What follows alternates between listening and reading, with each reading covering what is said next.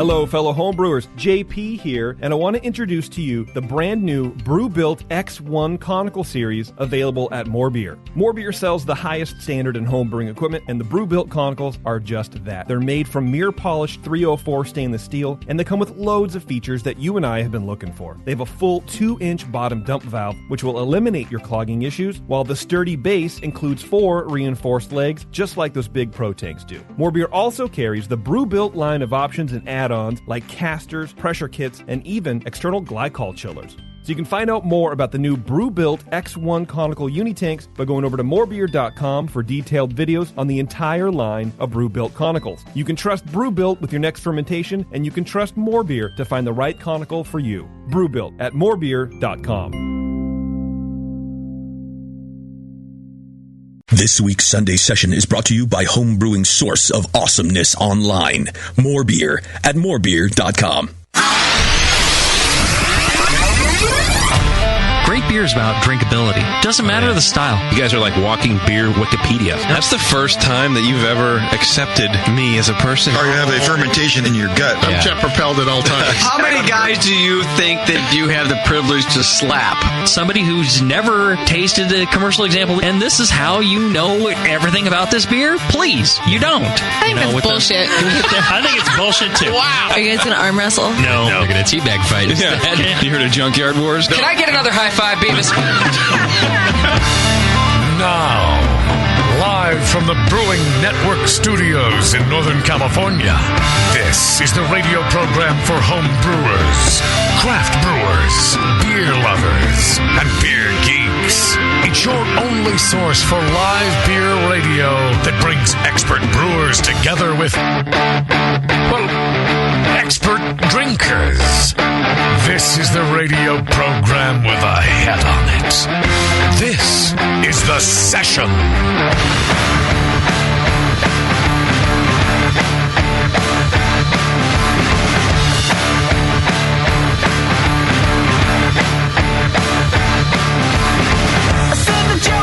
Oh, Pacheco, the greatest place on earth.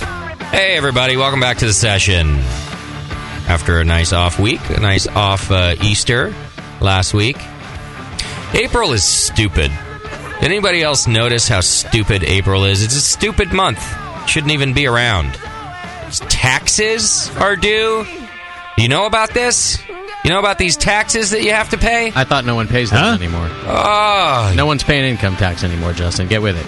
God, I wish you had told me that. Taxes, and the weather is retarded. It's warm, but it's raining. You can't golf like that. It's just a stupid month, April. I wish we could can we skip it next year? Just go right past it. Just blow right by. Just give it a different name. Nobody likes it. Everybody's stressed out and miserable during tax season, you know, and I can see why. It's painful. They'll shave. My guess is that every April you spend throughout your life shaves 1 year off your life. Oh. That's right, 1 year. So if you're 30, I'm 34. I've already shaved 34 years off my life on this April. It's my. You know, I'm only going to make it till what, 44, maybe max.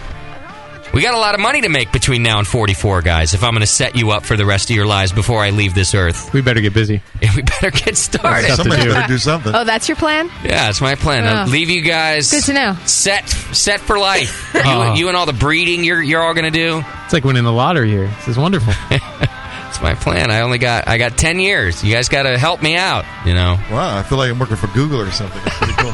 Yeah. We're going public? That's great. Well, think about it. Yeah, all this work you've done you've really just been buying stock, Tasty. I've been reinvesting. You've been accumulating your stock options all these years. My net worth is going up. I didn't even know that. Yeah. It's great. April. Yeah, well, yeah, now that you're our breadwinner, I'm thinking, we need to fix that for you somehow. Oh, give me some deduction. Well, file your taxes in March. That's one thing you could do. Well, the thing is, I filed my tax. I did do that. My taxes have been done for a while. Yeah, I did my taxes in February. Now it's time to write the check. But they don't take the money until April 17th. So, you know, I had to get up this morning and just make sure all my ducks are in a row so that those checks clear. I shouldn't have done that today. I should have waited till tomorrow. That's depressing. It's very depressing. That's right. How did they get done so far ahead of schedule? You must have paid someone to do it for you. Oh, yeah. Okay. Yeah. I have to now. It's very complicated now here at the BN. There's a lot of different things and, stuff. There's a lot of bribes that we take and give. And it's just, right. Honestly, I'm so terrified of being audited. Not that I withhold. I probably pay more than I'm supposed to because I'm so afraid of going to prison. I watch all those prison shows, like Locked Up Abroad. Locked Up Abroad is the worst one. Locked up. Where's the Locked Up Abroad joke, JP? Wow. You're not even JP must be tired today. I just handed that softball to you, JP, and you missed it. But I'm so terrified that but I don't want to be audited because it just seems like such a scary process. Oh, JP's telling me he's protesting. You're supposed to protest. He must really What's be going protesting on? if he's not going to do a broad joke. I don't know what's happening. He's only going to write his responses. This makes really good radio. He's madly scribbling on a paper over there. What could JP possibly be protesting anyway? He has a cold. His voice is hoarse. Or something? What? Who even knows what that is? He says today is Greek Easter. Oh. What the hell is Greek Easter? The Greeks I believe it's pronounced Greaster. The Socias and the Greasters. Do the Greeks have a different Jesus than everybody else? Or their Jesus just was resurrected on a different day? Oh, and I'm making JP work on Greek Easter. It's a really solemn holiday, I see. Apparently, I didn't realize. JP had to do Bruce Strong today too. I made him work extra. Had to do 2 episodes of that. Oh, it's a different. The Greeks have a different calendar. Same Jesus, different calendar. Wouldn't but even if the calendar is different, wouldn't Jesus have died and come back still on the same days? I mean, it seems to me that doesn't really answer the question of how their Jesus. It's a little different. There is no a week later. Back to your earlier point, there is no April in Greece. That's why nobody there pays taxes. And they're broke. Let's go then. Right? Yeah. JP, I apologize for everything. Yeah, they had the no April thing figured out in like 1100. Absolutely. That's why they live so long. They're not shaving all these years. They use a Roman calendar, JP's telling me. So this is your protest, not speaking? Because I'll tell you what, JP, you're not really... you're making yourself work a lot harder. Well, not only that, I mean, you're almost giving me a gift for making you work on... you're going to need a lot more paper on there, Greaster. JP. Yeah, if the punishment is no JP, then... and he says, I'm welcome. Wow. I feel like the show without JP would be not as good. I wonder if he's going to write in all of his stupid jokes once we get to the interview. I hope so. I'll have to say JP's jokes to the guests. Usually I'm the buffer letting the guests know that somebody has some class around here. But 10 minutes later, stale as hell. Yeah, that'll be great. Yeah, that's true. JP, your timing isn't going to be any worse if you write your jokes to me. They'll still come in right on target. Boy, you are going to get tired. JP, do you need a hug? Writing, though. I'll be funnier today, JP says. All right, well...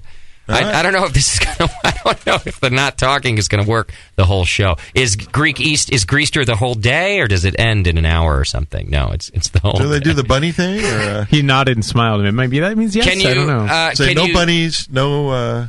Can you speak long enough just to tell us about Greaster? Because then you'd be doing it, paying some respect to Greaster by explaining to the public what happens.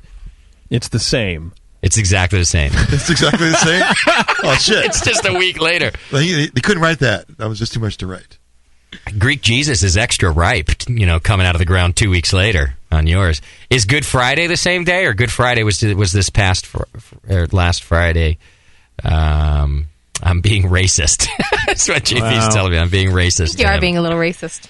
All right. I wonder if we have any Greek listeners who are also offended that we're working on Greece. I'll check the download report, see if we get anything from Greece. Just JP. Today, JP is a listener, not speaking at all. Okay, well, we'll see how long this goes. I didn't know. You're not very religious. I'm surprised that you're... Well, he's patriotic. Religion of convenience. Right. Did you pay your taxes today, JP? And he says, not the point. It's just that I'm not paying homage to his calendar. So, is Christmas a week later, too? Just Easter. Well, it doesn't make any sense. None of this is making sense, JP. It sounds to me like the Greeks just screwed up and wanted to be different. But that would... How shocking would that be, that JP's race just wants to be different? They're just doing some random thing to be different. It's not like JP at all. All right, 888-401-BEER. That's our phone number if you want to call in today. We got a great show planned for you, despite the fact that it's sucky April. Next year, Moscow, I think we're going to take all of April off. Is that possible? I thought we're going to Greece, right? We're going to go to Greece. It's the only place that doesn't have it. We're going to go... Do you do Easter egg hunts and stuff for Greaster? You can just nod. He's going to write it out. Hold on a minute. Chocolate bunnies and stuff like that. Don't be silly. No Easter egg hunting and hunt for olives. Only Greek olives. Right. Just hunt for stuffed olives. And he laughed at that one on paper. All right. We've got Chad. I don't think it's a Greek name. Jakobson. Is that Jewish? No. I have no idea what Jakobson is. The son of a yak? It would only be Jewish if it was spelled with a J in the beginning, right? But it's with Jakobson. But it's with a Y. Yeah. Yeah. If it was Greek, it'd be what, Jakopopoulos? Yeah, right. Chad Jakobson, he's from Crooked Stave Artisan Beer Project in Colorado, and this is, as you will find out, a brewery after my own heart. It's a 100% Brettanomyces brewery. We're going to find out about that. Not just that, but the brewer has spent years studying, our guest today, studying Brettanomyces. In fact, I think he even wrote his doctorate on Brettanomyces behavior. We're going to find out all about that. So if you've got questions about things like spontaneous fermentation or the use of Brettanomyces in your brewing, this is the show to get them in. Plus, we got a bunch of his beer to try here, so we're going to get to kind of mold our interview and our questions around the real thing, because he sent us some beer, which is very, very generous of him. Stoked. Those bottles look great. Yeah, it does look like good stuff. And I'm going to drink away the April blues tonight, is what's going to happen. JP's agreeing with me on paper. Everything sounds good to him. And so... He's not even showing any emotion either. Nodding of the head, no nothing. He's very offended. Very neutral. Yeah, right. I don't even remember getting a request to have Greaster off, so how would I even know? I'm supposed to just know everybody's holiday? Like I know when Yom Kippur is. No, I don't. You know when your girlfriend demands... Like, you're supposed to know when I'm upset. Right. JP, people are saying Jewish things to you, or Greek things. Sorry. Greek things. Moscow talked, and I was thinking about JP, and Jew came out. Sorry. Someone else is racist. Saying Greek things to you in the chat room. You might want to take a look at that. The Greeks gave heathens their Easter. Me. You gave me Easter. There would be no Easter if it without wasn't for the Greeks. Is that what you're saying? You gave Easter to people like me? No, I'm saying that you gave everyone else fucking last Sunday off, and now I had 2 Easter dinners to go to, and now I can't. Oh, I see. Because I'm fucking an indentured... I'm a serf. Give me my plot of land. JP's a serf. He's indebted with the BN. Call the wambulance. Celebrate Easter with the rest of the world, then. That's true. I did give... because Bevo's really important. She needed Easter off, and I figured we all might as well take it off. I mean, Moscow didn't care. Well, it's Passover. I care deeply. Well, she goes to church. Right. I do go to church. So all 4 services. But what dinners did you have to go to tonight, JP? What Greeks do you know that want to have you over for dinner? Still writing. We got to wait. Scrawling and scribbling. Mic up the scrawling Sharpie. Yeah. He's still writing. Maybe you should just keep annoying him until he has outbursts more often. Says maybe Taco Bell has a special for Bevo. That was a burn. Yeah, That's rude. It wasn't any better in writing as it would have been out of JP's mouth. You're right. That doesn't look like a very and ergonomic I haven't had Taco pen Bell in a there, really JP. long time. Douche. I really want some. All right, we got a lot to get to today. Maybe JP will come back and join. JP, will it help if... Are you just looking for an apology? My cousin... Oh, his cousin and his brother. What brother? His brother from a... Describe him. JP, you have a brother? Are you talking about Terrence? Are you guys like on that level where you call him brother? You have 2 brothers, JP? What kind of a friend am I? I think I do now recall that you had 1 brother. I definitely don't remember you having 2 brothers. Do you like them? You like your brothers. Do they like you? How old are your brothers? Are you the youngest? By how many years? 20 years? Oh, whoa. Same parents? Oh, man. How old was... are they half brothers or full brothers?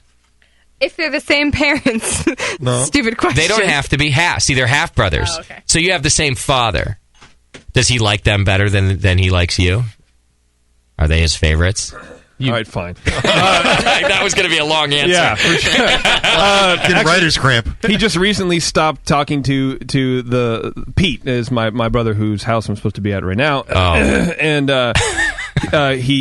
when he called me to invite me, he told me that my dad actually finally stopped talking to him. Wow. So now my dad has no contact with any family at all. Oh, so he already wasn't talking to the other brother. He wasn't talking to me. I thought you weren't talking to him. He wasn't talking to you. It's the same thing. I see. I look at it the same way. So, like, my other brother, Paul, Peter and Paul, it's real religious. And Jason? And Jason. Well, Jason and the Argonauts. See, okay. I mean, you got to go a fairy tale from one and a fairy tale from yeah, he wasn't talking to both my brothers now. And anyway, Pete was the last holdout. What did he do to deserve this? He the same thing kind of like he did with me is he just went off on an email. My dad has lost his mind. I see. He's 74, living in Idaho, like some bumfuck town in Idaho. Oh. And he's just lost his mind. What's he doing for Greaster? I guess nobody knows. No, he's not. I tell you what he's not doing is celebrating with family. Does he have a wife? Is he just alone? No, he has a wife, and I don't know. No. Just checking. 24-year-old recluse dad dating a hot girl. Yeah. Does your dad have money? Hot, she'd be gone. No. Not really. Because a lot of times it's the people with money who are jerks. You know, the people with nothing tend to be nice to their kids. They they might need help one day. Hell yeah. No, so now I'm here under protest, okay. And I wanted to. It was just a demonstration, and now I'll be more affable, I suppose. I understand. Well, I cancel 2 giant. And Greeks eat, and they make a lot of food, and it's so good. They do that, and it is good food. Yeah. It's real loud and annoying, though. You don't. No, like my that. family's cool. Oh. Actually, they're both married halfies, so it's like I see. Pete has a lot of white kids, and they're nice. Well, JP's not there, so it's not loud at all. Right. It's very quiet. Actually, I'm real shy with my brothers because I don't know them very well because they never lived with my father full time. How old's your oldest brother? He's like 52. Wow. And the youngest is like 49, or maybe he's turning 50 this year, I think. Yeah, so were you an accident then, or was your dad still looking to knock people up? Different mom. Yeah. Right. So they were married like 14 years before they had me for the other ones to stop coming over and they could build a I don't even know, man. I see. The whole thing. My family's stupid. But the ones I talk to, I love, so they're awesome. Well, I'm sorry that you're missing Greaster with the 2 that you're supposed to go to today. My fault. All right. Next year, we'll put it on the calendar. It's just yet another reason to take all of April off next year. Will we have two Sundays off in a row? We would, we would do that. We would have that. Yeah, I can't afford it. All right. Do it. Okay, so Chad Jacobson from Kirk and Stave Artisan Beer Project. I promise I'll learn how to say his name by the end of the program. To be honest with you, that's another reason I didn't take off, because I knew we'd have sour beer. I'm asking my girlfriend, like, am I that asshole who would just sell his family up for sour beer? And I guess half of the answer is yes. I'm with you on that. I do the same. All right. So are you talking now? Yeah. He's back to talking. You liked it better before when you said? I think she did. All right, hit the chat now button. You can join the Beeve in the chat room and send your questions to us that way. BNA 7 has been announced. It's at Elysian Brewery in Seattle. It's on Wednesday night, June 20th, right before the National Homebrewers Conference. As always, details to follow. I'm looking to put tickets on sale this week or next. But remember that if you're a member in the BN Army, a donating member, then you are on our email list, and you're going to get first dibs. If we do VIP tickets, you'll know about it first. So pay attention, and to become a subscriber, just hit the donate button and become a recurring donor in the BN Army. It also enters you to win in our More Beer monthly donation giveaway, where we give away a $100 gift certificate to one lucky BN Army member every single month. So it's a good thing to do. And you just got to sign up for like $2 a month, and it really helps us out. Believe me, I could not have paid this week's tax bill if it were not for the BN Army really supporting us and hitting that donate button. The small taxes and small business taxes and shit. Yeah. It really is a pain in the ass to run a business in California. I never really realized it until I started my bullshit. It's a pain in the ass to do anything in California. I got to pay taxes to 3 different people, too. So, am I one of them? No. Shit. Unfortunately not. It's...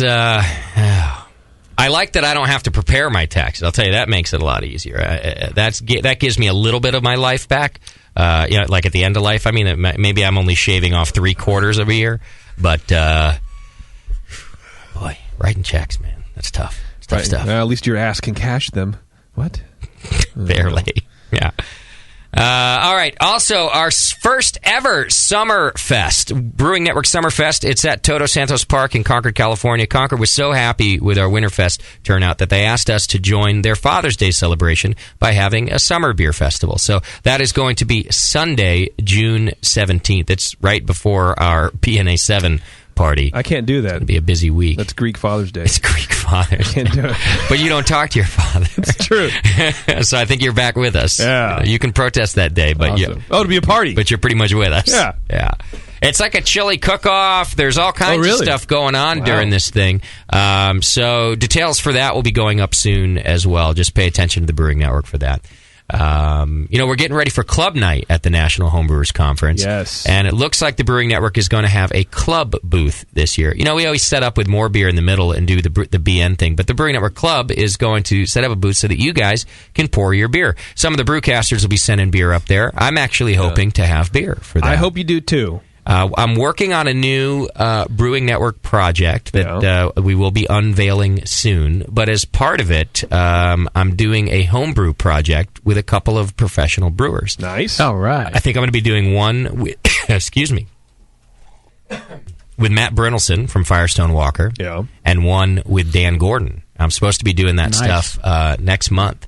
And so at least one of those beers I'm hoping to have ready by the National Homebrewers Conference. That sounds cool, man. So you, as a listener, also can pour beer at the Brewing Network Club booth because it's your club. All you have to do is send an email to jp@thebrewingnetwork.com. And if you're going to be going to the conference and you want to pour beer at your club's booth, then please do. Yep.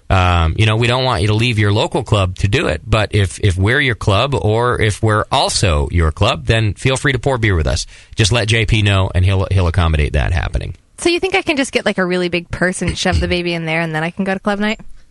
I would think that'll be fine. It'll be fine, right? Should be fine. Well, I think you can get in. I mean, club night, club-footed night. It's fine. It's the same thing. Your baby fit right in. Club-footed, you douche. Well, what does club-footed mean? I forget. I don't know. I just thought it was funny. Sounds bad. I see. It's I think it's when bad. you drag your foot because you can't use it. The thing doesn't even walk yet. Oh, it's just all like. She's only 5 months old. Doesn't walk yet. It's club-eared. Did you see that ear? That one ear, it like points the wrong way. Well, it does not point it's the wrong on backwards. way. You haven't seen it recently. Both of them are. It's a They Dr. just stick Spock. out. I'm pretty sure they're actually upside down. You're so mean. She's an elf. Yeah, I think you can just put that thing underneath the table. When you just sneak it in and put it under the booth. First of all, stop calling her that thing. Oh, sorry. Sometimes I forget. It just comes natural. And what about the ear comment? Second of all, her ears are cute. Are they? Yeah, like Sam is cute. If you you mean way a train wreck is cute. Yeah, if you mean like fun to look at and kind of poke, then yes. just like your husband. All right, you remember that I'm volunteering my time here, right? Sometimes I forget that also. That just means you can't quit. Right. You were never hired. All right, other ways to support I can the BN. volunteer. Other ways to support the BN is by clicking the Amazon link. If you ever do any Amazon shopping, click on the link through our homepage, and then we just get a percentage. You just shop as usual. You don't even know we're there. Yeah. You don't even know we're there watching you, watching your every move. Reviewing your order history. You won't even know it. Yeah, there's some freaks out there. Hey. Amazon's been reviewing the order history apparently. And by Amazon, it means producer Scott. Yeah, I'm not judging though. I'm just saying. You don't see names; you just see items. Yeah. I see the items. I don't want to know the names behind them. All right, so that's a good way to help us out. Also, if you need keg equipment, you can click on the banner for Micromatic, and that's a way to help us out too. Shop in the BN store. I put some new shirts and things in there, and the Belgian beer glasses with Hop Grenade emblem that you've all been asking for a good 5 years or so are on their way right now. I'm supposed to have them, I don't know, anytime. They said it's a 5-week delivery time, and I believe I ordered them about 4 weeks ago. Yeah. So they might be here next week. Who knows? But we got some new BN glassware coming in the store, so be on the lookout for that too. Good. You can get updates about that by signing up for Twitter or Facebook. And JP will let you know when we get stuff I will. in. All right, send your show ideas over to Scott the Jew. You go to scott@thebrewingnetwork.com, SCOTT, scott@thebrewingnetwork.com. Send your feedback to feedback@thebrewingnetwork.com. Send everything else to JP. Do we have a Twitter game this week? We do have a Twitter game. What do we got? I would like to know, in this day and age of celebrities and the TMZ breaking all these news and stuff like that, there's a lot of celebrity news in the news and in the news. And I want to know which celebrity would make the worst home brewer. Not the best. I don't give a shit. Kathy Ireland, whatever. She was on fucking Zymergy 35,000 years ago. What would make the worst home brewer? Can I answer already? Can I give an example? Yeah. Snooki. Snooki would be the worst home brewer. I think Snooki would make the worst. Why? That's also what I want to know. He's drunker than I am. Yeah, that's true. Yeah, it's a two-parter. Snooki's pregnant now. Do you hear that, Bevo? Imagine that. I did hear that. Talk about a train wreck. I just feel really bad for her because she got real skinny. Oh, now she's going to get real she's fat. Pregnant. Yeah, I don't feel bad. I feel bad for that baby. I feel bad for that baby. Well, I feel really bad for that baby, but I feel bad for whatever. I feel bad for Earth. Maybe you've heard of it. For her breeding, reproducing. Anyway, but you're one of those 10 million people every week or whatever the ratings are that gives them money. You're paying their salary. I do. I watch it all. It's all on my DVR. I watch every episode. Did you ever use that stupid $5 app? The situation app. I did buy $5. You bought a $5 app. Well, in defense to a GTL app. It was on his. I think it wasn't on your birthday. It was at GABF. It was somebody's birthday, wasn't it? We were partying. We were celebrating a successful year at the BN. It was like the turning point year. Yeah, I think even. And I thought it would be fun to get the Situation app to show everybody, because the Situation app, you can travel anywhere and turn it on, and it will tell you where you can GTL that day, where you can gym, tan, and laundry, just by it knowing your location. I thought that'd be funny. It didn't work, though. It never really worked. Well, and they had just like the cast of Jersey Shore. They don't really work. It never. It was a little dysfunctional, and the soundboard didn't work. It had a bunch of soundboard sounds on it and shit like that. You just fire it up and it says you're not in Jersey. Sorry, it doesn't work here. You're pretty screwed. much. Yeah. It did give workout advice though for getting a 6-pack. Dude, and wasn't it like pictures, like stills of him doing these like weird push-ups and stuff at different angles? That was pretty cool. That never worked for me either. I still don't have a 6-pack. Must be the app. This stupid app, it's broken. That can't work out. Why do I always get the warped one? What a refund. All right. Well, that's a good Twitter game. So tweet in your answers. What celebrity would make the worst home brewer? And why? Okay. Don't give me this one-word answer. In 140 Jim characters Carrey. or less. Yeah. Yes, Bevo. Oh, no, nothing. I'm just thinking of my answer because I'm going to respond to this one myself. Everyone's going to play. Tasty, think about your favorite celebrity now. will. I'll play later on. I'm going to write my answer down on a piece of paper. There we go. Should. It's just as good. Put it in my slot. All right. What? Oh my God! You've got mail. Kick ass. All right, feedback's brought to you today by HopTech Homebrew. You can go to hoptech.com. Check them out. They've been a long-time sponsor of ours, and just a good crew down there at HopTech. You can always go in and taste the beer and try all their ingredients. It's just a cool place. I like my HopTech. Go to hoptech.com and thank them for supporting us here at the Brewing Network. Let's do some feedback. Dear Asshats, I'd like to thank you for the great brewing info. I entered a Belgian Trappist-style quad in the PA War of the Wurts and took first place in Belgian specialty ale. Right. Yeah. One of the judges' notes was better than some commercial examples of this style. Yeah. Don't tell anyone, he says, but it was an extract recipe.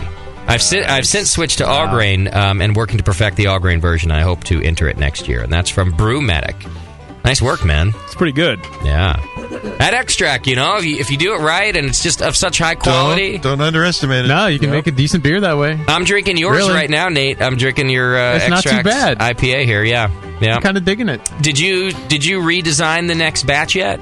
More bitterness, a little less dry hop, maybe one hop sub. Yeah, hopefully everything going well with the schedule can bring that one again to NHC or the DNA party. Sweet. So, yeah. Okay. What else do we have here? Here we go from Padrones. He says, first, you were an asshole. Thank you, Padronis. Next message. Then you played golf to make yourself more of an asshole.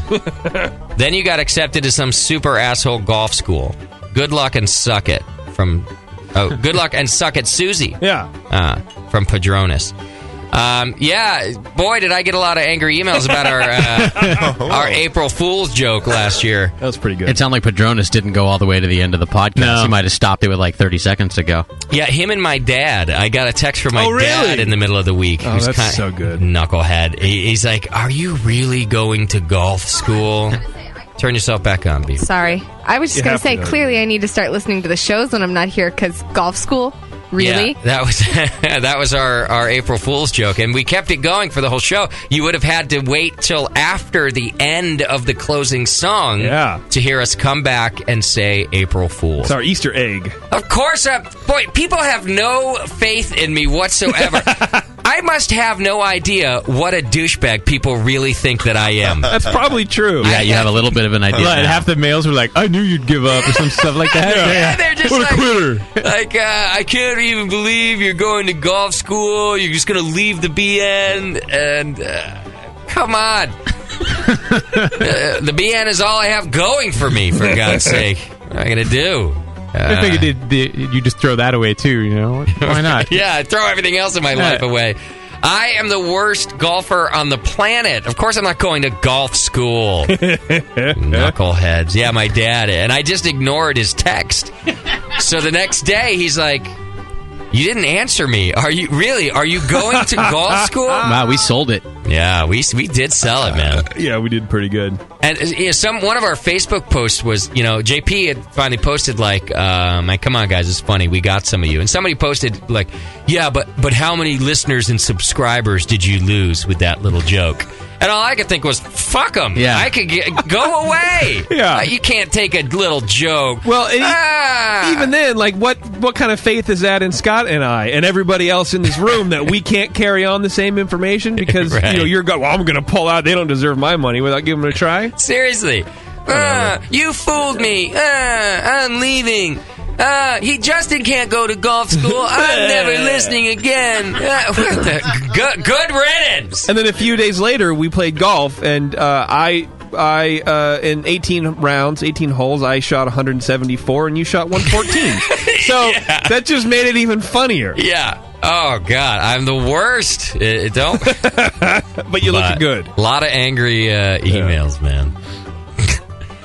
I just wrote back to my dad. I was like, "Dad, just look at the date on the podcast, man." I don't get it. Push kept texting There's some people getting it right now again for the first time. Yeah, our own staff. I talked to Push in the middle of the week, and he's like, "Dude, I was going to resign. I was writing you my resignation. I was pissed." He's like, my future is in this company, and you're going off to golf school? Dude, he texted me like 6:30 in the morning. He's like, "Please tell me this is an effing joke." And I said, "Well, you got to listen for yourself." And like an hour later, he's finally like, "Seriously, tell me." And and then I told him, and he calls. No patience. He goes, I was seriously about to sit down and type that asshole an email. So if you didn't tell me right then, I would have felt like a big dick. I was like, I wish I wouldn't have told you. Because I wanted it to go that far where he quit and yelled at you. It would have been the best feedback email ever. Yeah, I know. I'm telling you, this is the faith that people have in me. That Push believes that I would do that to all of you. Oh. Well, you gave everyone a month. I did, Which is pretty reasonable. That is reasonable. Yeah. I get 1 month's notice. 30 days. It's double the typical 2-week thing, so give him a break. Let's see. Adios writes in, I feel like fucking crying for 2 reasons. For one, I'm a golfer with a 4 handicap. That's really good. And wish I could drop everything to play golf. So I'm jealous. I've been listening to the BN for 2. I've been listening to the BN for 5 years, and now I can't imagine the BN without you. Jipper in Moscow will do an excellent job. But I won't be listening with the BN, and I continue to look forward to the future shows. Adios. How much do I need to donate to golf around with Justin and JP? I'll take him to school, and it won't cost a thing. Good luck from TBN Third Coast. That's another one. At least this guy's happy for me, though. He's like, "Hey, you go, brother." He's offering to help, too. I'm proud of you. He He was happy, but he wasn't really. He was that projecting. happy. He was just jealous. Right. A 4 handicap. Jesus, I'll never be a 4 handicap. I don't care if I did go to golf school. Right. I think I'm a 42. I'm not joking. I'm pretty sure I'm a 42. Big number. When I play with the whites, they have to give me 2 strokes a hole to be competitive. That's how bad I am. Wow. I think that makes me a 36. What's a normal 18 rounds, like a 5-par, Tasty? What do you mean, like a normal 70 score? Yeah, like in the 70s? 72 is normally par on a golf course. That's par. Yeah. But that's not normal golfer. That's a pro golfer. Sure, you know? yeah. That's a zero handicap, but shoot 72. Yeah. Well, you could be a club golfer and have a 0 handicap, but you're pretty much a pro. Yeah, and I did 170. Oh, yeah. Me. I'm practicing. I'm at the range so much, I'm shaving off like half a stroke a game right now. In a month of serious practice, I've gone from a 120 to a 116. Yeah. You know. That's progress. It's progress. Yes, so. That's true. It's a hard game, man. I hate it. Clubs are too small. Something. Gloves are too. I need a snowplow front for my club. Golf is not a woman's game. Dude, have you seen the... Hoops get in the way of the swing. All of a sudden, why they're all Asian golfers chicks. are hot. Have you seen the LPGA? Yeah, no, but I've seen smatterings. I mean, except for that Korean broad who's like the best. She's real good. She's not hot, but she's the best. She's winning all the time. But a bunch of the other ones, and they're like 17. Yeah, I know. What? Yeah. Anyway. Let's see. Spider Wrangler writes in, hey all, not that I'm going to be there or able to hear it since you don't record BNA parties, but here's my shitty idea. Karaoke. Just open mic. Whoever wants to get on stage and sing can do it. Oh, dear God. Except the only songs available are 80s hair band songs and butt rock. Oh, I like this. I love it. And shitty pop songs. How entertaining would it be to have a 300-pound sweaty drunk moron belting out the awful Paris Hilton song JP picked out? I'm not that sweaty. I like this idea. Suck it if you want to from Spider Wrangler. It's optional. I love it too. I thought about taking it for my own, and I was like, nah, it's, I don't know. Should we do karaoke? Because we're not going to do the band, I'm pretty sure. We might do a song or two. But would be hilarious. Get a shitty DJ. I can DJ. I'll DJ. I'll be real shitty at it. Oh, even better. So I'll be normal. Yeah. And, dude, karaoke would be rad. Tasty, if we get karaoke, will you do it? No, I won't. Damn. Oh, come on. What if we we could start a donation fund to get Tasty to sing? How much would it take? I bet we could make some cash, Tasty. How much would it No, I wouldn't do it for money. What? How much money are we talking about? Yeah, that's what I'm saying. yeah. Yeah, we need to get that auction going. I like the idea. Let's see. We'll think about it. All right, Davey writes in, hey, fellas, want to let you know it's great to see the Midwest representation last Sunday. As a resident of Minnesota, I'm really proud of the growing craft beer scene and excited to see some love going out to a Minnesota brewery. It's great that you guys have worked the interview away from the West Coast. Nice work, Scott the Jew. you said Jew Scott. Jew Scott. Which I think is funny. I left it.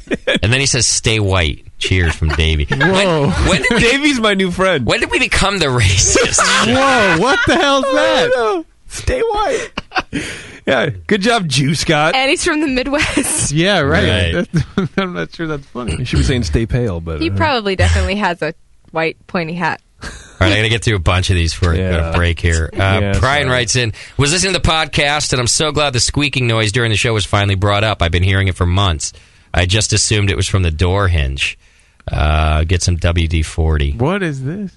It must be one of these mic stands. It's got to be the mic arm. It's we also tried to figure it out, though. We have no idea which one he's It's also talking the about. chair. I think it might be your chair.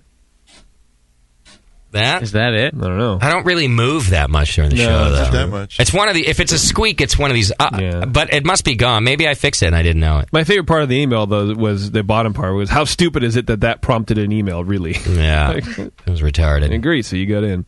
Rectum Rob writes in, Rectum. Good sirs, congratulations on a well-played April Fool's joke. Please take my money.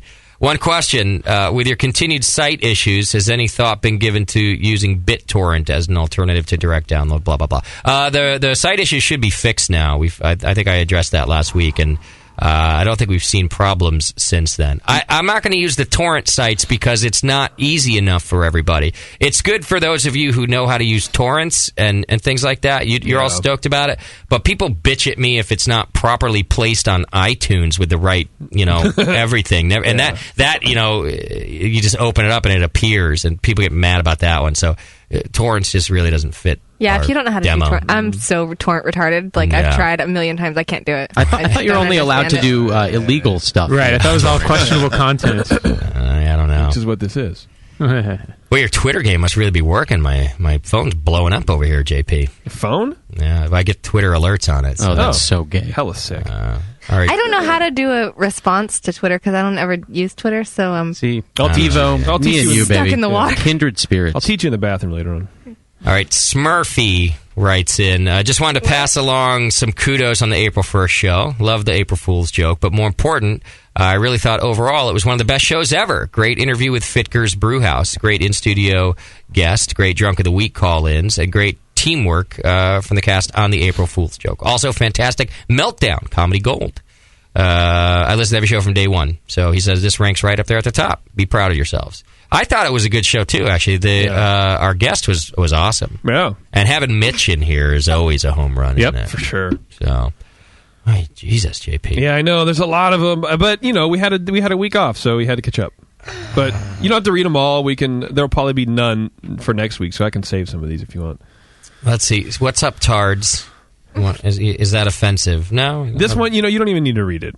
Just you can fast forward through that one. Yeah. How about I fast forward through everything and we just do it next week? Can do that. The rest of them are long, and I got to go. We got a guest to get to. All right. Okay, so I'll get back to your feedback. Don't forget, feedback's brought to you today by HopTech. HopTech Homebrew, our good friends down in Dublin, California. How about that? How about that? Dublin. You guys watch Mad Men? Anybody watch Mad Men? I've seen Mad Men. Yeah. It's great show. It was a good show. Yeah. You seen the enormous boobs on that? Christina Hendricks. Is that her name? Mm-hmm. You know who she's married to? Who? The Snosberries Taste Like Snosberries guy from Super Troopers. The kid in the backseat of the cop car in the beginning of the movie. Yeah. Married to him. Hot chicks with douchebags. Yeah. I don't know. Those things are something else. They're like Beavos, but even bigger. They are really, really big. If you watched Firefly, that real crappy series that was out. Yeah. I love that series. Yeah, that's why.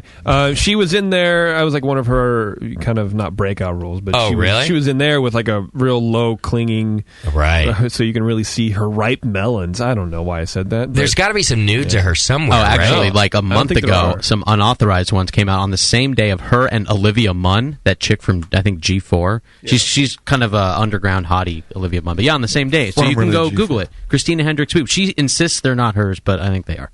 Do they look attached to her? It's good. Who even cares? I don't care if they're hers or not. There's no face. Just Photoshop me a picture. I'll be happy with it. They could be sitting next to her. It's fine. I don't even care. As long as her face is somewhere in the picture with big boobs, I'll take it. Unfortunately, her face isn't, but it was like hacked from her phone. So it's a headless shot. Right. But they're pretty sure it came from her phone, so it is her boobs. Two things. The chat agrees. This is what we spend our time worrying about. Who is they, and how do they figure these things? No, it's from her phone. How the fuck do you know it's from her phone? He's some homo working for a website. Of course he knows. It's on the internet, so it's got to be real. Right. Yes, Beef? Two things. The chat agrees with me. Firefly was awesome. Okay. Second, who was she on Firefly? She was. The chick with the big boobs. She tricked Nathan Fillion into marrying her. She was like the waif or something like that tried to mount him. And later on in this season, I don't know. You've seen it. You didn't notice. So what do you care? She's a chick, though. Don't watch. I think even chicks like that, broad, though. I'm always seeing people like. You know why chicks like her? Because she's not all skinny. Yep. So fat broads keep posting pictures of her like, this is what real women look like. Right. Remember when women had curves? Yeah, and then they found weight loss. By the way, I hate every post or poster or comment or bumper sticker that starts with the words real men or real women. Right. You know, it's always like, even if I'm a fan of the thing, like it'll be like real men like the Giants. And I'm just like, fuck you. What is a real... That ranks up there with truck balls. Real men drink craft beer. Yeah. Fuck fuck off. All of this and like you want to be that, you know? Like, who says I want to be that? So everybody who doesn't like craft beer is a fake man? Yeah. Real women have curves. Go on a diet. All women have up. curves. By the way, I don't know if you saw in the news that there was one broad that was out that was like got her kind of fame as being a plus size model. Yeah. Is now dropped a bunch of weight.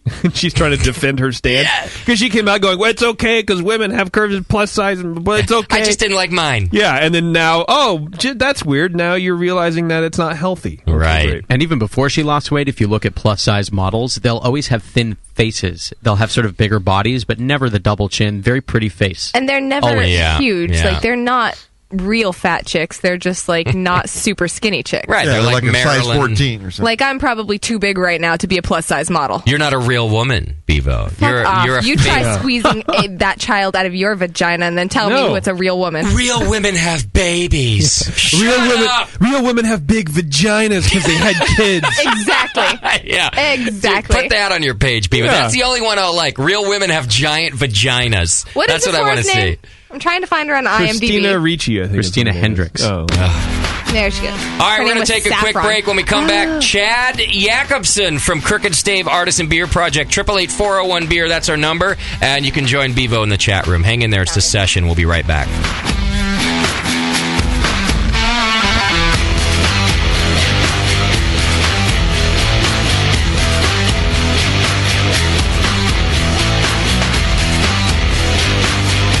You're listening to the Brewcasters. On the Brewing Network. Since the first time the Brewing Network microphones turned on, More Beer was behind it. More Beer sponsors the programming on the BN because, like you, they love brewing. And like the Brewing Network, they love sharing their knowledge. Morebeer.com isn't just a website to place your next equipment or ingredient order.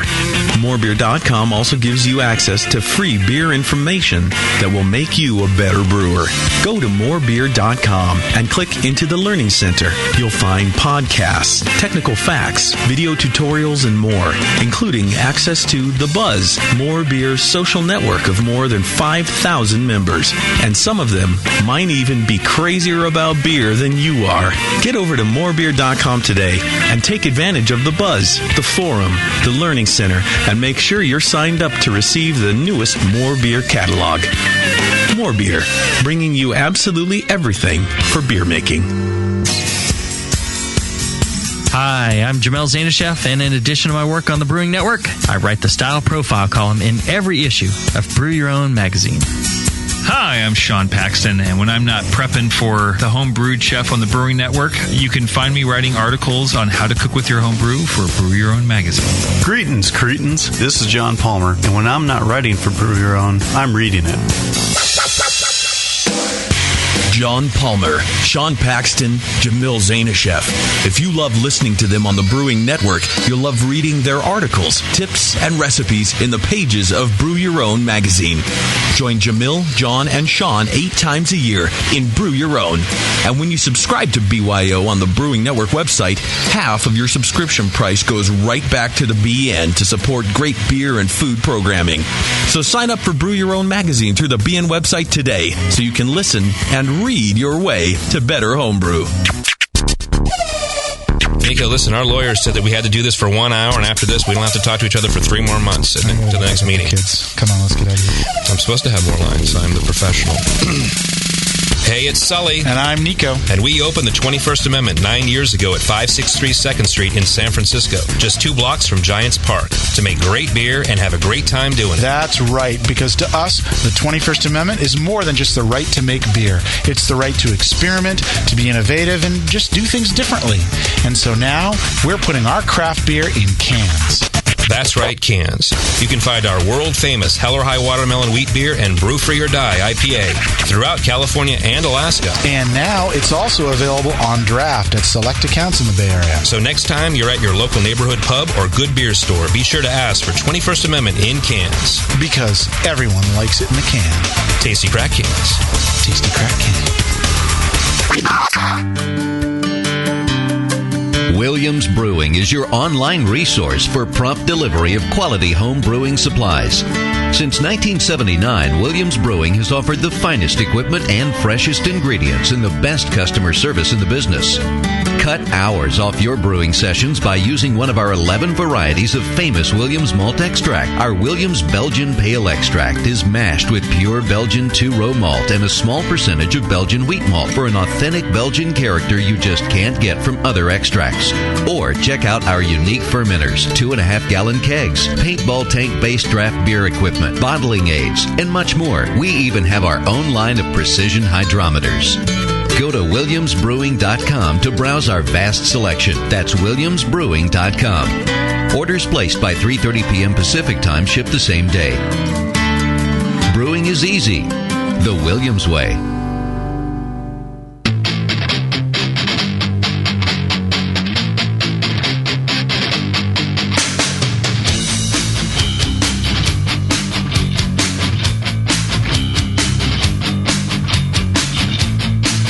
Session. Brewing up our next batch of radio gold. Right now.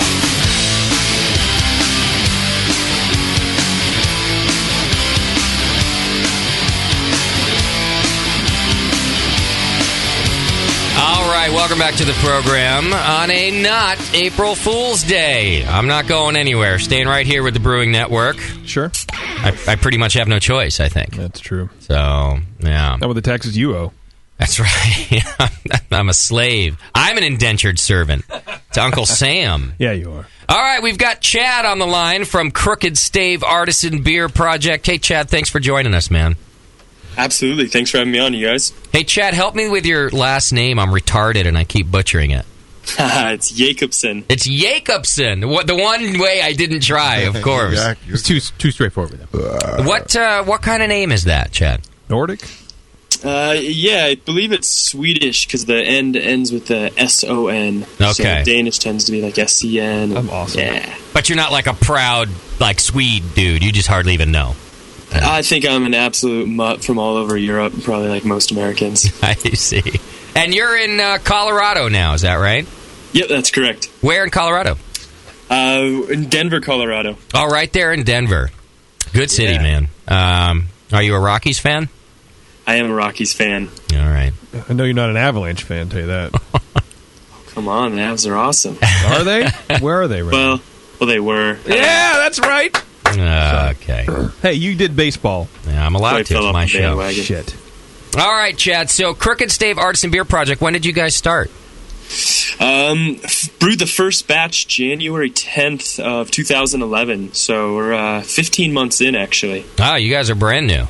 I like brand that. new. And one question we were having off the air before the show is you actually brew your own wort. You have a brewery, is that right? Well, so kind of the way it works is that we don't have our own brewery, but we're brewing out of another brewery up in Fort Collins.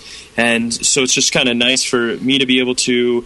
they were kind of getting started up at the same time, and I've been able to house my fermenters, barrels, and everything there, and I'm able to produce wort on their brew house and ferment it in our fermenters and go to town. Perfect. Okay. Yeah, because there's a project starting out here in California that I forget the name of it. Maybe you can help me out, JP. But it's a project that they want to do sour beer too. What is it called? And they're calling themselves gypsy brewers, where they're going to go brew wort all over the Bay Area at different breweries, but then they'll take it back to their barrels and actually do the fermentation. The rare barrel. The rare barrel. Yep, I do believe they're called the Rare Barrel. It's some of the guys that were at the brewery before. Yeah. Oh, it's those guys. Okay. Yeah. Yep. Nice. Very nice. Yeah. So their principle is essentially the same model that that I started under. The idea was to get a warehouse, get as many barrels as possible, and just start having people contract brewing the beer for me.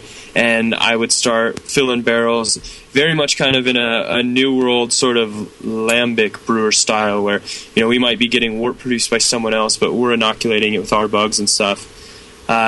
In the end, I didn't go that way because I was able to kind of find a brewery, and it gives me more control.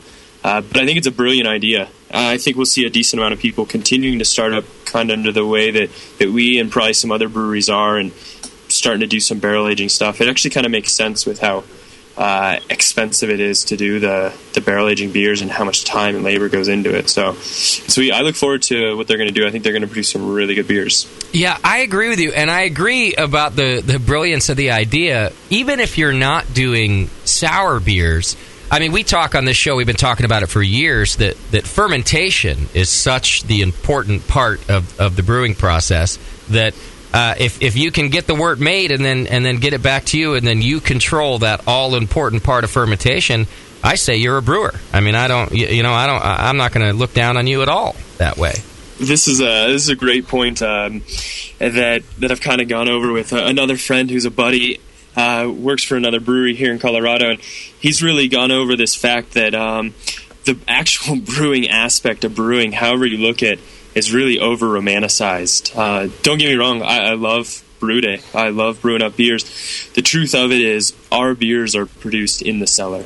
That is where all my love goes into the beer, and really every brewer. When you pitch the yeast, the way you pitch the yeast, the temperature at which you ferment, everything, all the process really goes into that. So that those couple hours you spend in the brew house, it's the next 2-3 weeks through the cellar. And then if it's barrel aging, you're looking at the next year and blending it. That's where the love goes into the beer, and that's where the actual really creativity but process takes life. Well, and how about the legality of it? Help me out with this, because it's my understanding that, you can be a contract brewer, right? But then that label has to have the brewery who made the beer's name on it. It'll say, like, brewed and bottled by such and such, even though it's got your logo. But beer isn't beer, and I'm not giving you the legal definition, but scientifically, zymerologically, beer isn't beer until you pitch yeast into it, right? Until it has alcohol. So in other words, the legality of it is that you can buy wort from a different brewery and you're not purchasing beer. Help me out with this. Am I close on that? You're exactly right. Yep. So a brewery could. I've looked into so many different aspects with this, of how we can have our beers done and stuff, and what level I'm able to be on and control it. If you purchase wort from another brewery, you ship it from say you knock out into tanks, you put it on a truck, you ship it over to your brewery, you then knock it into your fermenter. It becomes beer not the minute you add yeast, but that's when, as far as TTB is actually concerned, that it starts to become beer. Okay. And therefore, you can be a licensed brewery. So you can be a brewery, and all you have is fermenters, because you put the wort into the fermenter, you add the yeast, and at that point, you've taken control of that wort, that sugar material, essentially, sugar tea, as it likes to be referred to, and you're a brewer. So brewing license, paying taxes, everything. You essentially just bought sugar tea from them, and that's it, as far as legalities are concerned. You're buying food. Yeah. A food product. Sure. Yep. Yeah.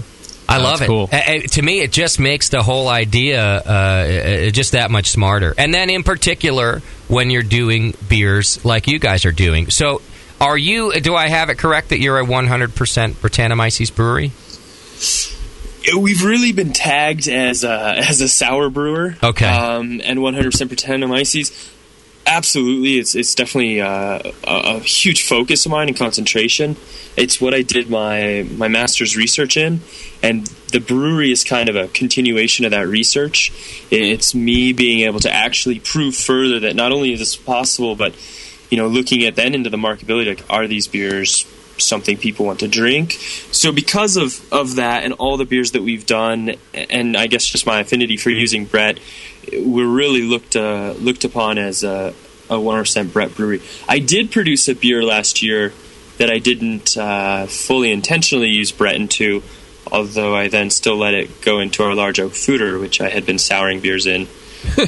So we've technically kind of released one beer that didn't intentionally have a bunch of Brettanomyces in it, but I'm sure it eventually develops it. Kind of like an Orval in a way, Gotcha. Where that Brett was just in the tank afterwards, and I'm sure a couple months down the line it's probably in the bottles now. Well, that's probably when we had that big earthquake, I think. Over here? Yeah, last year. I don't get it. Because the earth likes the sour. Okay. All right, Jamie. Go back to protesting. Why don't you try working with me for a second? Just for a second. I didn't know where you were going. I tried.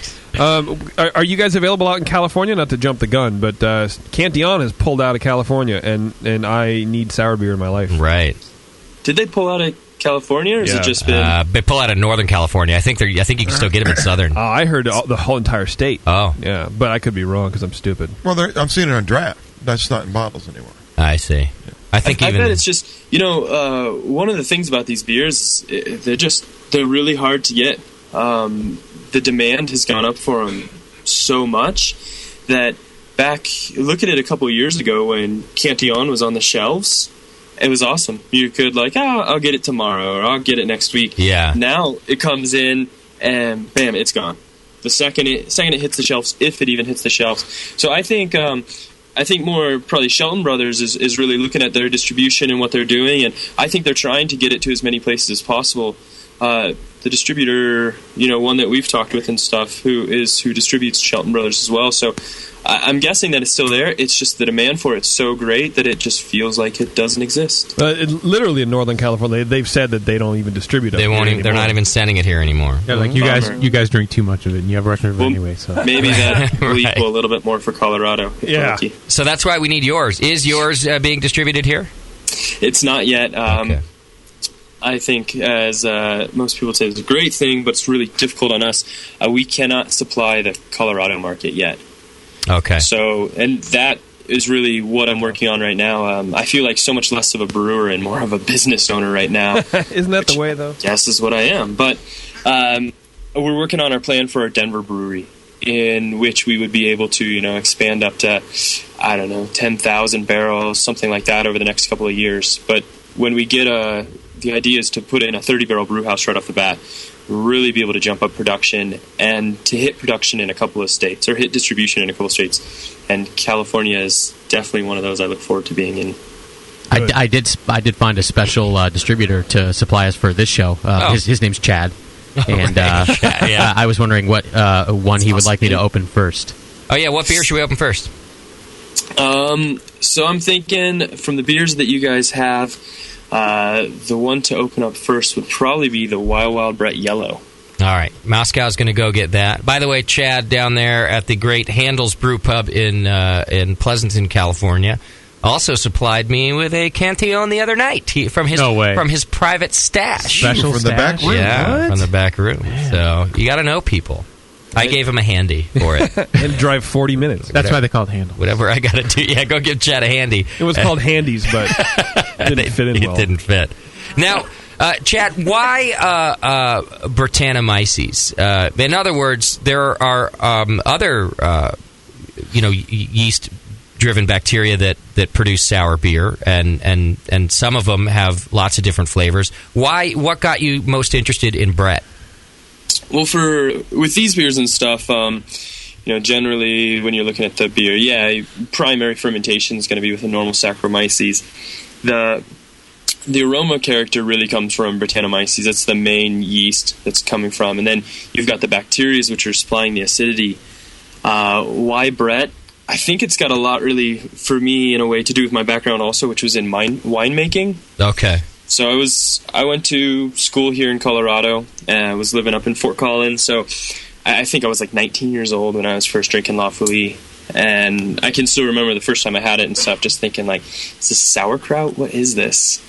But at the time, I was really into wine, into barrel-aging wine and stuff, and I was thinking that was the direction I was going to go, was to go be a winemaker. I thought that sounded really fancy and fun. Right. So, hey, here's this beer that's barrel-aged. Never had one before or anything, and tried it, and just, wow, wanted to know more about it and everything. So I kind of researched it, but really just stuck to wine. So in wine, Brett is this big bad beast, right? Literally this thing that we don't want anything to do with it. We're so afraid of it, all this stuff. And I remember just hearing people just talk about Brett. It was always just Brett, and I was like, oh, I think I pick up Brett in this and Brett in that. And it took me a little while to catch on, actually. Like, what? Who is this? Who's Brett? Who's Brett? Right. Why is he in my wine? He's everywhere. It's strange. I don't smell Brett. Yeah. So yeah, it got me from that, and I spent more time. I eventually decided winemaking wasn't what I wanted to do. I liked all the influence I got from it, and I went into brewing, and I was just, I guess, so passionate by that time about sour beer. I'd worked in London for a little while, and worked as a sommelier of all things, and getting to be a citron brewer, and all I did was spend my time looking for a Belgian goose. And it was nice. It was across the street, so every day I was drinking Belgian goose. Beautiful. And I just kept becoming more and more fascinated with this, and its similarities to wine and everything I'd studied in wine, and it was just Brett. I was just drawn to it, It's interesting that your fascination and I presume your research started with how to avoid it. I mean, that was the beginning. That was what it was with winemaking, was different ways to limit it, how you keep it out.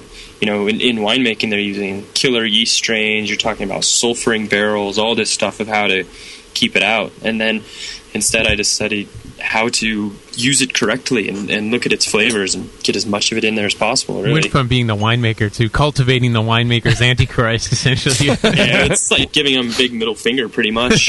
Well, and in a way, and I'm sure that this isn't true because I know you have to be very good and it's very difficult to make good Brett beers. But in some way, you almost think it's kind of the lazy way out because you're kind of like, fuck it, this losing battle all the time, I'm just going to join it instead. It's like this thing has cool things to offer. Let's give it a space. Right? Here's what I could do. I could spend my life fighting against it. Well, how stressful that sounds. Or I could just use it.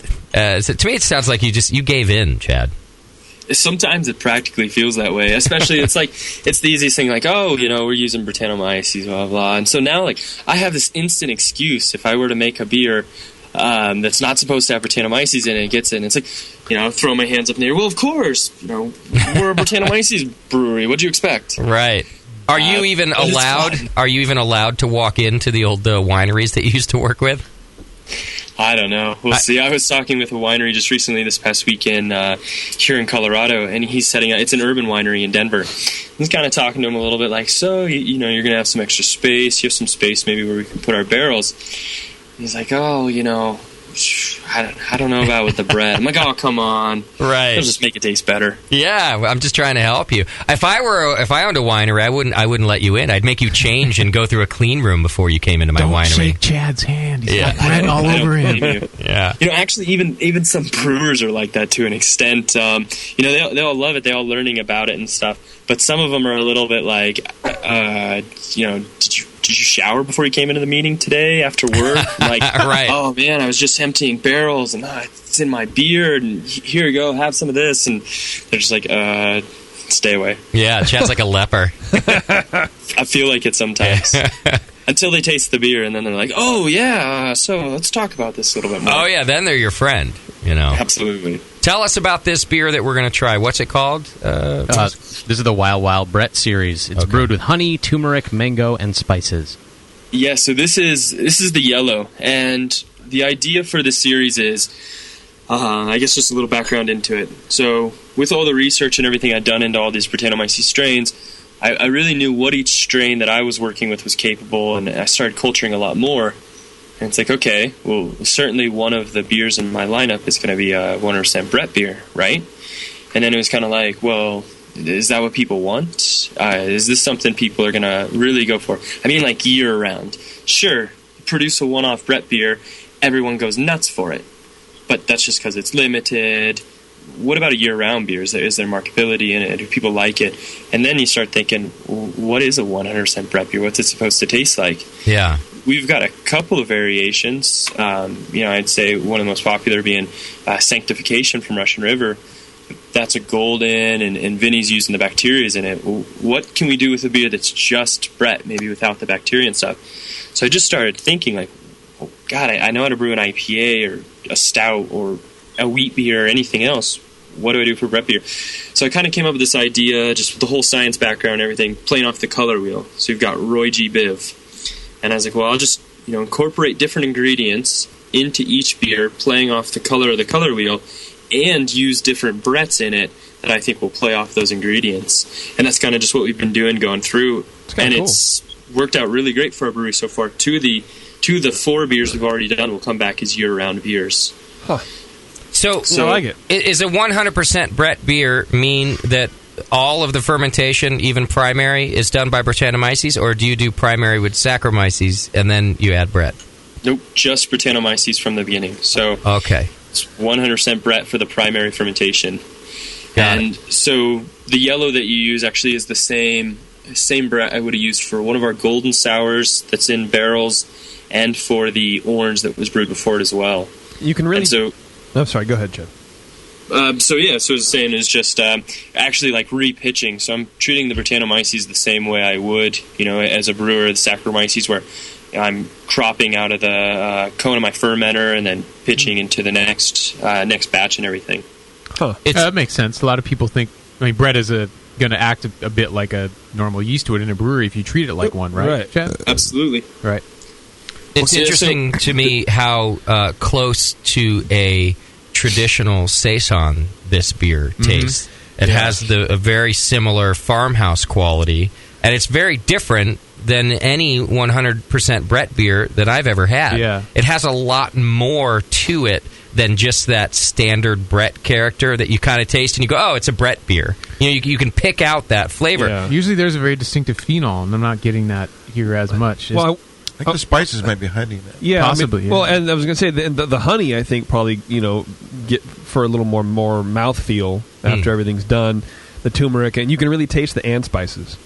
Okay, definitely. So nice. Chad, that was my dumb joke that I worked on for the past 30 seconds. You mentioned that that's all you get from me. This was 100% Brett, but there's a very specific sourness that seems like lacto. Yep. There's no lacto in there is in this one. So there is. The first Okay, one. got it. And so actually, I'd say it's spot on. You guys hit on a lot of the things that are important in the series. The one part is treating Brett very much like Saccharomyces. So I have the pitching rates, which are pretty much like an ale pitching rate. My fermentation temperatures are pretty much in the fermentation temperature range. And the way I kind of control the yeast is the way you're going to really get the different flavors, and it also depends on the strains. With this one, with yellow, it is the most kind of far out there one that we went with. It's very much a farmhouse beer, and that's really how we're finding all these beers to be. So the red, the orange, this yellow, green was a little bit different, but they're farmhouse-esque. I'm not using a farmhouse yeast strain in any way. Brettanomyces can be found all over the world.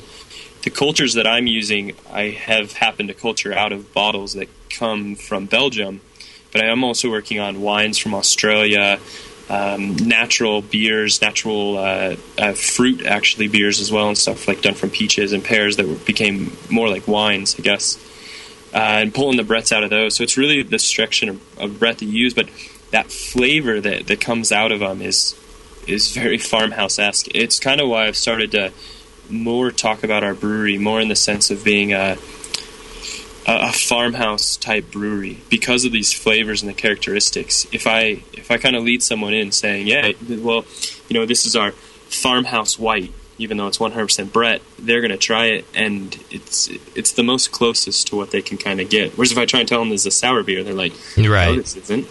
Well, that's true. Then they're thinking Cantillon or some other. They're comparing already. Speak to the flavors you get, not the ingredients, so to speak. But exactly. the other wouldn't be doing it justice either. I mean, these beers are produced. They do take me 6 weeks to 2 months or so, but I don't think that's respectful to a Cantillon or even our beers that are aging for 12 months, 14 months. That's a barrel-aged sour. These are a faster primary fermentation with Brett. But even with the farmhouse side to it, and maybe it's because of the spices and the honey, like these guys in here were saying, I think it would be a good introduction to a farmhouse beer for people because there's farmhouse beer that has the real horse blanket, the real farm quality to it that can be a little tough to approach if you've never had one before. And this has it in moderation. It's all there. You can recognize it. It tastes farmhouse. But it's real. It's a little sweeter, and it's not so harsh with like the horse blanket, which, by the way, I really like if it's really horse blankety. But I just mean to introduce somebody to a farmhouse flavor, I think this would be a great beer to do. I mean, for me, I get more of it's more coming through with the spices and not the Saison farmhouse kind of end. Okay. And maybe for me, like the turmeric is kind of clouding that stuff from my palate, but I don't doubt that you're tasting it. But for me, I don't get any like the Saison. I mean, I get the Saison-y stuff, but I think because it's a lighter bodied beer, a little high carbonation and spiced. Yeah. Yep. So with this one, it pulls away from the series in a way. The spices are, I would say, quite on the heavy-handed side in the yellow, and that kind of goes behind what it is. In the nose, for sure. I think it's really heavy in the nose, but it tastes great. Better, I guess there's better examples. A lot of that's in the yeast selection. So if I compared, say, to like our Wild Wild Brett Orange, where This was more on the Belgian sort of wit side, where I used coriander and orange peel in it. That one, on the other hand, is just that kind of orange coriander characteristic and more kind of farmhouse. So where the Saison-y characteristic comes in is in the fruitiness, really, that I'm getting out of the Brettanomyces instead of the phenolics. And some of that comes into the brew house, the way you brew the beer. You can limit the raw materials. It's all the precursors, which you get phenolics. And also Belgian yeast will kind of play into that. I've selected Brett strains that are really, really light on their phenolics, if not none. And that's kind of why in the beer you're not getting the phenolics so much. The horse blanket is actually part of a phenolic character as well. To me, I prefer to limit that. I think there's great examples of beers where you really want that funk. You want some of that character. Yeah. But for us, I'm trying to make beers that are approachable. So kind of as you talked about, introducing people to farmhouse beers, or introducing people even to, quote-unquote, sour beers. The aroma, the character you're going to get from these is going to be similar, but it's not going to be abrasive. I think it's much more appealing. And that's the idea, is to kind of bring this forward and make these beers that are not so just for, a limited amount of palates, but actually approachable to people. And it's one of the things that we've been seeing. We've seen a lot of people who, I don't like beer, I don't drink beer of any kind, right. All of a sudden trying these beers, especially the Wild Wild Brett Orange we had come out, and they're like, oh, I like this. In some aspects, people are not thinking this is like beer. It tastes different to them. Right. I could drink this all day. It's a great beer. You're hitting the mark so far, Chad. Chad, you've selected these Brett strains yourself? They're not ones that you'd buy from, like you can buy Brett Bruxellensis or Lambicus or something like that from the various yeast producers.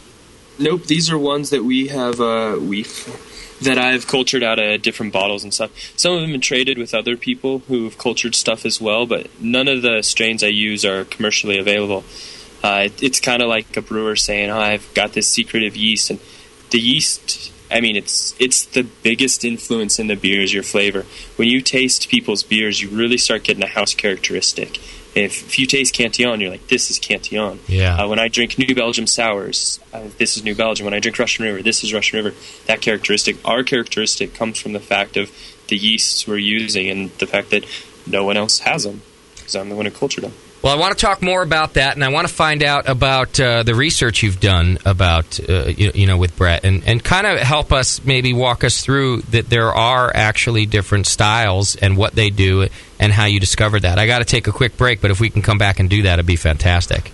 Sounds great. All right, great. We're talking to Chad from Crooked Stave Artisan Beer Project, and obviously the man knows what he's talking about. If you want to, if you got questions, 888-401-BEER, or just hit the chat now button, and Bevo's in there. She can send your questions over to me. We're talking Brettanomyces, and we're going to do more of it when we come back, and try some more of this beer, too. Hang in there. It's The Session. We'll be right back.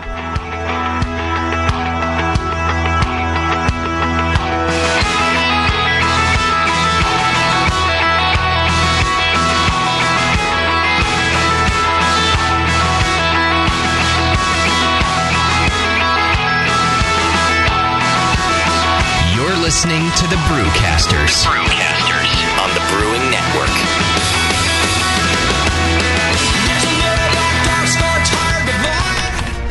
Hey, Jack, what you doing? Playing Warcraft? No way, it's TBG time, buddy. TBG? Get with it. I'm playing that brewery game. What brewery game? No, that's the name of the site, thatbrewerygame.com. What? Yeah, check it out, man. If you've ever brewed beer in your dreams or wish you could mash in right from your desk at work, you can. Kind of. With That Brewery Game. You can brew up a great batch of beer from anywhere virtually. Then you can sell it because in That Brewery Game, it's legal to sell your beer to the public, create recipes, brew virtually, upgrade your equipment, upload labels, and test market your brand at thatbrewerygame.com. You still slinging pissed off birds into buildings from your phone? Forget that. Try making beer. Sweet. Register right now for your free account at thatbrewerygame.com. Brew, drink, play. thatbrewerygame.com. In a world where everything has been lost, What happened to the city. It's in ruins. Only one man has the ancient knowledge to restore civilization. I need a drink.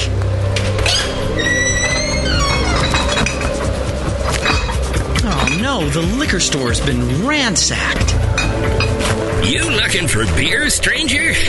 Boy, all the liquor got drunk up in the first 25 minutes of the apocalypse. Wait, there's still some bottles over... Oh, no. Those are non-alcoholic beer. I reckon you better stick to arrowroot tea and a desperate nomadic existence like the rest of us. People, I'm a home brewer. I know how to make alcohol. Oh, it can't be done. Come with me if you want the beer. Okay, I'm gonna need some big plastic buckets. He is the chosen one. The prophecies say that he's gonna get us wasted. Someone start heating water. And from the creators of Northern Brewer, the people who brought you $7.99 Brew Saver shipping, massive selection, and superior customer service comes the Home Brewer.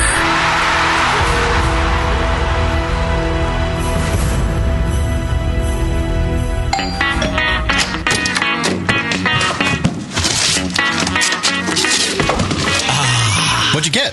More brewing ingredients? Yep. You know what I love about Brewmaster's Warehouse? The $6.99 shipping. Well, yeah, but... Oh, the in-store classes for beginning brewers. Yeah, that's cool, but... Oh, the Brew Builder. Creating and saving your recipes online is awesome! No, yes, but... The cheese-making supplies. No. Oh, the wine-making supplies. Oh, the distilling equipment and liquor flavorings. All that stuff is awesome, yes, but what I really love is that the guy who runs it is totally hot. And that Brew Builder software is awesome. Oh, yeah. Brewmaster's Warehouse brings you flat rate shipping on great equipment and ingredients to make beer, wine, cheese, and spirits at brewmasterswarehouse.com. And if you're in Georgia, stop by Brewmaster's Warehouse Monday through Saturday from 10 to 6. Visit brewmasterswarehouse.com today because it's totally hot. Oh, yeah. What's funny is brewers will say, yeah, I don't brew to style. I'm brewing my own beer. And it's like a German Pilsner, but it's black. Yeah, it's a sports beer. You know? The home of live beer radio. TheBrewingNetwork.com. Because like beer, radio shouldn't suck. You're listening to The Session.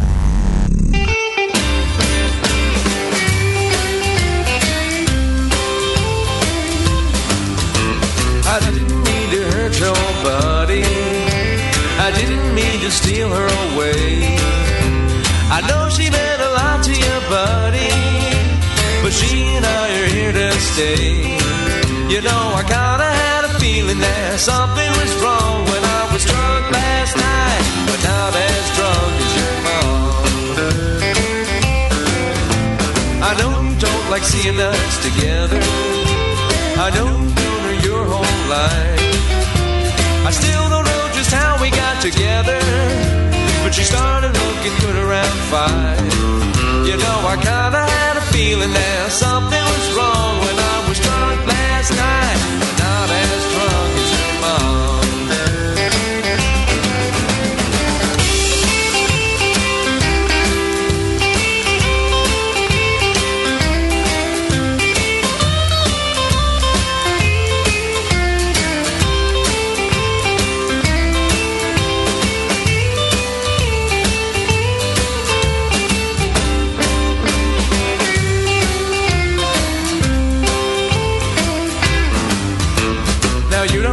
To call me daddy, and I sure as hell ain't gonna call you son.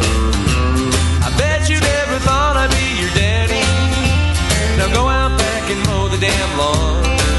You know, I kinda had a feeling that something was wrong, 'cause I was drunk last night, but not as drunk as your mom. 'Cause I was drunk last night, but not as drunk as your mom.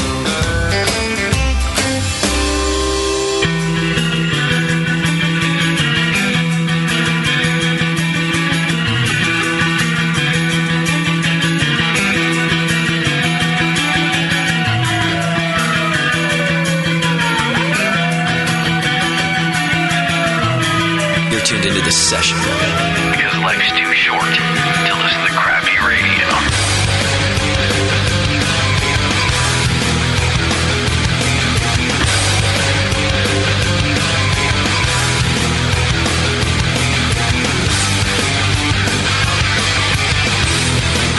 Welcome back to the program. Thanks for sticking with us. We're talking to Crooked Stave Artisan Beer Project. You can go to justin.tv/brewing network right now if you want to watch the live studio cam. Also, help us interview Chad. You can go to the chat room by hitting chat on the homepage. Bevo will send your questions over to me through there. This is called the Chad room. The Chad room today. There you go. Chad, you still there? I am. Let me see if that sound... Yeah, we still got that sound a little bit behind you. It's dimmed. Do me a favor and unplug your laptop real quick. Okay. And throw it out the window. Is it unplugged? It's unplugged now? Yeah. Yeah, that didn't fix it. All right, it's probably just your laptop fan or something. We'll deal with it. It's all right. It just kind of comes on and off and kind of sounds like you're using a vibrator in the background.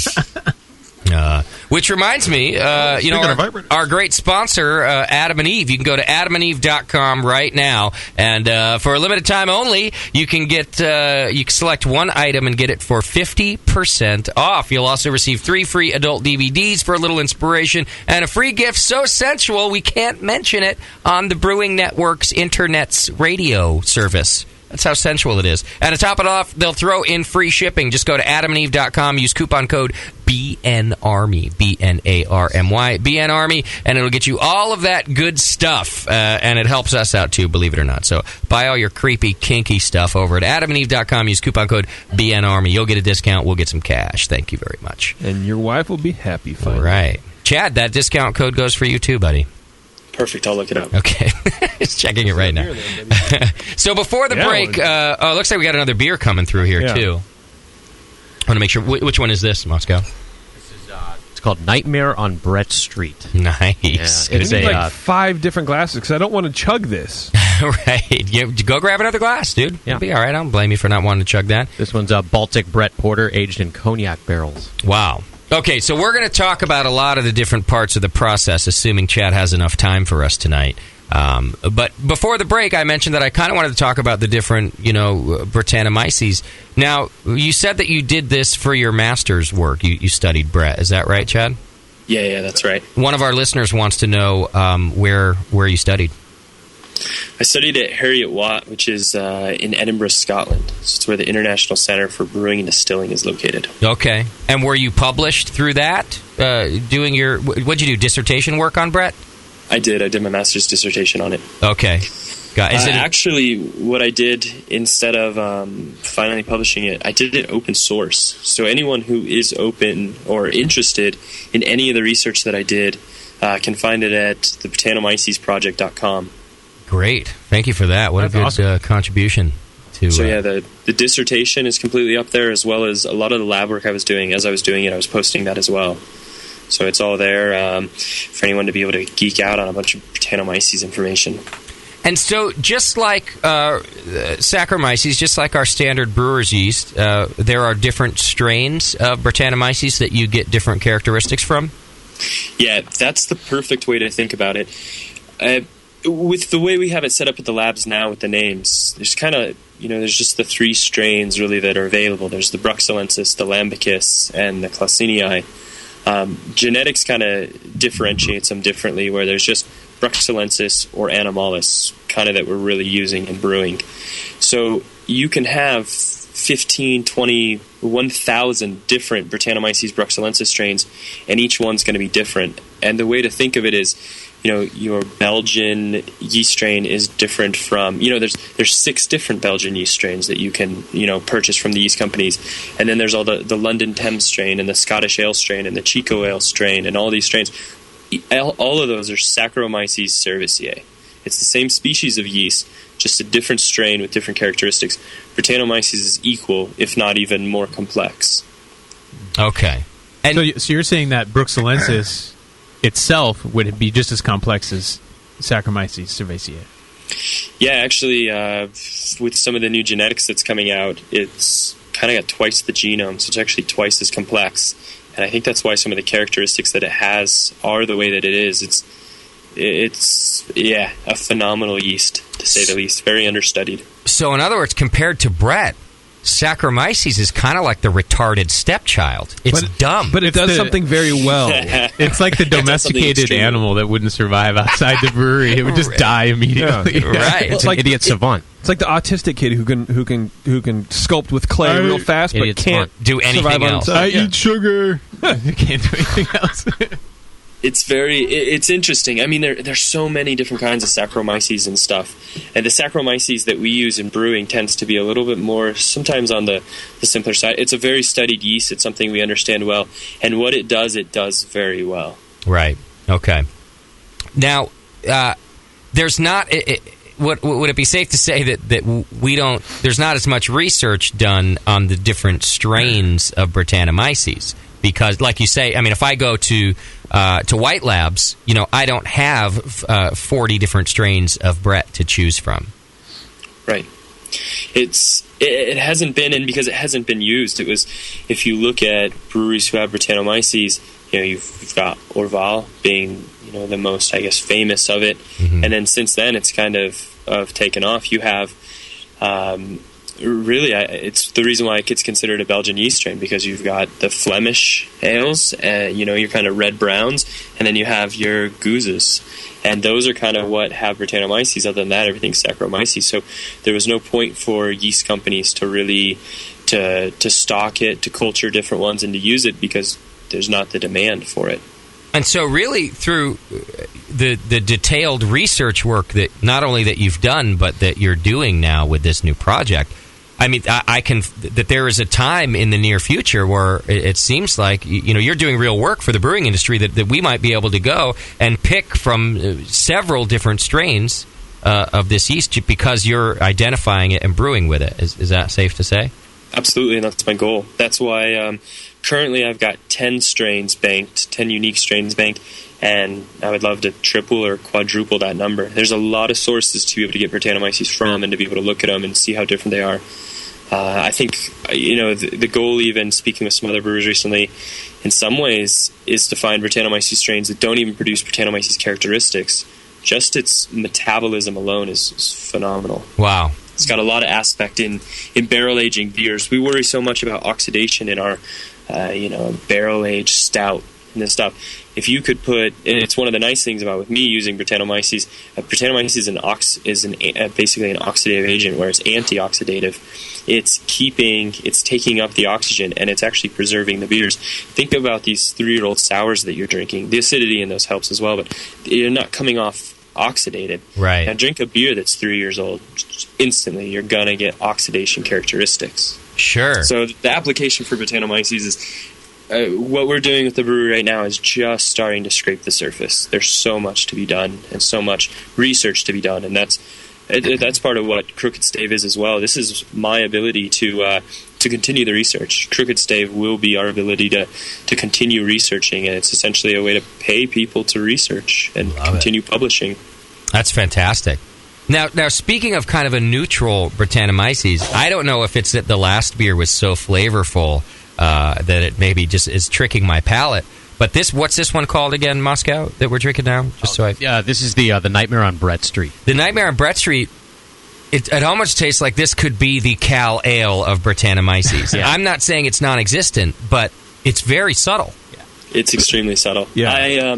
When I keep my yeast at a bank here in Colorado, I have them grow them up for me, and this beer was the second pitch of these 2 strains that I used.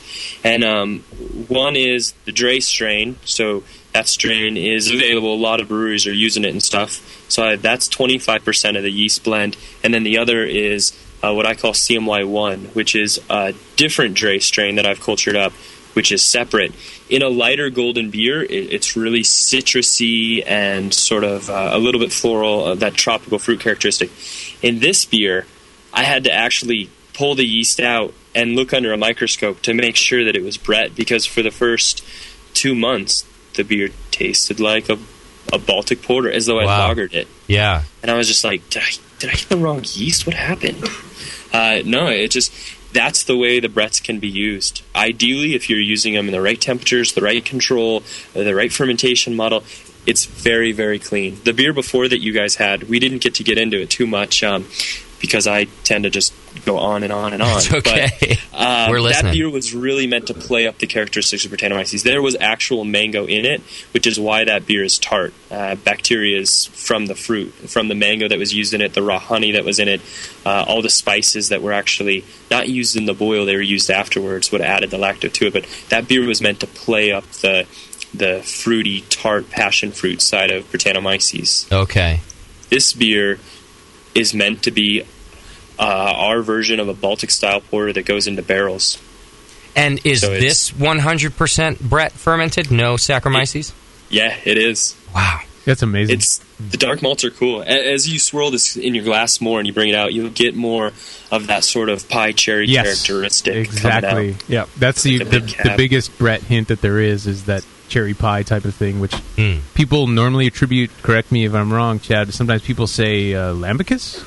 Is that sometimes how people characterize that one? Yeah, okay. Yeah, the Lambicus. And you get the Lambicus, though, in like your golden. So this is because of the malt. I see. As I said, there's a lot of aspects of Brett that we don't understand, and one is its flavor contributions based on the flavors in malt. So it can take these malt characteristics and create new flavors, and that's what I believe is happening here already in Nightmare on Brett Street. So you don't, with this strain used in a golden beer, you don't get those cherry pie characteristics at all or as much? At all. At all? Wow. I've never gotten them yet, at least. It's much more lemongrass, citrusy, and passion fruit. Driven. This one that we're drinking now is labeled a barrel sample from about a month and a half ago.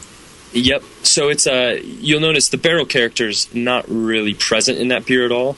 So these are some fresh cognac barrels that we got.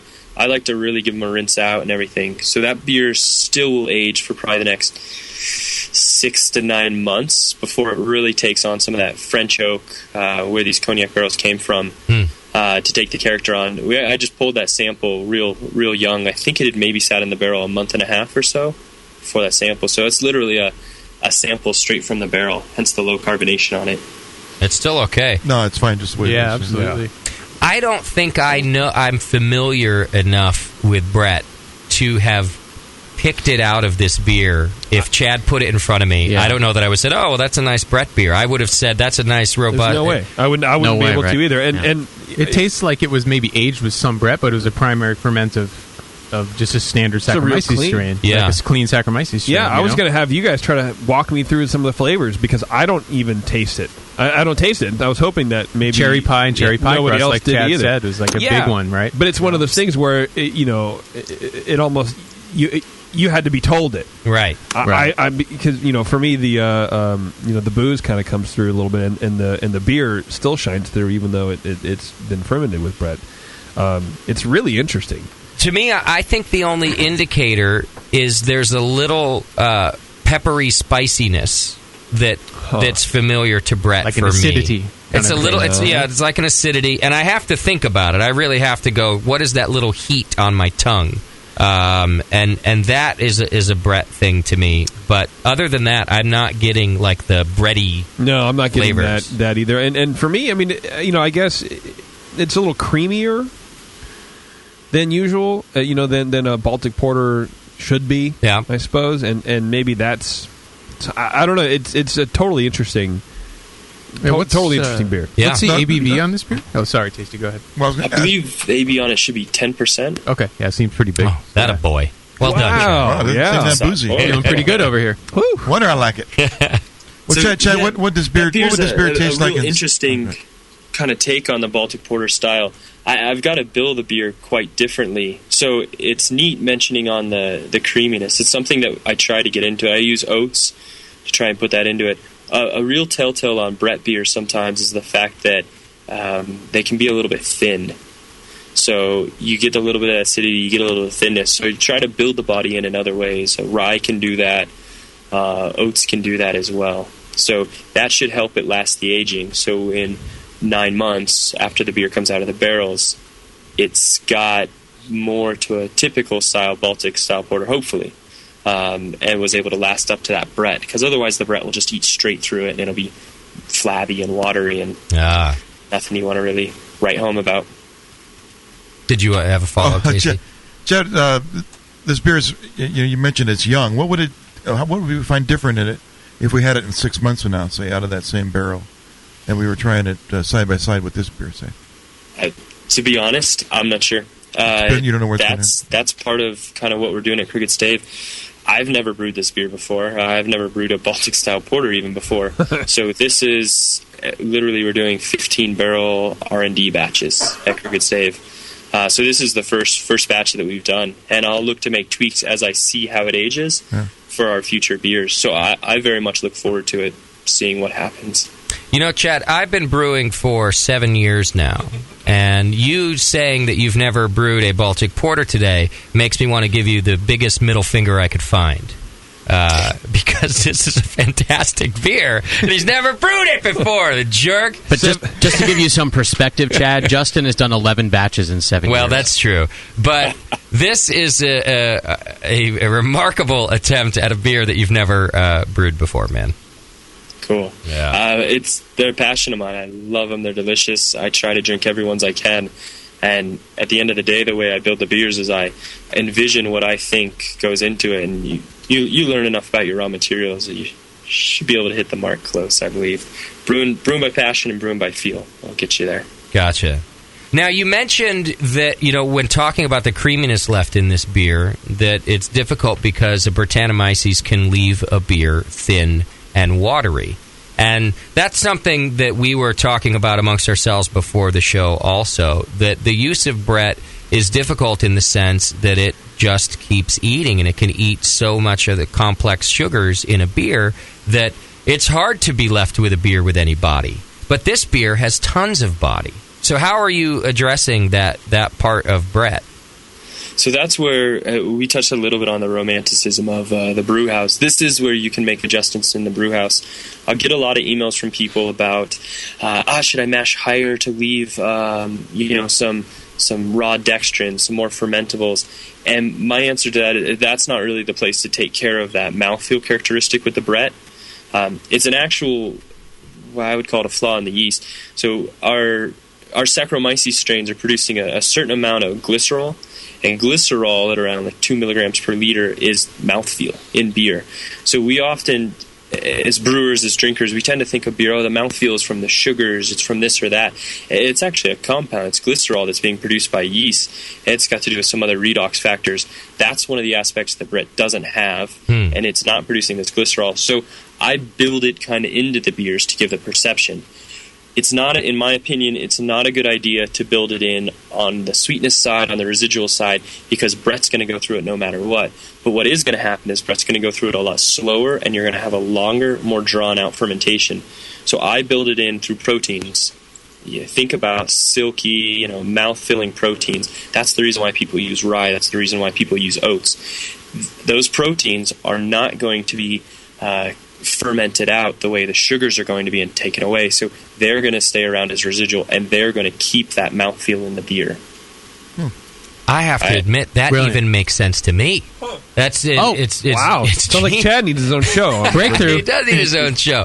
Because it makes all the sense in the world. And we do, as brewers, talk about that all the time. Well, we need to add some more long-chain sugars in there that can't be eaten, and we need to add this for the mouthfeel and that for the mouthfeel.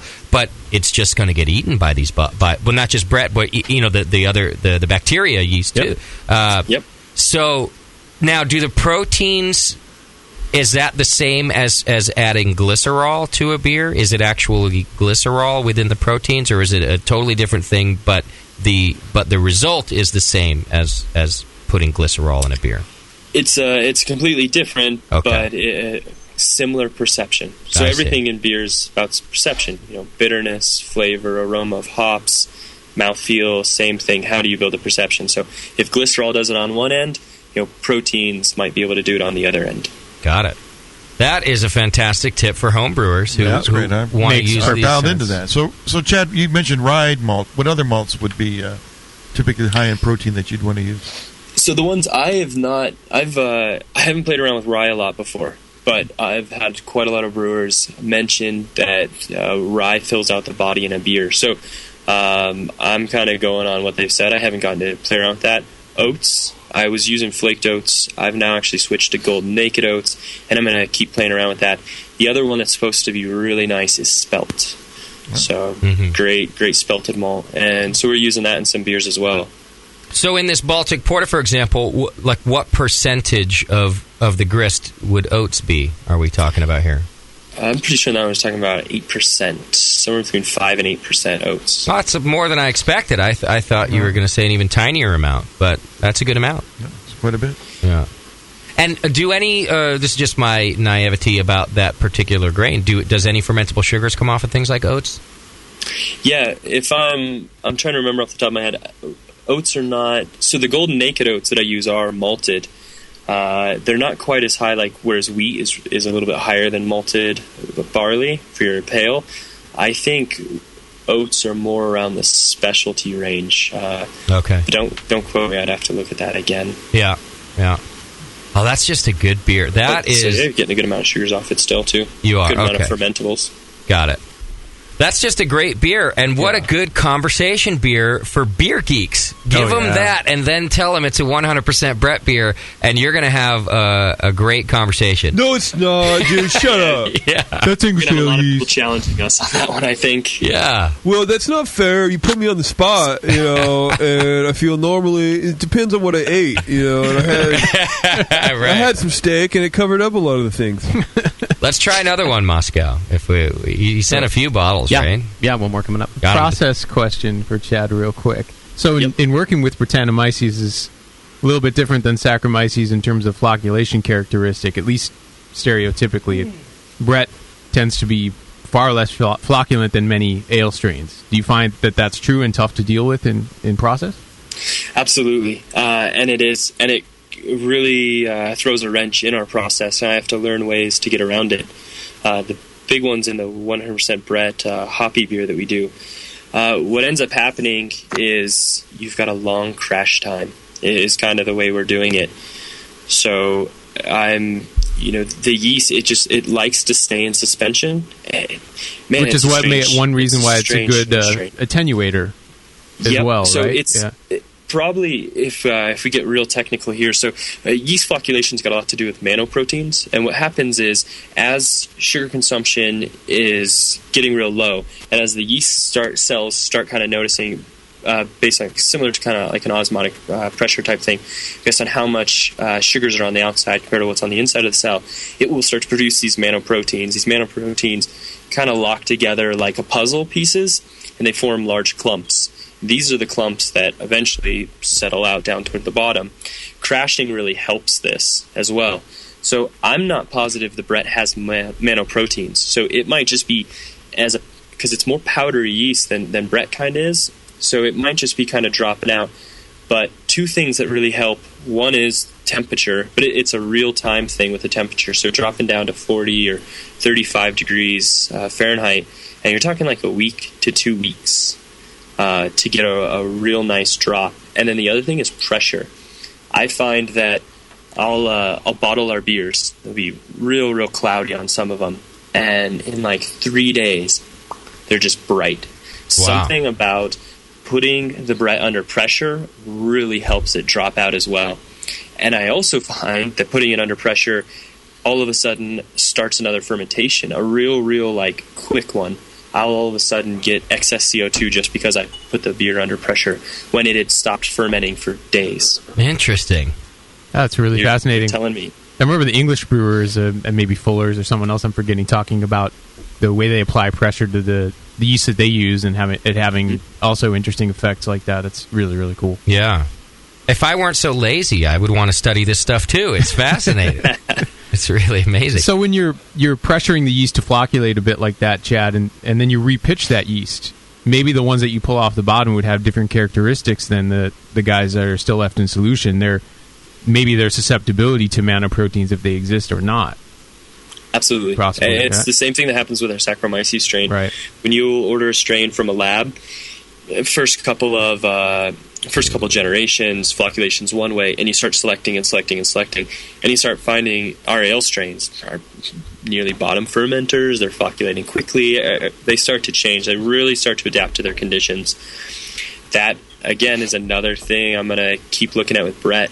our beers to date have all been mixed culture Brettanomyces strains. And my reason for that is I'm finding different flavor profiles at different times in a single strain. So if I use 4 strains, I can create this really long bell curve of flavor where, okay, this strain is good for the first 6 months. Well, this one really hits its peak at 9 months, and this one's good till 18 months, and kind of building that into it. But that's made it tricky when I start repitching. Somehow I'm still getting very, very similar characteristics in the beers. They're very close. But at that point, I don't know what my ratios of my strains are anymore. If I've got 4 strains in it, I could just be repitching 1. Maybe if it flocculated, none of the other ones did. Right. So I'll continue to look into that more by using... I have selected 1 strain that I really like, and I'm going to make that when we start doing these year-round beers. We have 2 100% Brett beers that are going to be year-round. I'm just going to use a single strain in those, and I'll really dial that strain in and look at its flocculation. Moscow, what's this one we just opened here? This is a blackberry petite sour. It's a wild ale aged with blackberries in oak, and these are numbered. Only 857 of these bottles. We got 2 of them. Chad, somebody should be giving you a handy right now for sending us this beer. Yeah. This is a... Can I do it? If he wants to do it. Just reach on through. Just reach through Skype. It's a new Skype feature. If you upgrade your Skype now, folks at home... I haven't done a lot of heavy lifting, so my hands are relatively callus-free. This beer is fantastic. It's really good. It smells like a giant sour fruit roll-up. Yeah, I love it. So it has a lot of the characteristics that I like about a sour beer, but it also is the most what I would call bready beer we've tried, too. So it has a lot of like lactic sourness that I can taste, but it has that bread, B-R-E-A-D, that bread flavor that Brett had. Like, this is more characteristic. Like a starch-like thing almost a little bit. Yeah. That's However, a good descriptor. Not in a nasty way, of course. Not in a good Brettanomyces characteristic. This is the one that I can go, oh, there's Brettanomyces in that. At the same time, it has all that other good sour stuff coming in it, too. Complex. It's got good fruit flavor, too. And it's not overwhelming in any one direction. Yeah. It's very... kind of mellow. A good way to introduce people with, again, kind of like you were saying earlier about the very first beer. This one go a little bit more in depth. Yeah, reminds me of some of the character of like some of the Cascade beers, where it's like very like a bit clean type of. They're not using bread, of course, but it has like a really clean type of sourness to it. Yeah, like not overly aggressive at all. Again, another beer that I could just sit and drink all day. Oh yeah. It's not so like stomach churningly acidic. Right. You know, like a lot of like Cantillon or something like that. Right. It's more lactic, just a little bit of that acidity. Yeah, it's lower, in intensity and all that, but the flavor is still there. And I mean, I could literally drink this and really for the rest of my life. nice fruit flavor without a lot of fruit sweetness. Fantastic. Like not overly sweet in that aspect. Yeah, it's got a good berry. And we have 2 bottles of this. Is that what I see over there? Yeah, those aren't going to last long. Yeah. I would just lay underneath the barrel all day. Give me a liter glass. Chad, tell us about this beer. This beer is cool. This is a very fun one. What this comes from is our Petite Sour base beer. And this beer, just about to... I wish I could have shipped you guys that one. We're just about to label it and get it all ready. We just bottled it there the other day. And this beer is... it's my most passionate beer. It's what I've spent the most time really theorizing, conceptualizing the process. 2 beers come together to make this beer, and you guys hit on the point. The point is it's supposed to be a sessionable sour beer. It's not overly complex the way a Cantillon would be. What we're doing in the one you guys have is actually spontaneously soured in the Berliner Weiss style, where it was a no boil. Oh, okay. Cool. So no boil, knockout at about 120 degrees Fahrenheit into the fermenter, and let it go. Interesting. So let it go for about a week, and it was incredibly funky, to say the least. And so it's something I'd never done that before with a no boil, and was like, well, let's do it with 465 gallons, I guess. Do it again. Right. Man, he's just going for it. That's awesome. Yeah, it's working. Do it again. So it was cool. It was crazy, and the beer actually had a lot of butyric acid in it. I've taken a lot of flack for this first base beer, but to me, it's the coolest beer I've ever made, because butyric acid is a sort of bile characteristic that you might get out of beers. all barrel-aged sours, I shouldn't say all of them, but especially your spontaneous beers, they go through this character for a period of time. One of the things I knew from studying Brett was that I could then add Brett to it, and Brett will turn the butyric acid into ethyl butyrate. How long that takes, I don't know. Ethyl butyrate is this beautiful novel ester. That's your massive passion fruit, pineapple-driven characteristics.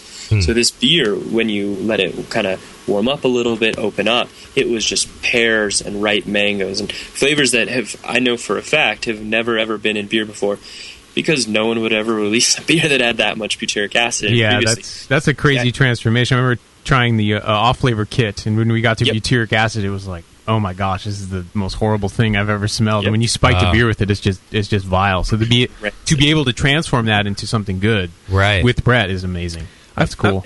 I have a feeling that's where the beer's gotten to now. That's and the neat part is so I added Brett to it, 100% primary fermentation, then basically with Brett, because the souring was only with the bugs. There wasn't actually any yeast in the malt. So it was, when I took a gravity reading, it was still 12 Plato. So okay, a week later I'll add the Brett primary fermented out, and it worked. It took a long time though to age. So the original Petite Sour, Pure Guava Petite Sour, I should say, was funky for a long time. What that batch gets blended into is then a low gravity sort of farmhouse wheat-esque saison, and those two beers marriage together and age in our oak foeder that we've got. So it then ages for a while. In this beer, I'm then taking a small portion of it, aging it in smaller wine barrels, and adding fruits or other twists to it. And so this is our very first one that we released, and it is our first actually beer out of our barrel cellar that's aged for, it was 9 months that it was souring for. Pure Guava, is that a little Wien throwback there? Or? Yeah, it absolutely is. I love you even more. How do you have a plan, Chad, for repairing the doors on your brewery once GABF hits? Yeah. Because I feel like you're just going to get mowed over. It's true. We don't need doors, just leave them open. Everyone's welcome. I don't know what the laws are going to say about this, but I'm pretty sure you should just rename this beer Vagina. Beer Vagina. Just call it Vagina. That's the lacto reference. It's that good. It's such a good beer. Also, I have discovered, it's not as high maintenance. Chad talks a big game, but I'm telling you, he's just as lazy as I am. He quits the wine business so he doesn't have to fight with Brett anymore, and now he's not even boiling anymore. He's just going right from the mash tun to the fermenter. He's lazy. Saves energy, saves time. It's great. The next step is just bottling grain. That's what just what it is. You're not criticizing him, though. You're impressed. Oh, I'm impressed at how successful his laziness is. Basically, you're saying, teach me. Yes. Admiration. Yes, it's brilliant. How to make money out of it. Innovative, Right. In all seriousness, I want to try a no-boil beer, and not just because I'm lazy, but it's now. Do you? It's because I'm lazy. With the mash, are you doing a sour mash? Is it sitting long enough to sour there, or you don't even have to do that with a no-boil? You don't have to do that, but I learned a lot on that brew, to say the least. Okay. So that brew was essentially no process control. In hindsight, like, what's the worst that can happen? So that I saw it in the beginning, and it made the beer need to age for a very long time. Okay. There are some important process controls that I would do if you were going to do a no boil. The first one is get your pH in your wort down to 4.5. So that's something I'm now doing, and the way I'm doing it is by using acidulated malt.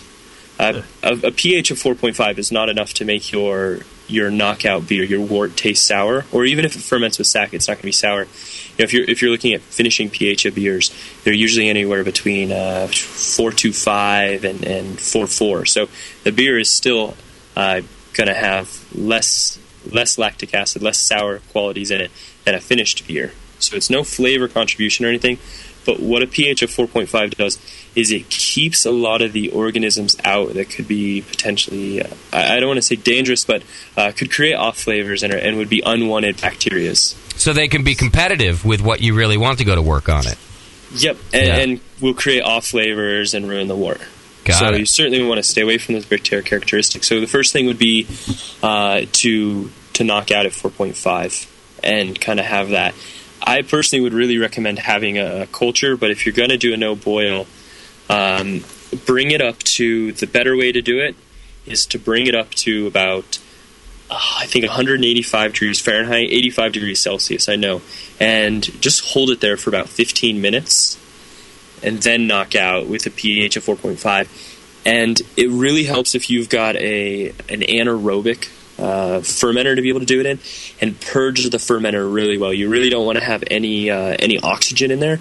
One, you'll get some staling compounds in your wort, and the other is, again, you're going to allow, some bacteria that you would not want that would create off flavors in there. So if you're going to do it, that's the approach, the process that I would take. Well, now forget it. I didn't realize I was going to have to measure shit. You would have to work. Just because it's no boil doesn't mean you have to not work. Right. Now I'm not going to try it, Chad. You've ruined everything. He said that you could do it the other way. You just have to wait a lot longer. Oh, that's so true. maybe that's okay. I can do that.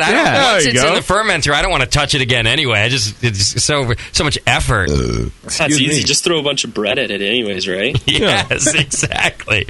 Yeah. Just add bread. See, Chad, you need to keep doing what you're doing for real brewers, and then you need to write the For Dummies book for me, because all of these problems can just be fixed by being a little lazier. Complex Beers for Dummies. Fucking perfect book. What, that way just add bread. Your friends? Just add bread. It's one page. It's a one-page book. And then the second page is dummy. That's it. Yeah. It's funny because we're going on about this, and yet one of the things I really wax on is do not take a bad beer and add Brett to it. You will not make it better. But now all my jokes are completely gross. Just add Brett. But it didn't ferment out, just add Brett. In fairness, we have discussed that on the show too, where for a long time, especially as I started to get into sour beers, listeners, we were all talking about them more and asking more questions. And for a while, that came up all the time. Well, just throw some bugs in it. It'll turn out fine. And we have shied away from saying that because we've all tasted those beers that you put. They don't turn out fine. They turn out like shit, right? So that's part of the reason I was excited to talk to you, because I've had so many Brett beers that have a lot of the characteristics we've talked about that are either too thin or just a lot of the off flavors that you have been able to avoid in your beers, because there really can be some significant off flavors with 100% Brett beers. Oh yeah.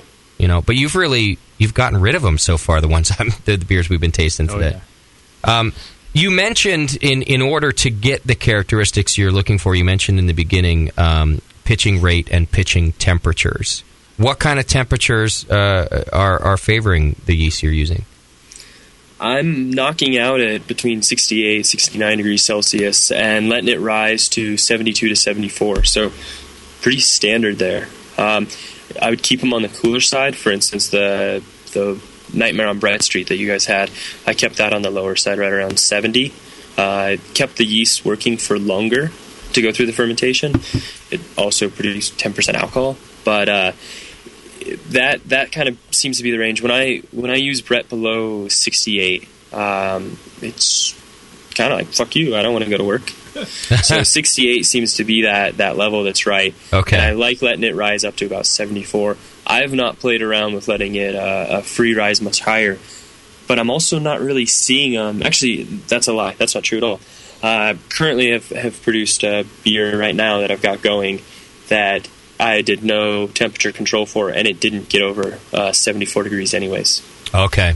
Now, you said in the beginning you said Celsius. You meant Fahrenheit, I assume. Right? Yeah. Okay. I go back and forth between the two so much that I start saying. I just wanted. We're talking brew house, Celsius 74. Yeah. Okay. Fermentation. No. It's hot as fuck in there. I don't think so. Right. Okay. I'm just double checking. And is this fermentation happening in the barrels mostly, or are you doing stainless steel tanks and at these temperatures, then they move over to barrels? Stainless steel tanks. Okay. We've only done to date. Well, no, that's not true. I've got a large oak fermenter called a fooder, and I've done quite a few of the primary fermentations in that as well. In that, though, I've got these stainless steel coils that I can run glycol, that I do run glycol through. And I've got a RTD probe set up to it as well, so I'm monitoring temperature on it back to a controller. Okay. How big is that fooder when you say large oak? 22 barrels. Wow. Then like Rodenbach style. Yeah, where do you get that? from your friends at New Belgium. Good job. They brought it in from California. Okay. So we found it at a small winery out there, and we're currently in the process of looking for more as well. If things go well this week, I might be bringing in about 8,000 gallons worth of oak fermenters. Wow. Well, the craft beer industry kind of all works together anyway, but in your position, you're really doing the research that breweries like New Belgium, heck, any of them. What's Jason Yester's brewery out there? That's Trinity. At Trinity. I mean, these guys, since you're doing such a good job of documenting your experiments, your beers, man, you should be getting equipment free left and right. They should all be furnishing your brewery, It's been nice. It's been a kind of free-flowing of information and stuff, so I really owe a lot of what I've done to New Belgium. I've gotten to meet with people sit down with Lauren Salazar and see how she blends La Folie and get to see, talk over palate and what these beers taste like and what she's looking for when she blends. So that's got to be one of the best blenders in the U.S., and to get to call her almost like a mentor is something that I think certainly shines through in our brewery and is a lot of what I've taken away. Same thing, Eric Salazar over there as well, watching his process with the barrels and the way they treat them and the way they're using them and stuff. And then again, their brewmaster Peter. And so in some ways I get to bring a little bit to the table, this could be going on with a Brett and this is going on with that. Yeah. But their practical, just straight knowledge has been a massive asset to me, and I guess just the nice gesture to be able to go in and stuff. Based on the beer we've got in front of us right now, you've learned from Lauren about the blending, because this is an awesome blend. It's really a nice beer. Thank you. Have you got more time to stick with us, Chad?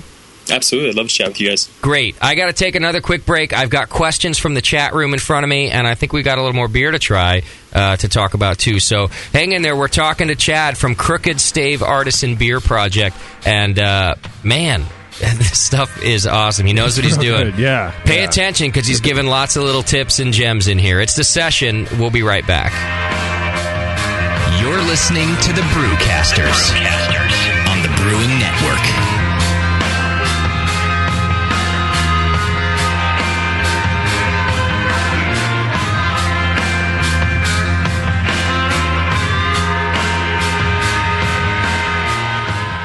A vial of White Labs yeast is the key to your best beer.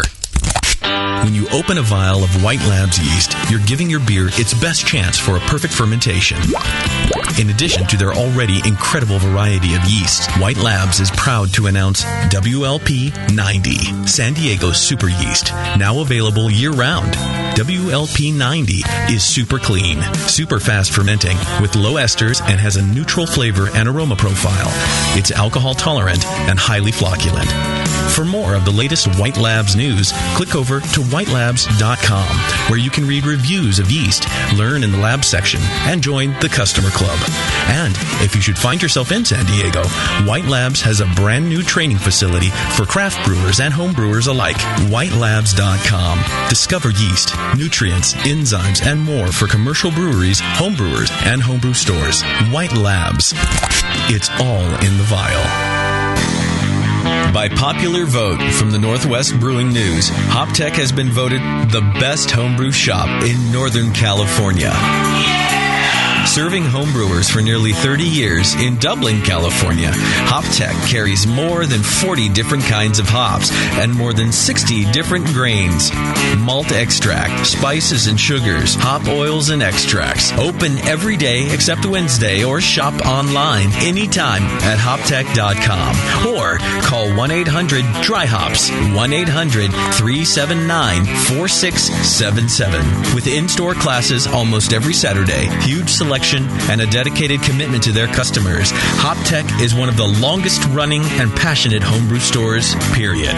And now, by popular vote, the best homebrew shop in Northern California. And don't forget their 15% military discount. HopTech. Visit today at hoptech.com. When Blickman Engineering set out to design a great brewing stand, they knew it had to be strong, adaptable, and last for a lifetime. The top-tier brewing stand is now proudly available at BlickmanEngineering.com. It grows with your brewing skills and equipment. Start with 5-gallon coolers on its heavy-gauge stainless steel shelves.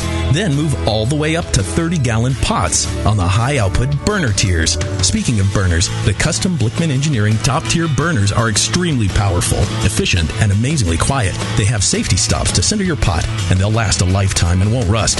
The top-tier brewing stand allows virtually infinite combinations from traditional gravity systems to 2 tiers to completely horizontal. Configure your stand the way you want and have the freedom to change it at any time in the future. Your brewing stand should adapt with you, not force you to learn a new process. Visit BlickmanEngineering.com today to configure your top-tier brewing stand and to find a local Blickman retailer. You'll be surprised with all the flexible features and the competitive price.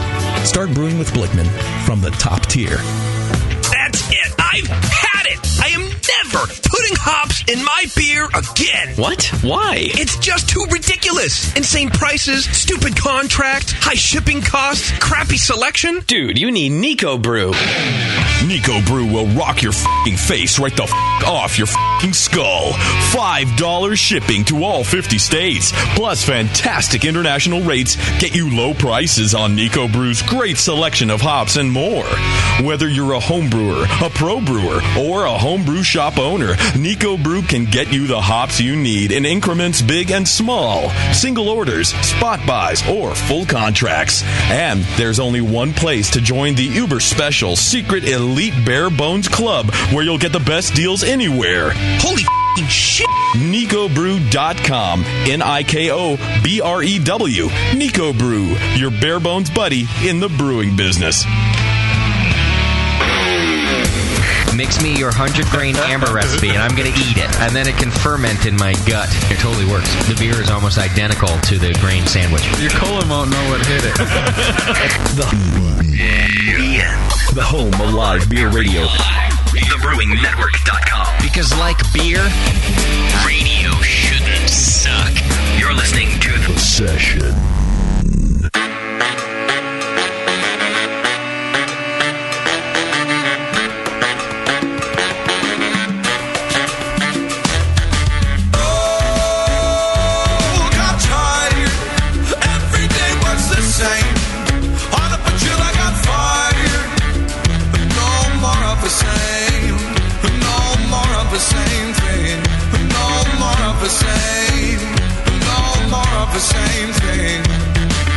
Streets high, only people in potholes. I just got fired trying to work for assholes. It lasted a little bit longer, I would have quit. But it's 3 weeks till Christmas and I wanna buy my girlfriend a gift. Oh well, it's for the better. I can tell. I guess I don't respond well. The middle management, most of them is mindless little bastards with the grudge against anyone like me who won't put up with an attitude. Monkeys pinching pennies telling me what to do. I'm tired of working for assholes. I'm tired of working for assholes. I'm tired of working for assholes. I'm tired of working for assholes. I'm tired of working for assholes. I'm tired of working for assholes. I could understand a little better if you're up at Trump Tower, but you're turning into monsters for $10 an hour. You're cowards, like monkeys with whips. I make a buck less than you, and you want me to do backflips? Nah, you're mistaken. Gotta bring home the bacon, but it's not worth the shit that I'm taking. The smiles you're faking. I'm sure I have my price, but it's more than $9.75. Oh, got tired. Every day was the same. On up until I got fired. Oh, got tired. Every day was the same. On up until I got fired. No more of the same. No more of the same thing. No more of the same. No more of the same thing.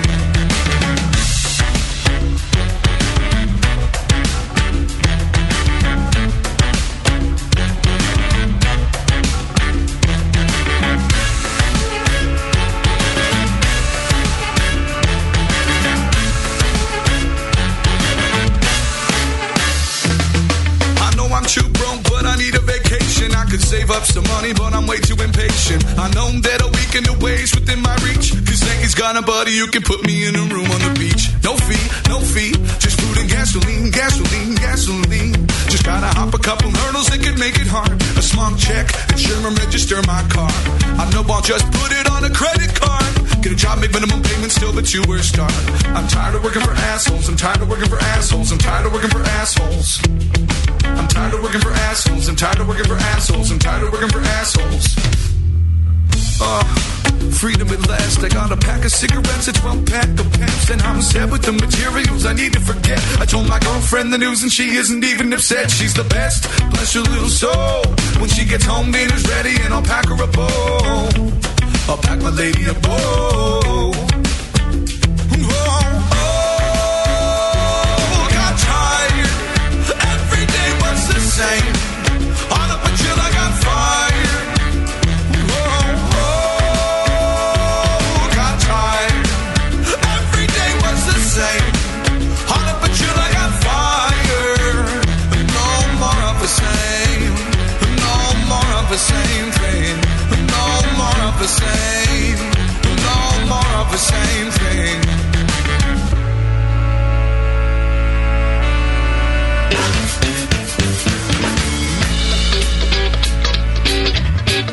$888-401-BEER. This is The Session.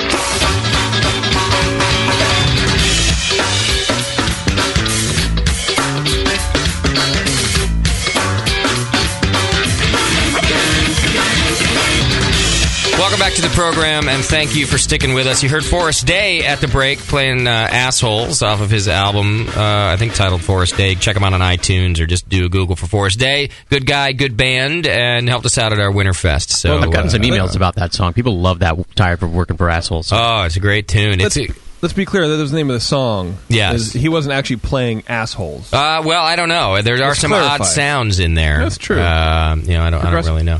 I think it's a good song for homebrewers because, you get a shitty job and you go into the craft beer world. And you're listening to this show at your desk right now. Are you on this show at your desk right now? I mean, I'm really glad that you guys don't know what it's like to work for assholes. Like you guys. No, I have no idea. You guys, that's cool and everything. All right, we're talking to Crooked Stave Artisan Beer Project. We got Chad on the phone with us. And, Chad, I got a bunch of listener questions from the chat room for you, man. Sounds awesome. Let's go. One question. Now, I know we talked just a minute ago about your no-boil method where you do not sour mash, but I have a sour mash temperature question. Do you do any sour mashing? I do not. Okay. Well, we'll skip it. I should say I have not. You have not. All right. That's okay. We'll skip it. And then some folks asked about using yeast nutrients when doing... we always recommend that people do yeast starters, when home brewing, instead of just pitching out of the package. Should we be using yeast nutrients with our Brett starters as well? I would say not. Generally, I guess when I always propagate the yeast, though, I'm using wort. So wort in its own, especially at that gravity, is going to have everything in it that you want. But, it's kind of one of those tricky things where it's what kind of works for you. So everyone has a different way that they kind of go out propagating, especially with the labs, who are super secretive and don't like to share information that much. Right. So for me, I've had great success with just using wort. Okay. About 12 Plato wort or so that's 1048 gravity. Okay. And the second part of that question was, how long can Brett be kept as a slurry? Like if we make our starter and then throw it in the fridge because we're not brewing till the weekend or something like that. How long do you think it survives in that state with a lot of viability? This is a good one, actually. And I'm going to kind of reverse this question a little bit, or at least take it back. One thing I would like to touch on is the propagation of Brett.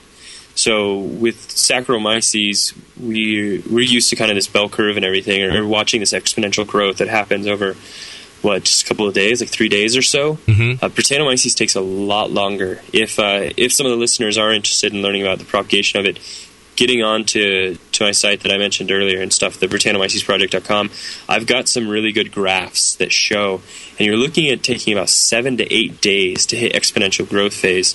One of the really strange things with Britannomyces and its metabolism is it seems to kind of switch between sugars. So it's called a dioxic growth curve. And what I was seeing was I'd see exponential growth for the first couple of days, and let's say 0 to 48 hours, so between hours 24 and 48, and it would hit lag phase. And that's normally, you see it hit that lag phase, and with Saccharomyces, you say, okay, physiologically this yeast is ready to go, let's pitch it. With Brett, though, 12, 24 hours later, boom, exponential growth phase number 2.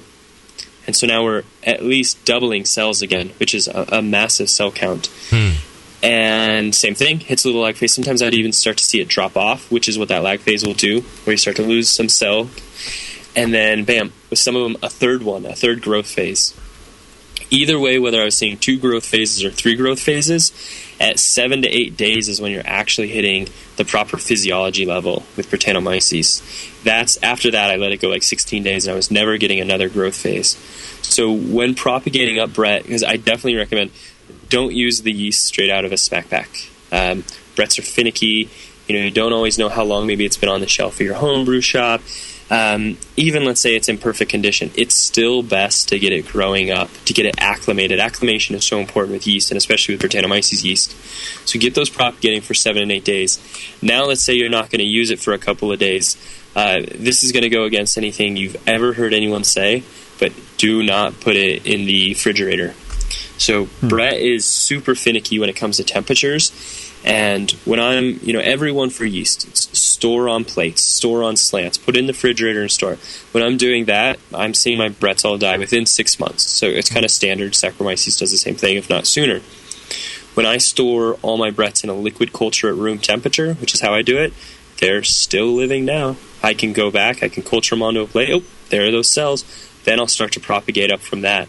So if you propagate up a culture, longer is better.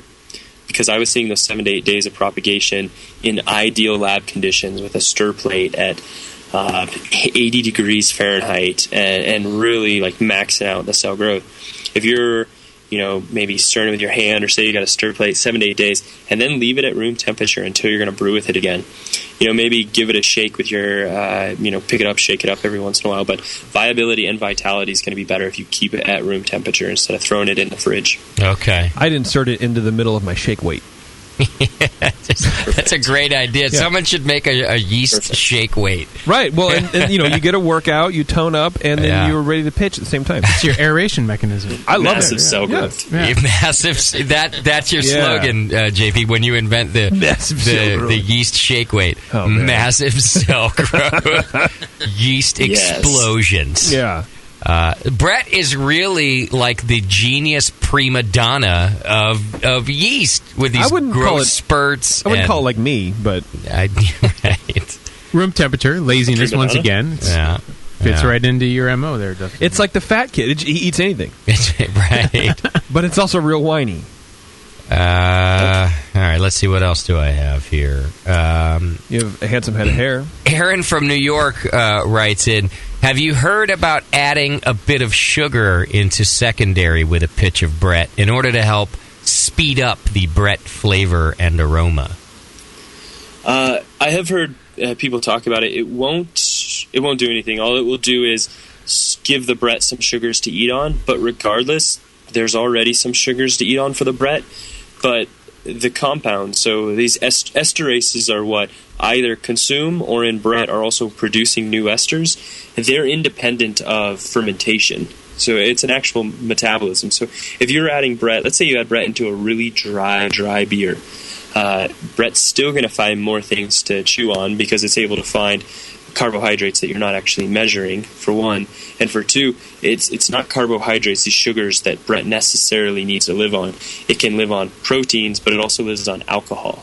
So Brett's metabolism can continue to metabolize alcohol actually back into acetaldehyde and then into acetic acid, given oxygen concentrations, or it can literally just live on alcohol metabolically. It's not fermenting alcohol because that's the end of the fermentation step.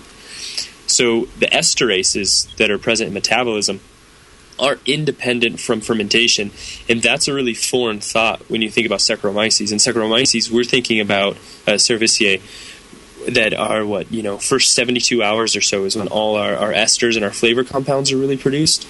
With Brett, it's more about equilibrium. So if you've got some, your banana characteristics, so your with acetyl acid. Your oh man, I'm blanking on that ester. Anyways, if you have that, it will actually consume it. What it will do is it'll metabolize it by taking it apart, and so it'll produce the acid, basically the ketone that was in it, and the alcohol back into two separate parts. So it will actually change its esters and the previous esters to produce kind of an equilibrium of where it wants to be. Wow. So to get back to the original question, I don't believe adding the sugar would do anything except for add sugar into the beer. The Brett is going to create the flavors. It's going to create... It's kind of like basically the way of thinking it. It goes in there and it's like, oh yeah, you did this already?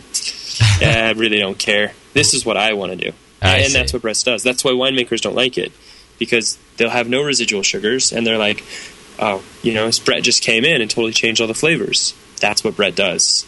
Wow. In secondary. You're kind of scaring me about Brett because of all the things that it can do. I feel like it's going to take over the world one day. Like, they say in the apocalypse the only thing left is going to be cockroaches, but now I'm convinced it's actually going to be Brettanomyces. They're going to inherit the earth. Sounds good to me. It said Brett can metabolize and live off of alcohol. That should be inspiring. It is inspiring, but it's dangerous. I guess I can do that, too. Drunk Brett I metabolize alcohol every day. All day. Every day. Yeah. So then I guess then, just to bring it back into a little bit safer realm, Brett is just a yeast, and it dies like a yeast. Okay. So, albeit it has the ability to stay in a nutrient-poor environment, but if you're cleaning your fermenters, it's one of the reasons why I have no worries, no hang-ups about using it in the brewery, because we clean so well and we're sanitary that it doesn't matter. We should not be finding infections from actually using the yeast. So in using it, be smart and actually use it, and you won't have the infections. So it dies like the yeast. You can clean it. Well, that does make me feel a little better, because it really is becoming more and more like JP, the way you're making it sound. It doesn't matter what I do. It keeps hanging around. I try to start a new project, and there's JP. He's just right there. Waiting to come on. Just waiting. It's feeling like Brett is the same, but at least I know it can be killed. Just make it your friend. Just make it, right. That's what I did with JP. Yeah. I am just like Chad. Finally, I was just like, all right, fuck it, JP. You can be my friend. Fine. Okay, what else do I have here from the listeners? Mile High Brewer. That's not you, is it, Chad? You're not asking your own questions now. Nope, I am not. Mile High Brewer wants to know how long does a 100% Brett take to ferment? And this probably varies, but is there something we can expect with a 100% Brett beer? What I'm seeing in our fermentations is that they're typically between 2 and 3 weeks. Most normally, and I should kind of start to space out a little bit. So the true primary fermentation, where I'm seeing the bulk of the fermentation coming down to around anywhere from like 2 to sometimes as high as 4 Plato, is happening in 2, sometimes 3 weeks. There is a residual fermentation that I tend to see, in which the beers generally for us, for our brewery, are going from about 3 or 4 Plato down to around 1 Plato, and that can sometimes take a month, and it can sometimes take 2 weeks. That's part of the process that I'm dialing in right now. But I'd say usually your safe bet is to say around 2 to 3 weeks is what we're seeing in larger fermentations in the brewery. Okay. Film Lab Rat in the chat room wants to know if you're afraid of getting a Saccharomyces infection in your beers. God, infection sounds so funny. Yeah, it does, doesn't it? Saccharomyces infection. No, I'm not. Again, because of how well we clean. The sanitation, the cleaning process is what brewers really do. We're glorified janitors. Right. We just put this title, this is brewer, and it means something, I guess. So you clean that clean yeast all out of there. You don't need that. Caustic acid, sanitizer, heat kill. It works. Right. So, no. And again, because of that whole equilibrium with the flavors in the Brett, say there was a little bit of Saccharomyces for some strange reason in the hose or something, where it's porous, the Brett would just overpower it so much that it wouldn't be present. But I'm pretty sure he was just... With us not using Saccharomyces, that's not true. I've got 2 Saisons that we'll be doing year-round.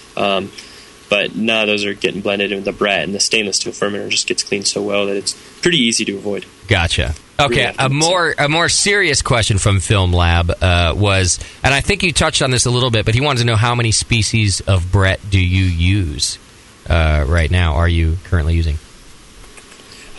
What's actually been going into the beers for primary fermentation has been as many as 5, sometimes 4, and I've now cut down to 1. In the barrels, there's 6 strains so far. Okay. So I just introduced a new one that I cultured out of Heerden Goose. And I'd had it for a while, and I didn't play around with it. And some other brewers, Avery Brewing Company has it in a couple of barrels, and so do some friends at AC Golden. And after getting to taste the beers with it, I was like, yep, I'm putting that into some of my beers now. Passes the test. The blenders love the stuff that comes to Heerden because it has some great aging properties. So they've apparently got a great strain going on there. I think you've picked up on something cool there. I like it. And it's our beers, as you guys kind of touched on earlier, they're not on the funky side so much. They tend to really be on the more fruity sort of side, the lower phenolics and stuff like that. This Heerden Goose strain, it's pretty funky. So I think it will aid some of the beers in getting a little bit more of that I feel has been missing in them, actually. Okay. Moscow, did we already open that other bottle of vagina? Oh, yeah, it's dust. Baby. Oh, open anything. I need more of Chad's beer. Another bottle. There's more. You want me to grab more? Yeah, yes. grab another one. I know he sent us some more beer. I think we tried all the styles that you sent us, Chad, but you were generous enough to send us 2, so we're going back for more. I need to send you guys more beer. Yes. yes. Guest of the year winner, everybody. Right. We didn't even get a touch on the actual farmhouse beers that we are making. Oh, no. Hang on. Let me make sure I get through the listener question. We're not out of time. I just want to make sure I get the listeners covered here. We could ask you about that, though. Right. But let's see. Snowvale in the chat room wants to ask you, how does Brettanomyces differ when it comes to priming bottles for bottle conditioning? And I guess he means different compared to Saccharomyces. Yeah, I'd say the best thing really to do is to treat it like Saccharomyces. So look at what your residual gravity is in the bottles. You really, if you're bottling a beer that's with Brett, you want to have that residual sugar low. So like 1008 or 2 Plato being on the highest level, and then anticipating that naturally just by adding Brett into the beer, say it wasn't already in there, that the beer is going to come down to about 1 Plato or 1004 to 1002. So you got to take that into consideration. But then when you're looking at priming, so after that, how much more you still want to get to hit your volumes of CO2 or your grams that are needed, you look at the same way you would with Saccharomyces. It's, from everything I can tell, Brettanomyces is producing its blend of CO2 and alcohol, which is about 1.05 to 1, in the same way that Saccharomyces is. Okay. All right. And that kind of brought up another question. In the last question we asked you, you mentioned how many strains you're using to ferment, and then you mentioned that there can be like up to 6 in your barrels. Do you consider your barrel to be a secondary fermentation because there's Brettanomyces in those barrels? So you have primary in your stainless, and then you're putting in the barrels. Would you call that a secondary fermentation? Yep, yeah, I definitely consider it a secondary fermentation. How we do our barrel-aged beers, there's a lot of process that goes into that. And all the brewers are kind of doing them different, so I'm still playing around with it. Our beers at this time are coming off a lot more on the sour side, and the Brett characteristic is a real background to it. I'm going to start to switch it up, and how you do that is you get Brett into the beer, secondary fermentation, and you let it stay there for a couple of months. The Brett really takes some time to start to get those secondary characteristics. See how many times more I can say characteristics in a sentence. And after 4 6 months, if you're adding the bacteria then, is how you get a bit more of the funk in the beer with the acidity. So there you can kind of play around with, Rodenbach considers that they've got, primary, secondary, tertiary fermentations. But in the majority, in both our Burgundy and our Dark Sour, the Brett is acting as a secondary fermentation, and the beers are actually lagered in primary fermentation. Oh. Well, that's interesting. Yeah, it's kind of reversed. Yep. Okay. And so, even though lager means to hold, so I guess they'd be lagering while they're in the barrels as well. Right. Opposite way around, our Golden Sour is a primary fermentation with Brett, and your quote-unquote secondary is just the addition of lacto and PDO into the barrels. Okay. So that one is interesting. It's my take on what a golden sour is, because we're doing these primary fermentations with Brett. So if you have the Brett characteristic up front, like you guys were tasting in those beers, and then it sours afterwards, we're making a more kind of approachable golden sour beer with the fruitier side of the Brett, and then the lactic really finishing it up secondary. Okay. Got it. All right, Brew Tattoo's in our chat room, and he's got an interesting question. How many strains of Brett would you say are in real, and by real he means like open fermented in Belgium, sour beers? So, that real kind of open, spontaneous thing. Have you done any research with how many different kinds of Brett are in there? I haven't done the research, but I've read a bunch of research papers that, a bunch being three.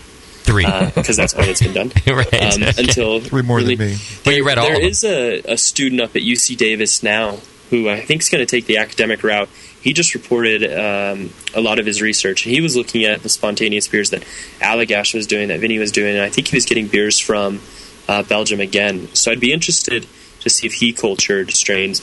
But in the early research in the late 70s, early 80s, they were suggesting there was upward of 100 different Brettanomyces strains in these beers.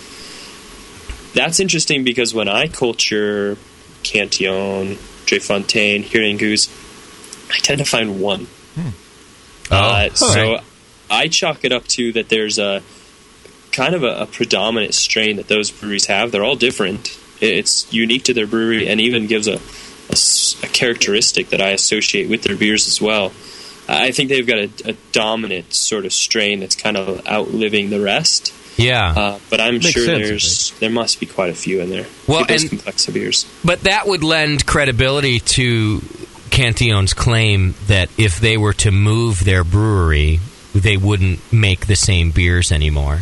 That essentially the open environment that has been cultivated in that brewery over the years, the most dominant yeast is the one that beats everything else up in every single beer, right? Yeah, absolutely. So and I completely agree about that. But there's where it gets difficult is what about the goose blenders, where they're buying their beers? I mean, sometimes they're buying worts and then they're spontaneousing. And then they're it's fermenting in their barrels.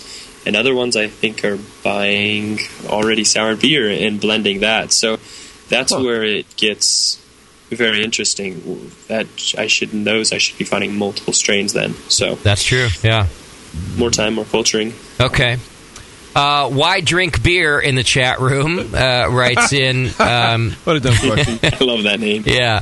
He asks, does the term petite, as in pure guava petite sour, have to do with the ABV level? Yeah. It does, okay. Yeah, to get a little bit further into it, those two beers are fun. Or two beers, well, there's two beers to go into it. We produced two farmhouse ales. The first one's called Surette, and Surette means tart.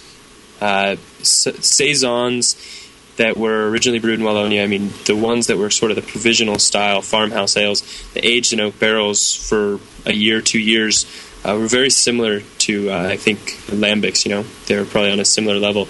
And in some regions, they weren't called Saison, they were called Surette.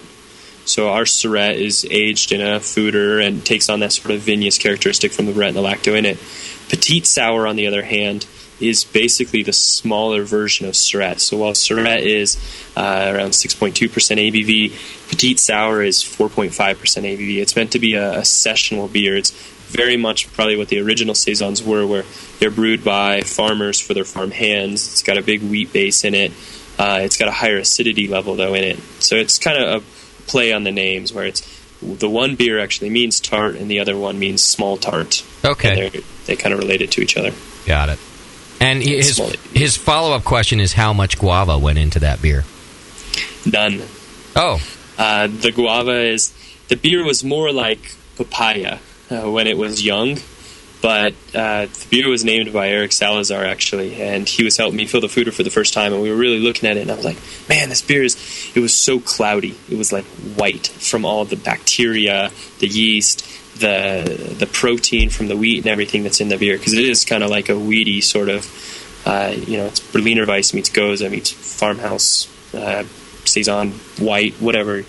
And he's like, yeah, man, just like pure guava. And we were laughing. I was like, yeah, that's going to be the name of the beer. And it's funny to see people rate the beer because so many people rate like, oh yeah, and the guava in it. And there's no fruit in the beer at all. That's all from the Brettanomyces. Okay. That's pretty impressive, actually. Hanky Spanky in the chat room. Now, in all honesty, you do not have to answer this question if you don't want to be bombarded by emails. We do have a lot of passionate homebrew listeners, and they will email you. But basically, he was thanking us for asking his question to you. He says he's been looking for your email contact info for a while to learn more about your thesis, but he hasn't been able to find it. So he wanted to know if we would be willing to ask for your email address. And again, you don't have to give that out if you don't want to be bombarded with questions. Awesome. No, that's cool. Yeah, I've been very good at hiding it. But technically, if anyone sent anything to, fuck you at Crooked Stave, can I say that? Yeah, okay. You can say that. No, we don't say crooked. Vagina at Crooked Stave. We say slanted. All end up in my email box. Okay. But my email is Chad at Crooked Stave. Just Chad at Crooked Stave. Okay. By the way, you really should create the vagina at Crooked Stave as your general feedback inbox. That'd be perfect. I'll send emails out of it, so when people get it, like, even better. Right. Now, you mentioned this when Nathan was talking about the flocculation of Brettanomyces, but a question came through from Dark Alex in the chat room, and he says he wanted me to ask you about repitching from a mixed culture. And basically, if you've done it and if you've had success with it. I think I remember you saying if you repitch, you don't even know what the blend is anymore. So, right, mixed culture. I'm guessing. I guess I'll answer both ways. From a mixed culture of purely Brettanomyces strains, it's what I have been doing. I've started just repitching from them, and I did it out of necessity because I had the yeast and I didn't want to order an entire new pitch just to be able to get these strains again in this exact kind of ratio they were in before. I wanted to see how they took over, how they continued, and I didn't see that much drift in flavor. So my guess is that I probably was getting pretty close to the original ratio anyways. Okay. Mixed culture and souring, that's what we do with all our barrels. They're mixed cultures of Brett and Lacto and PDO. And we're saving a portion of that beer, the really sort of, with the most amount of bacteria and Brett in it, and repitching into more barrels and inoculating into more barrels. So his follow-up then would be, how many generations have you successfully done that with? 5 so far. Okay. And still then going. I just wasn't able to brew anymore, so I was going to go through a period where we were doing beers that then were primary from a sack, and I wasn't able to. I didn't want to just keep it for a while. Oh, so I see. Just let them go, and then just recently started again with a new culture. Gotcha. Okay. Here's an interesting question. Mile High Brewer's back, and he wants to know how you determine when to bottle a beer. Are you doing that by taste or by, like final gravity, amount of time? What's your decision? It's in the beginning, I was doing it to try and be like, I can produce this beer fast. Okay. Fast being like 4 weeks. And that got us a bit of overcarbonation in our beer. So in the original Pure Guava Petite Sour, which actually was 2 months, but in the Rouge, in the Orange, those beers are well overcarbonated now. So they tend to gush at the higher altitudes. I opened in California actually recently, and they did well. But what I'm finding to be the magic number right now with the Brett beers is 6 weeks. I seem to, at 6 weeks, I'm able to do to get them dropped out, get them bright enough in that time and everything, because we don't do any filtering at this current time, and I'm able to get them into bottles, and they do a partial bottle carbonation as well. Huh. So it's taken about 6 weeks. I'm going to continue to play around with that and look at it. That's tough. When we consider when the beer is done, though, is I'm looking at gravity. You always want to look at gravity, because otherwise, I don't know what it's going into the bottle at. Certainly flavor is the most important aspect, I would say.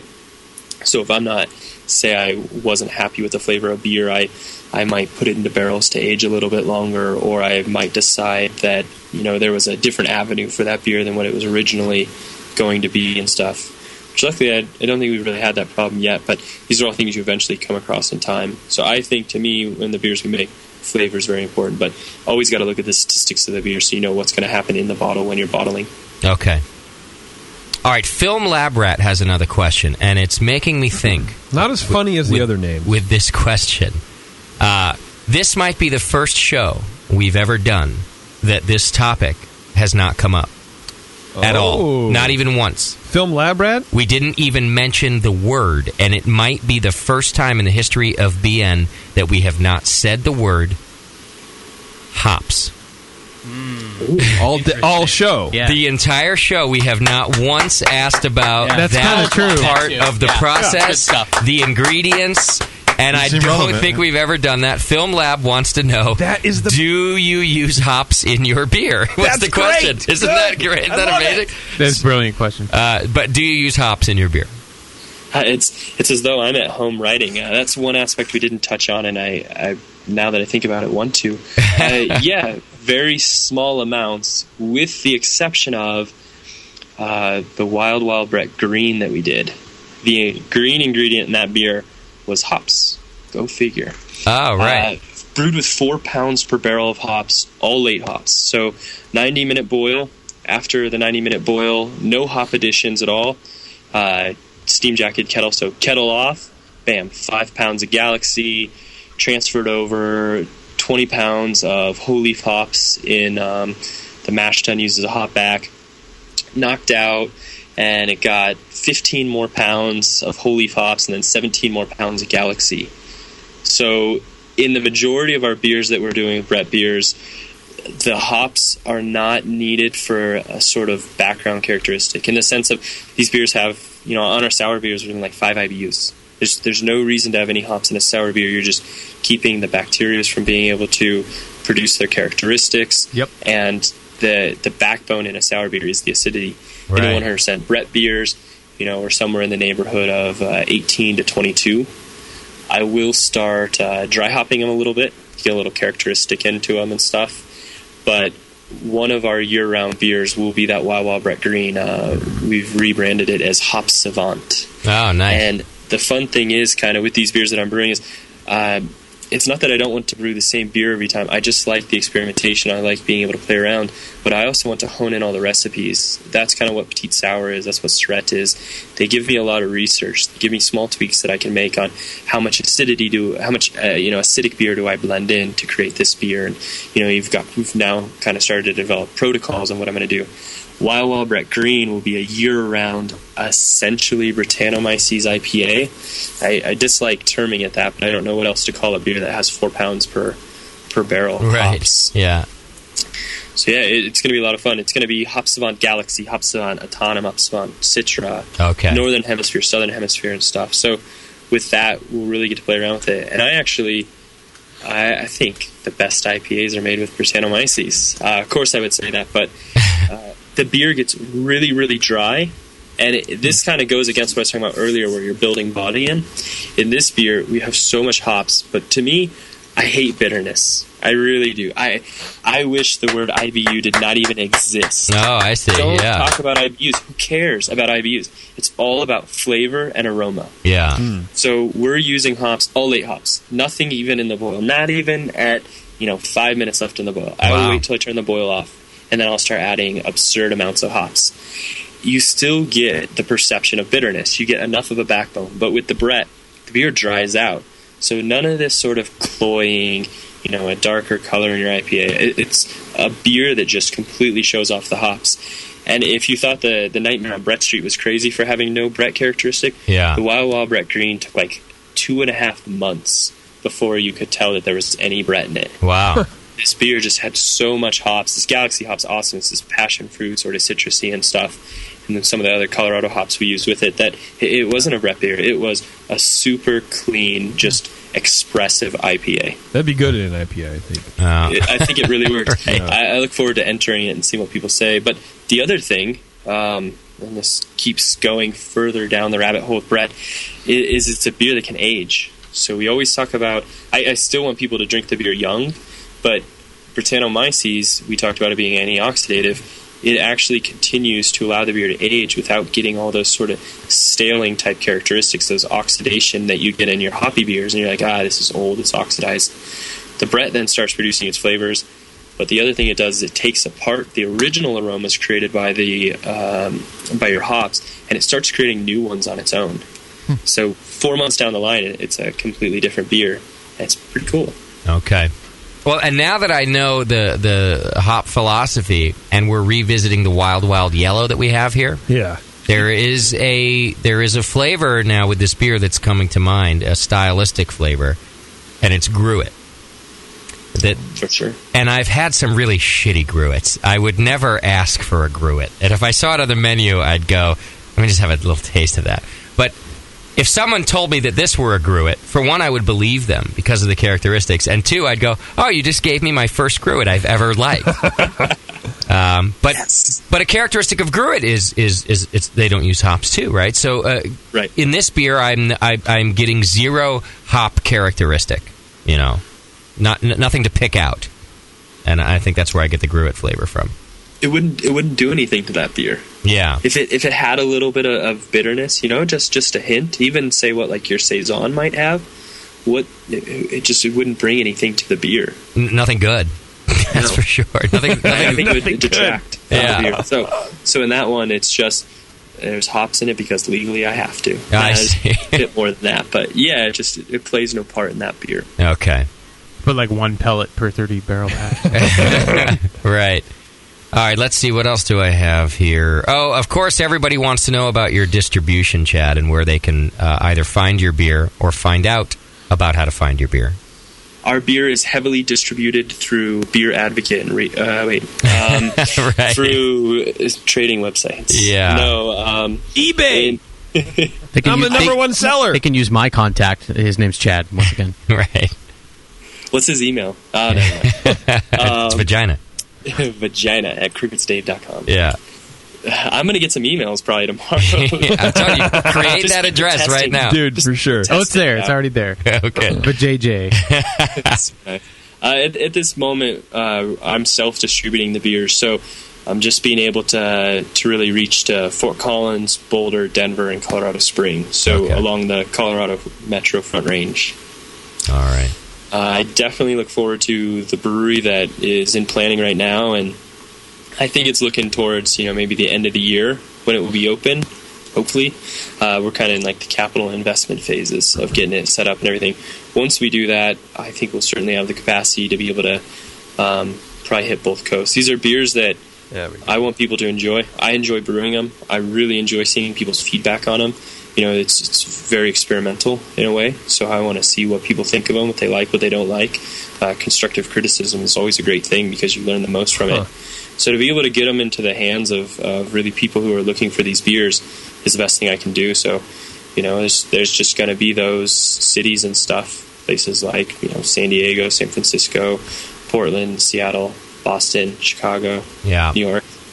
Normally I talk against it, like rating beer sites and stuff like that, but I think in this case where you're putting out experimental beers and you're doing it and you're telling everybody that, I see. I think that's a fantastic way to get feedback. Sure. Give it to people and you tell me what you're tasting and see if I can taste the same thing, especially with Brettanomyces, who can, like you said, change flavors entirely. Right. Am I tasting the same thing that as some dude in Arkansas is tasting? I have no idea. Yeah. Pretty cool. Yep, I agree with you. It's a neat way to see some feedback. You certainly have to take it with a grain of salt and everything, but it has its uses, I would say. Certainly. Yeah. All right, I got several questions about the no hop. The no boil process, but one that I'm going to zero in on here that I think is an interesting question. Blitzkrieg is in the chat, and he wants to know, when you do the no boil beer, do you have any issues with DMS? So I put a lot of research into this, and the answer would be no. And the reason why it's no is because so DMS is created by a precursor that is present in malt, which is SMM. SMM. In order for that precursor to be formed, you need to get up to boiling temperatures. So new technology, for instance, with whirlpools, because DMS can still continue while you're whirlpooling. You're at that higher temperature, that near boiling temperature, but you're not necessarily vaping and boiling the DMS then all the way off. So you can have DMS then reform, which is why some like real spectacular brew houses have strippers that it's run over, and not the kind on poles. That is my kind of brewery right there. And so new whirlpool technology actually brings the beer down to 85 degrees Celsius, which again I believe is 185 degrees Fahrenheit, somewhere right in there. It runs it through a heat exchanger, cools it down to that, and then starts whirlpooling, so you don't have the formation of DMS. If you're not boiling the beer, that precursor is not flavor active the same way the DMS is, so therefore you're not actually having DMS form. Amazing. I'm sorry, I stopped listening at strippers. Incredible. But that is incredible. That's when I started, which is weird. The other question I'll ask about the no boil, just because we covered it a little bit, I think it's interesting, is how would you go about hopping a no boil beer? Why would you add any hops? Exactly. So there were no hops in your no boil process whatsoever? Nope. Yeah. Love it. Because that would inhibit bacteria. So right. You could take the philosophy. So one, I always hear people talk about mash hopping. So I guess that could work. Otherwise, certainly, I think there's a lot of legitimacy to using aged hops in lambic. Possibly beta acids and these flavors that are not on the same range of bitterness as the alpha acids are could be protecting against some of those unwanted bacteria that I was speaking about. But with lambic, the aged hops are most important in the flavor. This will sound totally radical. I'll probably get a bunch of hate mail for it. But I think that young bottled goose is hoppy. Yes. The reason why is because of all the phenolics that come from the hops. When you're putting that much hops into a beer, I mean, goose has a lot of hops into it. Oxidized hops, like you're saying, of course. Yep. Right, yeah. And one of the characteristics that comes out of those are all, I mean, that's one of the reasons why we use hops in beers is for that protein polyphenol complex. The proteins and the polyphenols come together, and that drops out as your hop break.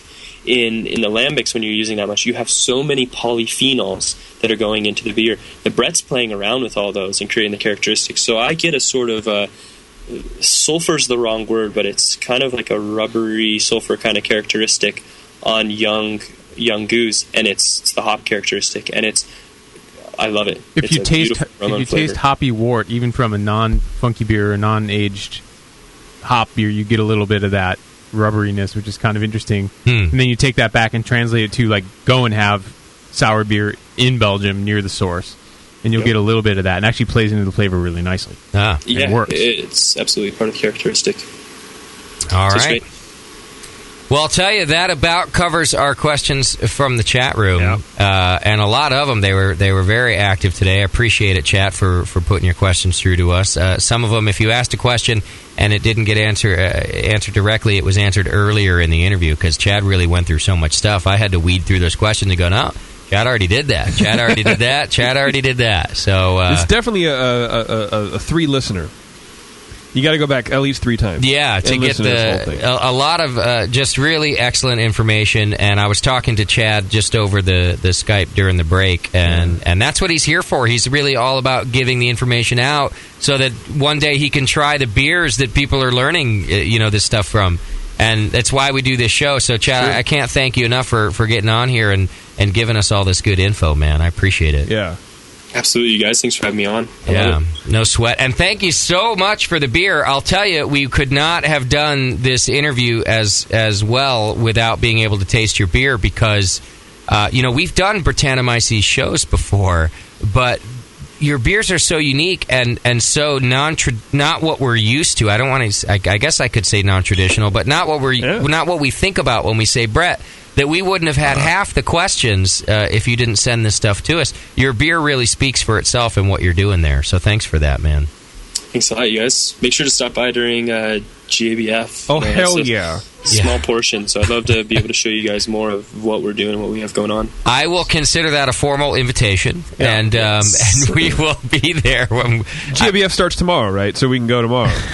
I'm telling you, we'll help rip the doors off. Between Yester coming on this program and blowing our mind with his beer, and now Chad, I think the BN might need a second headquarters in Colorado or something. Yeah. That would be. I would only move to. Well, not only, but one of the places I would move to is Denver. Portland is the other one. The beer scene is something else, man. And then Main Street in Disneyland. Main Street Disneyland. That's where JP really They have an wants to apartment move. over the firehouse. It's unoccupied. I know this for a fact. Yeah, but it has like 4-foot ceilings. Wow. Shit. Right. It's Chad Jacobson from Crooked Stave Artisan Beer Project. You can send questions to vagina at crookedstave.com. If you have any criticism or things to say, you can send that over to penis at crookedstave.com. At booty hole smell. But everything else goes to Chad, and don't bombard the poor man, but it sounds like he's open to getting your questions. And once again, Chad, you're doing good things over there. Thanks for being on the show, man. Great, you guys. Thanks so much. Hey, Chad, what's that website with your Brett dissertation on it? Oh, yeah. BritannomycesProject.com. There you go. All one word. Go there. There's a bunch of other stuff on there, too. Oh, yeah? You checked it out? Yeah. It's pretty rad. It sounds very complicated, just with the title for me. I'm afraid. I can't spell that. I guess there's like an update. I don't know, Chad, you can correct me if I'm wrong, but you updated along the process of your dissertation, right? Yeah. Yeah, so it's all like his learning curve basically on there too, which I opened once and I don't understand it. Right. I don't get it. I'm real stupid. So well, the way Chad's done the show, like I've understood what he's talking about. I'm afraid to go read the site because I don't feel like an idiot again. Right, He's made me feel smart. Well, I feel like a smart guy will write like smart people are going to read it, but when he comes on the show, he knows to dumb it down for us. Yeah, exactly. It's bar talk at this point. That's right. It's bar talk. To be honest, it's taken a while to get to this level, to be able to put it on this level. I did last year. Spent a lot of time speaking at conferences, and the first couple of conferences are just one or two people sitting in the front, like yeah, digging it, and the rest of the people just like kill me now, just so far over everyone's head. Blink. And I'm like, yeah, I sound smart, and then I'm like, yeah, this is doing no one any good. And I've gotten it into the more practical levels, and at the end of the day, that's the most important part, is the practical aspect. Well, it is, and it sucks for a guy who's as passionate about something like this as you are, Chad, to go stand in front of a room and have people not be able to absorb it. Because then you're like, well, that's not why I'm here. Right. Then I failed. Yeah, like you're fired up about it. To see somebody yawning, you're like, well, fuck this. Well, at least you get a cool speaker gift. Yeah, that's nice. true. And you get to smell beer farts and taste bad homebrew. So it's three things that you can look forward to. Right. But that is the cool thing about beer, I think, that if you can find the right way to present it, and I think you did that tonight, by the way, 100%. Chad, then it is a very palatable thing to talk about and get geeky about, even the science part of it, because it's pretty understandable, Yeah. Absolutely. Yeah. Anyway, Chad, you rock, man. Thanks so much for being on the show, dude. I have a question. Love it, you guys. Hell yeah. Hang on, JP's got more. Chad, have you ever tried to do like a spider graph? The wineries like to do that, or specifically like cooperages like to do little spider graphs of the flavors of their beer. Have you ever tried to do that? Has any brewery tried to do that? Yeah, a lot of breweries do it. It's just all in-house stuff. So you that's how you make a lot of your specs on your beer. So technically, every single brewery better have that, actually. You do it for the specs on your beer, and that's how you look at in blind tastings when you're sitting down and you're looking at each batch and stuff. Okay, how does this line up to the next? What do we like? What are our tastes are seeing? That's a little bit harder for a brewery, but I'm currently building those and have done that. I mean, it was even part of the research, just the spider graph on a single strain, how it was. I think they're a very important part of tasting and sensory. So it's like a circle with a bunch of different flavors, and then it kind of a spiked line as to how far into that flavor you're getting. So if you're like going vanilla, if you're getting a lot of vanilla, you would get a just long spike. You'd be like at a 10. So it's like it goes out from the center, and center is 0, and at the farthest corner is 10. And if it's for a single beer, you have the characteristics of that beer. So malty, it's a 2. Hoppy, it's a 5. Funky barnyard bread, it's a 12. Oh no, wait, it only goes to 10. But yeah, so it goes like that, and that's how this one goes to 12. That'd be kind of a rad thing to put online. I don't know. Yeah. I'd be interested in seeing it. But maybe just to go, I know what that is, and then I would gloss over it. I don't know. Yeah, I don't know how I would absorb the information. But anyway, sorry. Oh, yeah, talking about the beers? There's a lot of requests for Stump the Brewer. Do they have their questions prepared? Unknown. Then no. It'll take 10 minutes to get questions in for Stump the Brewer and all that. No, it'll take a long time. Chad, we're going to have you back if you don't mind, and we'll do Stump the Brewer then. How about that? Let's do it. Yeah, let's do it, guys. Now, JP was making a joke, a half-serious joke about GABF. Are you going to enter your beers into GABF this year? Yeah, definitely. We'll be ready to. We entered some beers into World Beer Cup coming down in San Diego. Three of our Brett beers. So I certainly look forward to getting some feedback on those and seeing how they do. Yeah. And then we'll enter beers into GABF and stuff. It's fun. It's great camaraderie and stuff, and see how everyone does. Hey, are you coming down to CBC this year? Yeah, I'll be down there. So I'll bug you about this in email, but let me plant the seed right now. The Brewing Network is going to go down. I think we're going to do a show from White Labs on the Wednesday, kind of before CBC really gets going, awesome. like that night and Thursday. And we're wanting to do kind of a Brewers Roundtable where we get a few people in there, along obviously with Chris White, to talk about a few different topics. And you don't have to answer now. I know it's a busy week, but I might send you an email. I would love to have you sit in on that panel to talk about beer with us, and I bet you that those whatever other brewers we get on there would love to pick your brain about Brettanomyces. That's too. a good idea. So if you're interested, put that in the back of your head, and I'll bug you about it later this week. Yeah, sounds good. Do email me. I just play everything by ear, which means I have nothing set up. So perfect. That's how we do it usually. Be at the top of my list. That'd be awesome. I'd love to do that. Yeah, we're looking at early Wednesday afternoon, and listeners, we're going to broadcast it live from the new White Labs facility, along with video, and we're going to get some good guys like Chad to sit in there and for an hour and a half or so, and just talk about some hot topics in beer. And Brett is definitely one of them. So, Chad, I'll bug you this week. It'd be really great to have you on that. Perfect. Look forward to doing it. Look forward to seeing you down there. Perfect. What is it? crookedstave.com, Moscow? Yeah, and one more thing, just because we're keeping it going.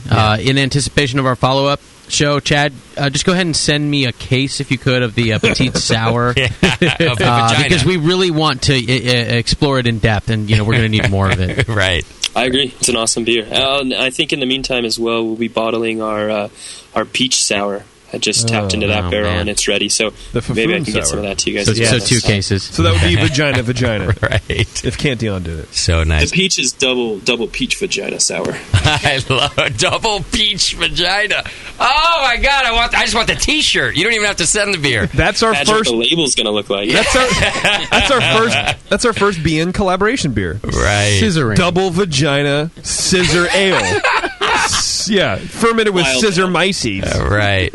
You know why I love having Moscow as the producer is trying to figure that out. Well, he doesn't really even understand how expensive and long it takes to make these beers. So he's like, "Fuck it, we're gonna go ahead and we're gonna need 2 cases of that."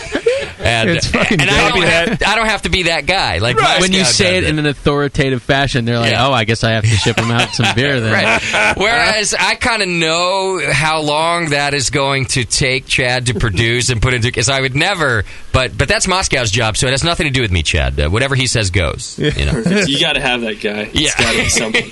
You have to have that guy. All right, man. Go to crookedstave.com, and I hope to talk to you this week about CBC. Chad, you've been awesome. I appreciate you being on the show, brother. Love it, you guys. Thanks a lot. Take care. Chad. Later. Cheers. All right. Good dude. We just found another good brewery. Awesome. Well, I think he might be in running for guest of the year. Yeah, already. Seriously, he's been marked on the show log. It's like April and a half, right? And we've already probably had 4 or 5 of those guys. This is a good year for us interview wise. So far, so good.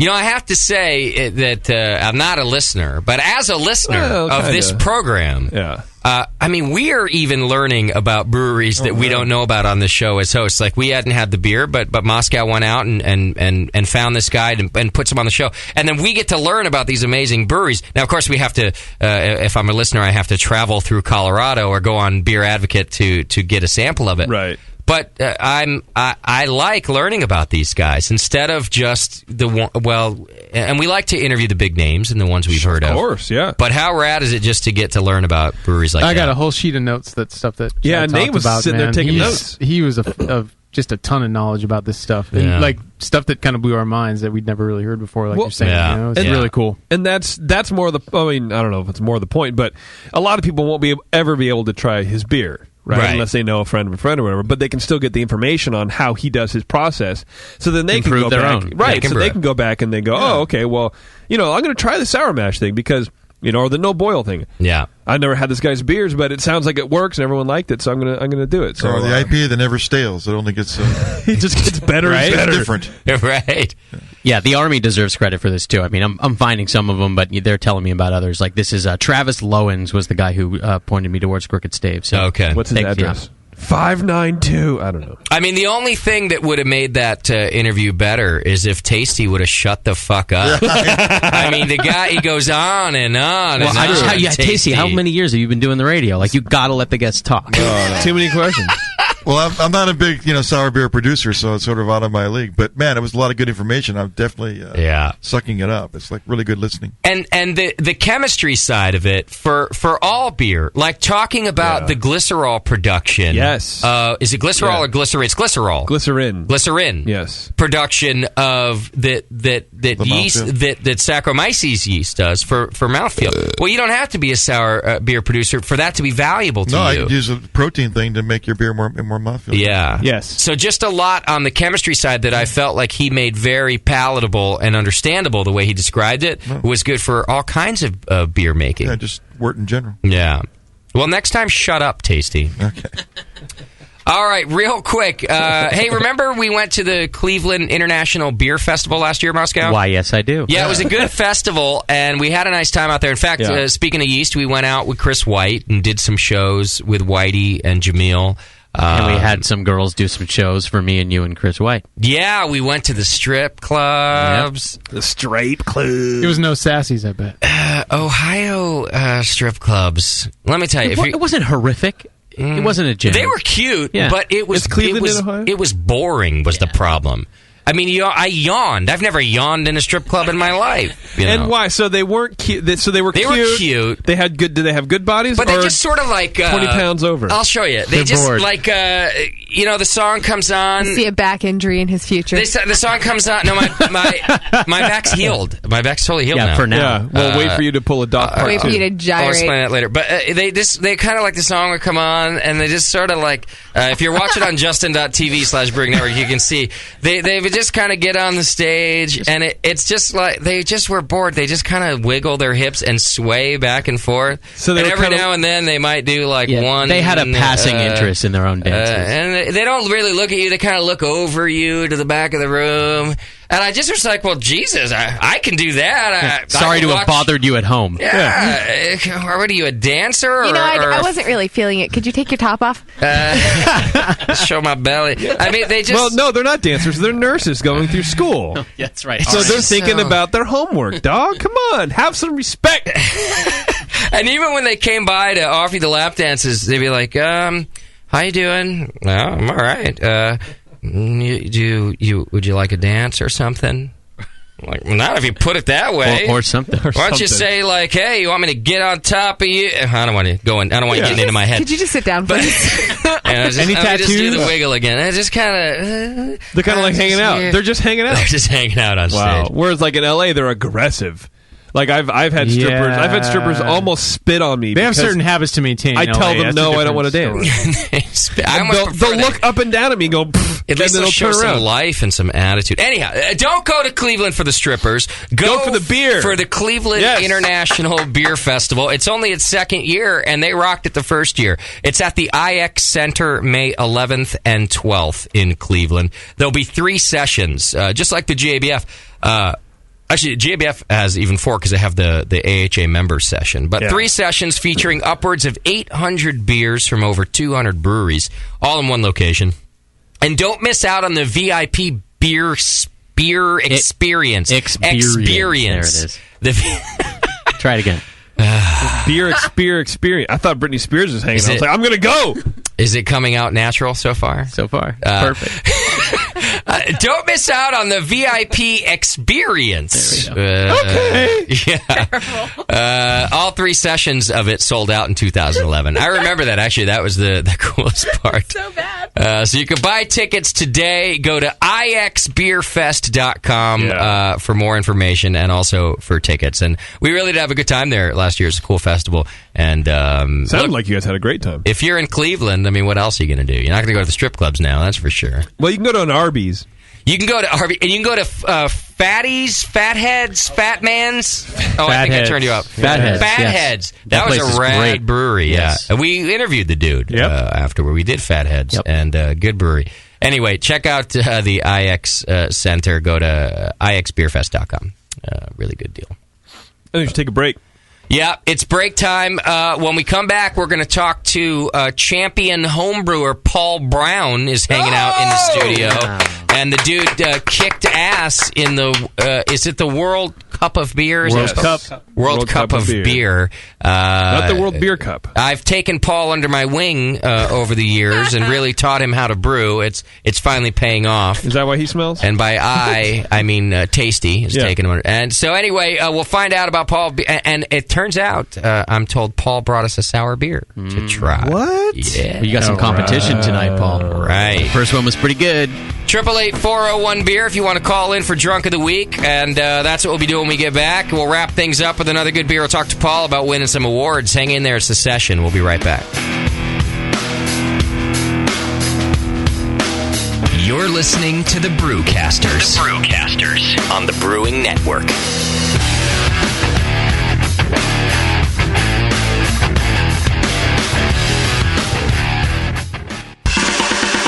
know, the Brewing Network's very own Code Right and Fool's son, Ryan Wolf, has opened a beer mecca in Missouri.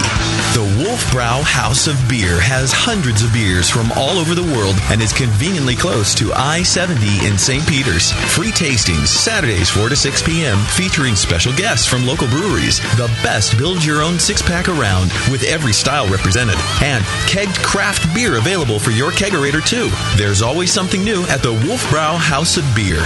New and hard-to-find beer every week. No two visits are the same, just like passing out at the Rat Pad. Hi, this is Ryan from Wolfbrow House of Beer. Mention the Brewing Network when you stop in for some cool free stuff. Mention JP for a swift kick in the ass. The Wolfbrow House of Beer. Beer with personal service from a member of the BN Army. This is Code. Visit my son's shop or I'll yank the BN website down. www.wolfbrow.com. Here's a bite for beer lovers. Soft caramel made with real craft brew and coated in chocolate. And hop drops, hard candies made with real hop oil. Introducing Beer Candy from beercandy.com. Beer Candy's amazing caramels come in 4 mouth-watering flavors. IPA, bitter gold, wrapped in smooth white chocolate. Lager, made with a familiar beer from Boston and coated in milk chocolate. Lambic, soury Belgian goodness full of fresh raspberry and dipped in dark chocolate. And stout, roasty cocoa chocolate insanity. Hop drops are made with Fuggles or Cascade hops and are known as the candy that bites you back. Choose from sampler and full sizes of both and make your mouth jump to life. All at beercandy.com. Hop drops and beer caramels. Satisfy your sweet tooth as only a beer lover could with Beer Candy. Visit beercandy.com today. You know, when Israel had sinned and God was trying to decide who he gonna send down to save the earth, they was around. Somebody had suggested that he sent Abraham. He told Pharaoh that Sarah was his sister, not his wife. Then said, no, you can't send Noah. Said, strictly illegal. Noah was a little wino. I had a fellow live next door to me who brewed homebrew in the bathtub. The beer we selling now not good enough. But it was strictly illegal. I don't think you want to do this to your children, do you? Man, you gonna make everybody up there wino. I don't think you want to do this to your children, do you? Man, you gonna make everybody up there wino. You know, we have people that live on the street that'll go into your local Dollar General store and buy shaving lotion for a high.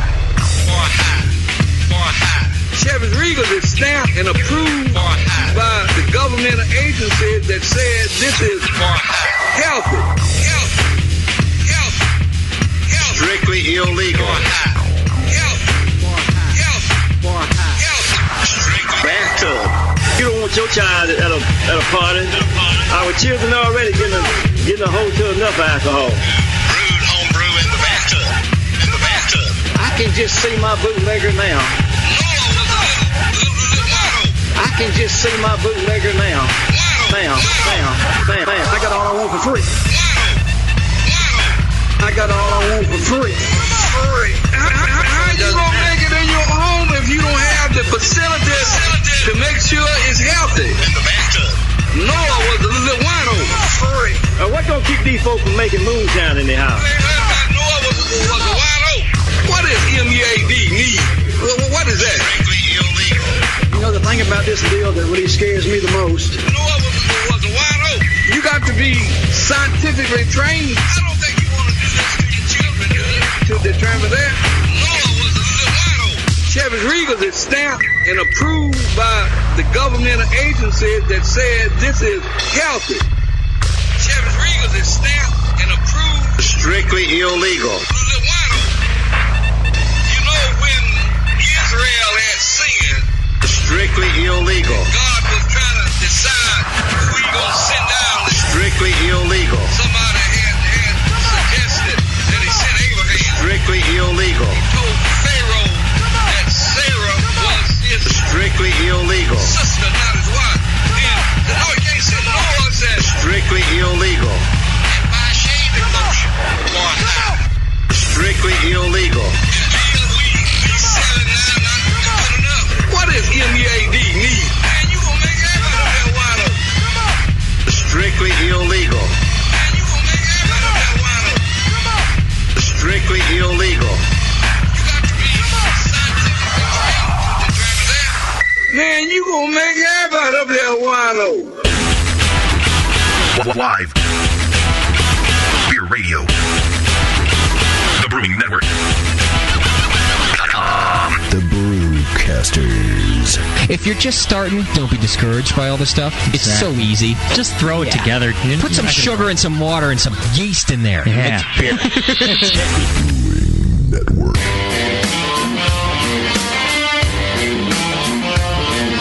Brewcasters are back. 888-401 beer. Whatever.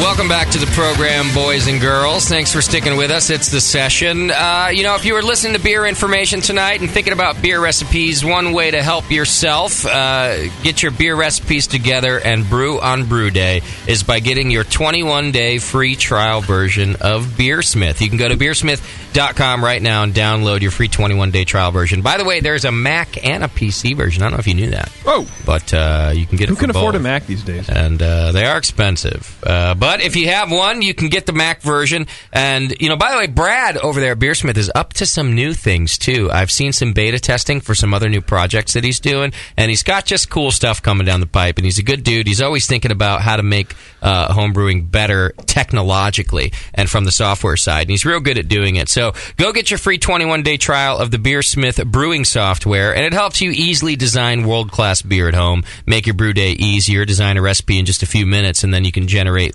step-by-step brewing instructions that tell you how to brew your beer, which is really, and I'm not joking when I say this, I still need that. I still need the step-by-step instructions. Oh, yeah. I don't mean in a really dumb way. I'm not so bad at brewing that I'm like, okay, now add the water. I don't mean that, but I do still need step-by-step instructions in terms of what is my strike water temperature? Give me that, and then give me the next thing, and then give me the next, and it really helps me to look at the program, you can pull up the MASH profile, and just go through it. I can put in my water to grain ratio and the outside temperature, the temperature of the grain. I can do all these things to help me figure out my strike temperature. Yeah, well, and especially for people who don't brew as often as some of us do. That's what I mean. Yeah, a lot of people, don't brew as often as you know maybe people on the show here do. Like I know Tasty brews a hell of a lot. I brew sort of.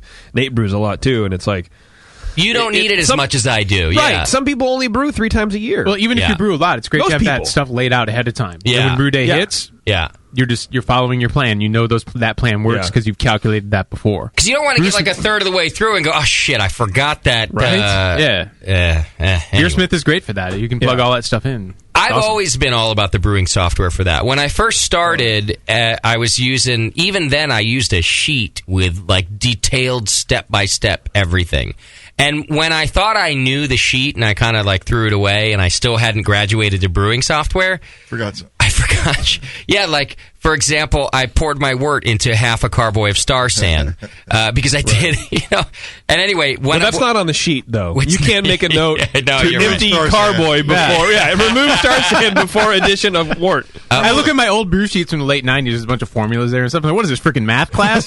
Right. Yeah, I just plug that stuff into good software now, and I don't have to try and worry about algebra on brew day. It's so much better. I wonder if Brad will put into Beersmith 3.0 for me, like just for me, empty Star San from Carboy before. I think in all of our like BN kits, like you know, at like More Beer or Northern Brewer, it should be on there. Do you have checkbox BN listener or not? That's a good point. Sanitize fermentation vessel and removal. Remove sanitation liquid from fermentation vessel. You know what, newly JP? Sanitized. Yeah. Make sure I don't forget that. We're working on a new BN recipe kit, and I do want every BN branded recipe to have those instructions. Anyway, if you're ready to graduate to brewing software or just upgrade the software you're using, it's free to get a 21-day trial version of Beersmith. Just go to beersmith.com. Check it out. Check it out. Okay. Yeah. All right. What are we doing now? Are we finishing feedback? I'll tell you what I'm doing right now is drinking Jamil's Evil Twin. Jamil. Never heard of it. Out of the bottle. Like right out of the bottle? And that's in a draft. You know, Heretic, of course. I am loving this beer right now. So good. So balanced. He brought me like a case of the Shallow Grave and in the Evil Twin. I get the. It's amazing that after all these years of the BN, I'm still the charity case, which I'm fine with. I'm totally fine with this. But he's like, look, I got all these partial fills from bottling day. You know, not every bottle fills perfectly. You can't sell that. And I was like, dude, I am your charity case. I will take them for the rest of my life. I don't care what. We all appreciate that. Yeah. And, dude, this Evil Twin is such a good beer. And it's gotten so much better from even his first batch.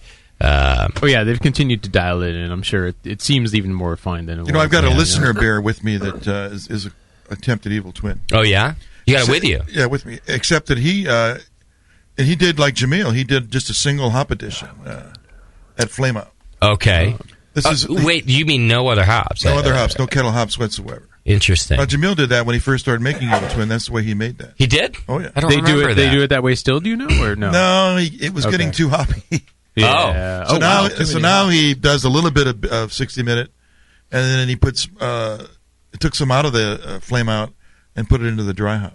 I see. So he's got more aroma. But can we taste this homebrew version you have? Yeah, sure. I'll bring it up. Yeah, now that I got the Evil Twin here, I'd love to do a little side by side of that.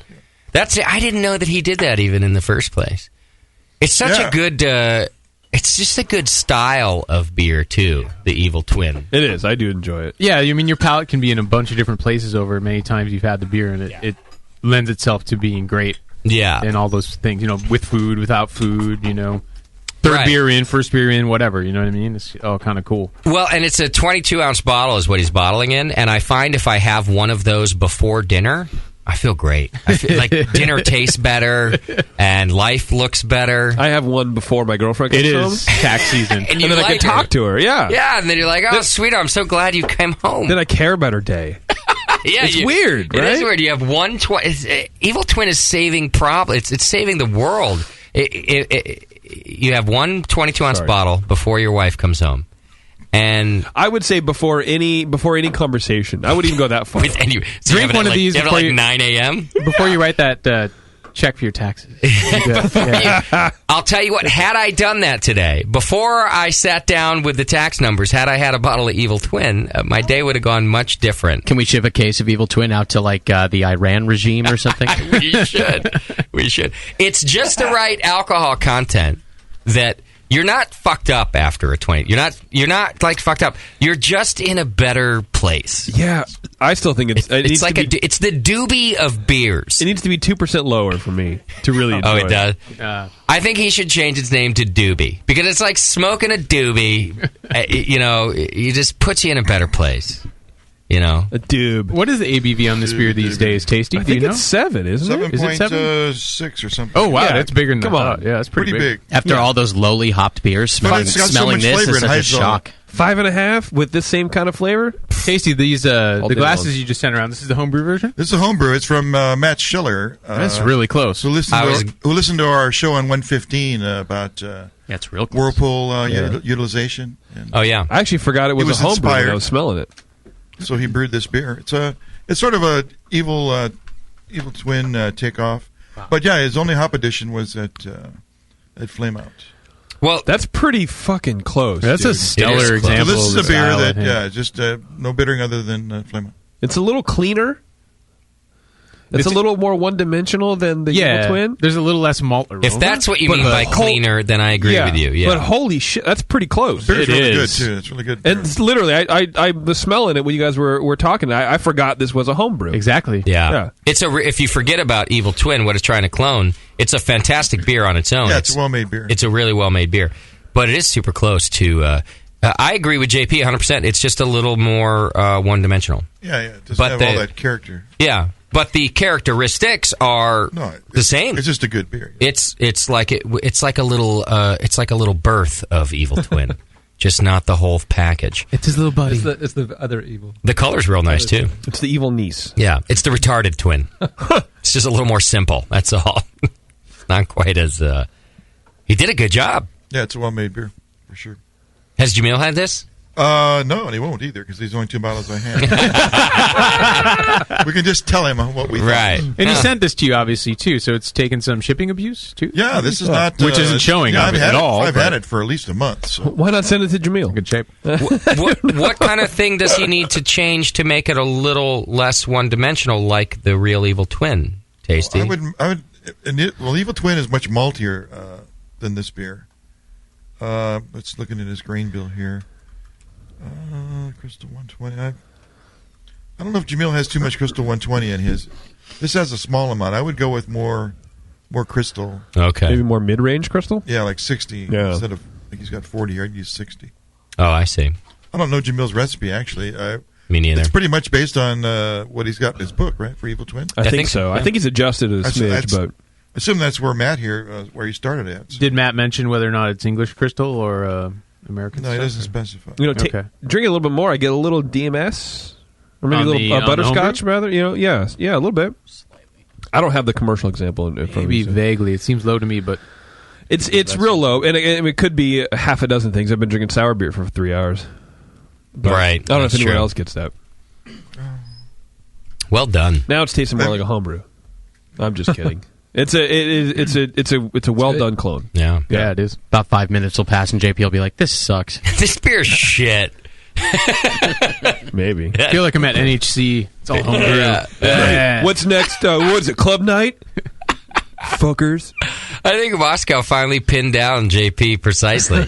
Give him 15 minutes on any given subject, and he hates it. Is it getting popular around me? Oh, fuck that. It sucks. Right, not even that.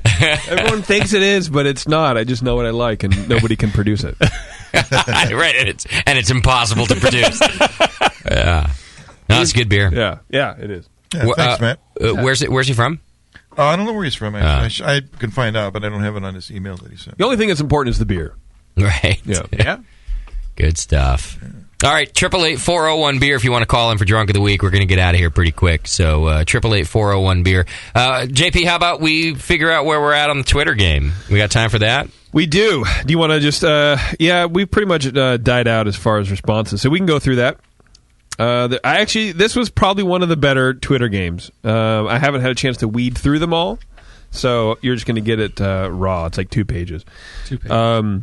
BSDX says Bear Grylls would make what celebrity would make the worst homebrewer and why? Was the Twitter game. BSDX said Bear Grylls because he would use piss from ash water. Man versus Wild. Yeah. Didn't he get fired or something? I don't know. I think he's gone from Discovery. Is he? Yeah. No, his show's rad. Not a Girl's ID, whatever that means, says Sidney Crosby because he's a little bitch.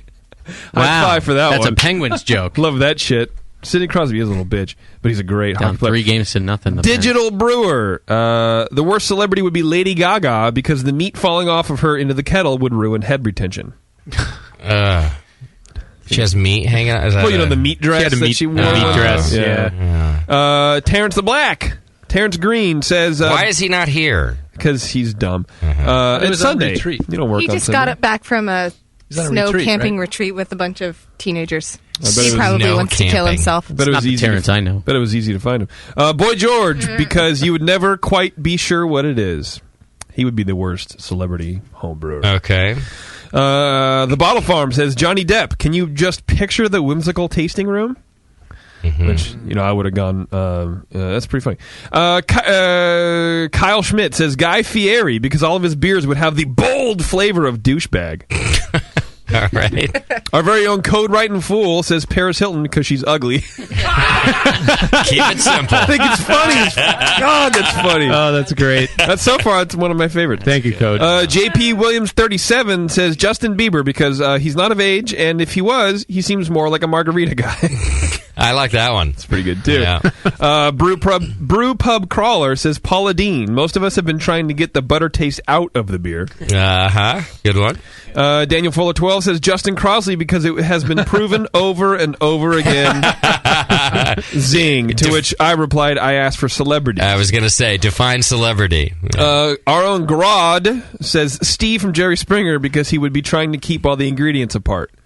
His show's also on Coffee, so maybe we should get an extra point for that. There you go. Coffee TV 20. Chaz, our good buddy Chaz, says the Montreal Canadiens, they'd be too distracted giving Justin tips to improve his golf game. Another hockey reference. And then our Pat says Keira Knightley because everything she would brew would be too thin-bodied. Vivo likes that one. Funny. Wow. Losing Ground says Losing Ground says Michael Bay. It'd be a great looking bottle that tasted like shit. And then finally, Beer Mafia. That's a movie joke. Beer Mafia says Tiger Woods because he would propagate all the yeast and give him an STD. Which we're not implying that Tiger Woods has STD. I like Bieber, and there was one just before Bieber. The Paris Hilton one was funny. Paris Hilton and Bieber. Those are the two I like. Code, man, yeah. But Code is, well, he's a volunteer employee. Well, I guess like the rest of you. He needs a T-shirt, though, every now and Does he then. need a new T-shirt? You don't have to add the word employee after volunteer, by the way. That's a good point. Volunteer employee. Those are mutually exclusive. Beav, is Code in there with you? Yes. Ask him if he needs a new T-shirt. Because I don't want to make him the winner if he doesn't need a new Well, T-shirt. let's go through them. What do you think about the Keira Knightley one? I liked that one. I liked it because Bevo liked it. It was sort of funny. I'm going to take it out. So Keira Knightley's skinny, that's a thing? So nobody made fun of the celebrities that are making beers in their name and stuff like that. No one did. Yeah, that's just funny to me. The Jerry Springer one? I thought it was kind of creative, but it's from Grodd, and he's an Australian, and I don't want to ship there. I like that if we ever had to do the fine print rules of the game, they'd be ridiculous. Give it to somebody else. They'd say things like, Australia's excluded because JP doesn't want to ship there. Code said give it to somebody else. Okay. Steve from Jerry Springer, because he's trying to keep all the ingredients apart. It is actually rather funny from Offspring of a Prison Colony. Okay, I'll put him in the running. Yeah, I like it. Enough. So we got Bieber and Steve. What else? What about the Grodd one?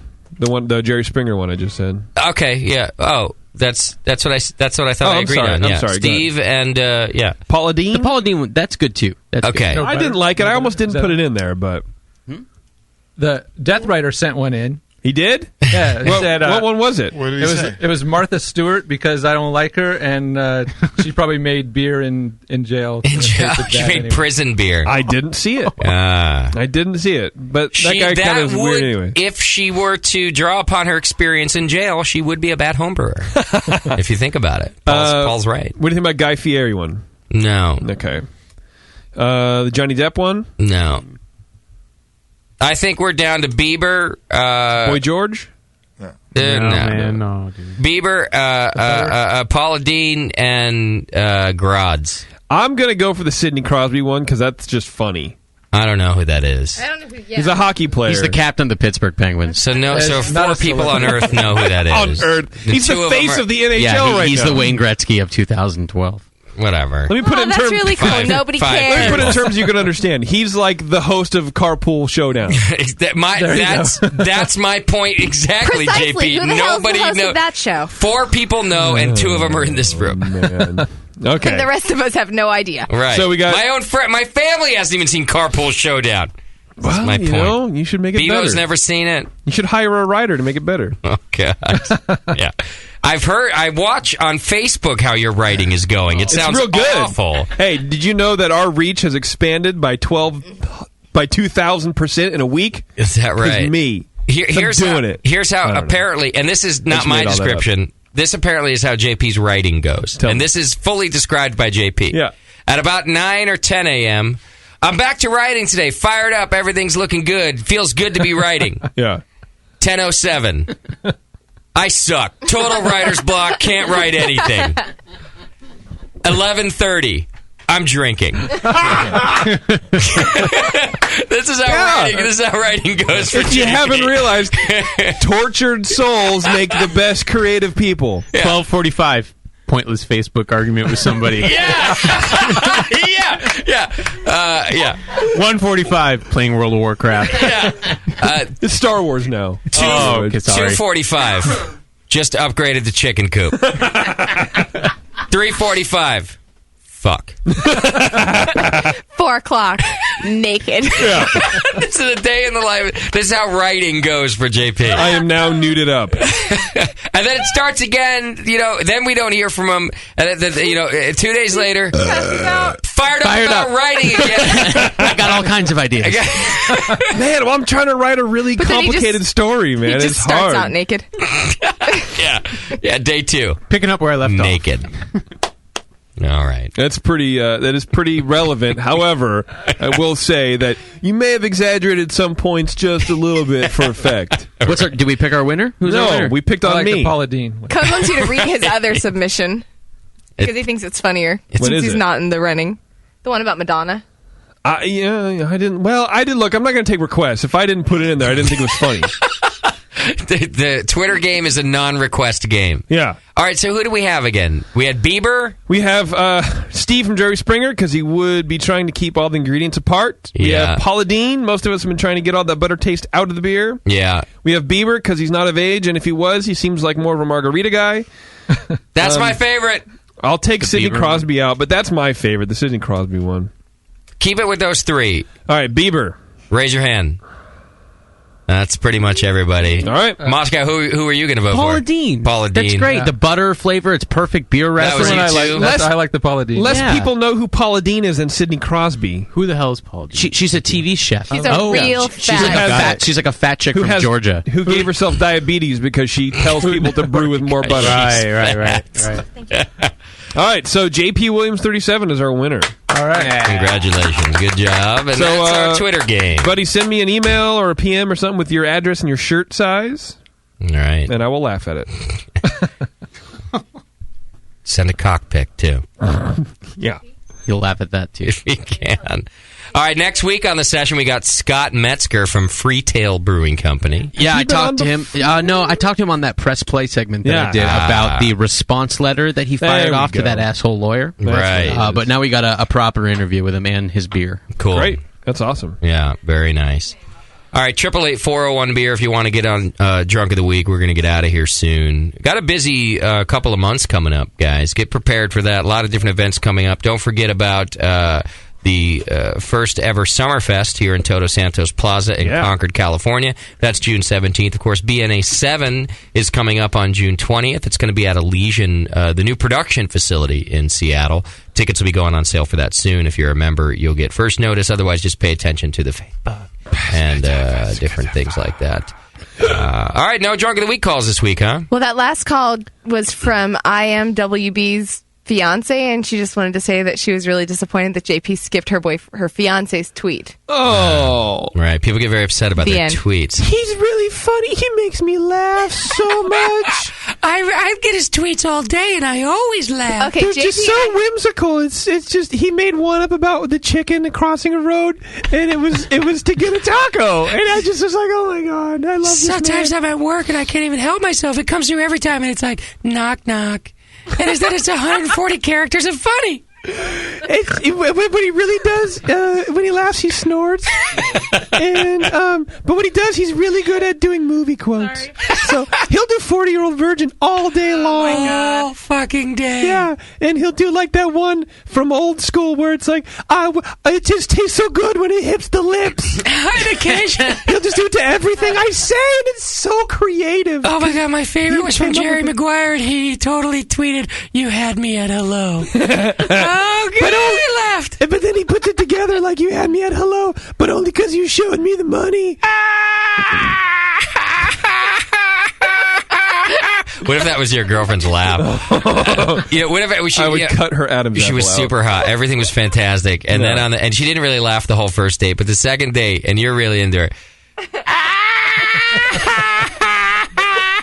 That's not outlandish. I've dated really good-looking women that, well, one in particular that had a horrible laugh. Oh, it's such like a terror. room clearer. Oh my God. It's so embarrassing. How long did you date her for? Everyone's like, well, she was hot, so Just enough. a couple months. But Right. like everyone would sort of, everyone in the room heard it, and everyone would look at her. Oh, it was bad, really bad.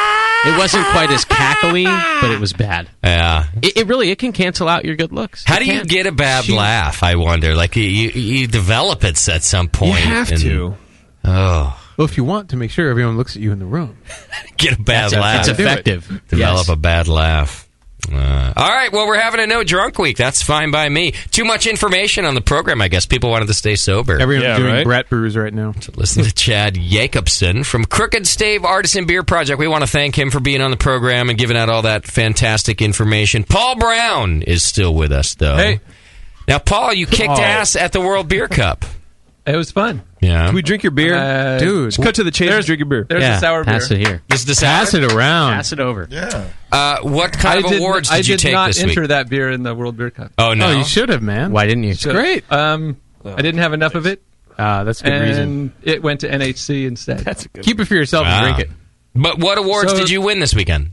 I got a gold in English barley wine. Nice. I got 2 silvers, one for a Munich Helles, one for a Cal Common, and then a 3rd place for a German Rogan beer. Wow. Look nice. Look at Style, Paul huh? Brown putting himself on the map this year. Yeah. Good work, man. Rogan beer. A bunch of different styles, too. It's awesome. He's Yeah. hoping for a spot on the BN somehow. You entered under Doze, didn't you? Yeah. Get the fuck out of here! Yeah. What a jerk. Those Doze guys. Well, none of those points count in the World Cup of beer, but Oh, okay. All right, well then there you go. But under NHC. for NHC, yeah. it's Doze. You want to hold the trophy for a minute just so you can get a taste of it? I've already held it.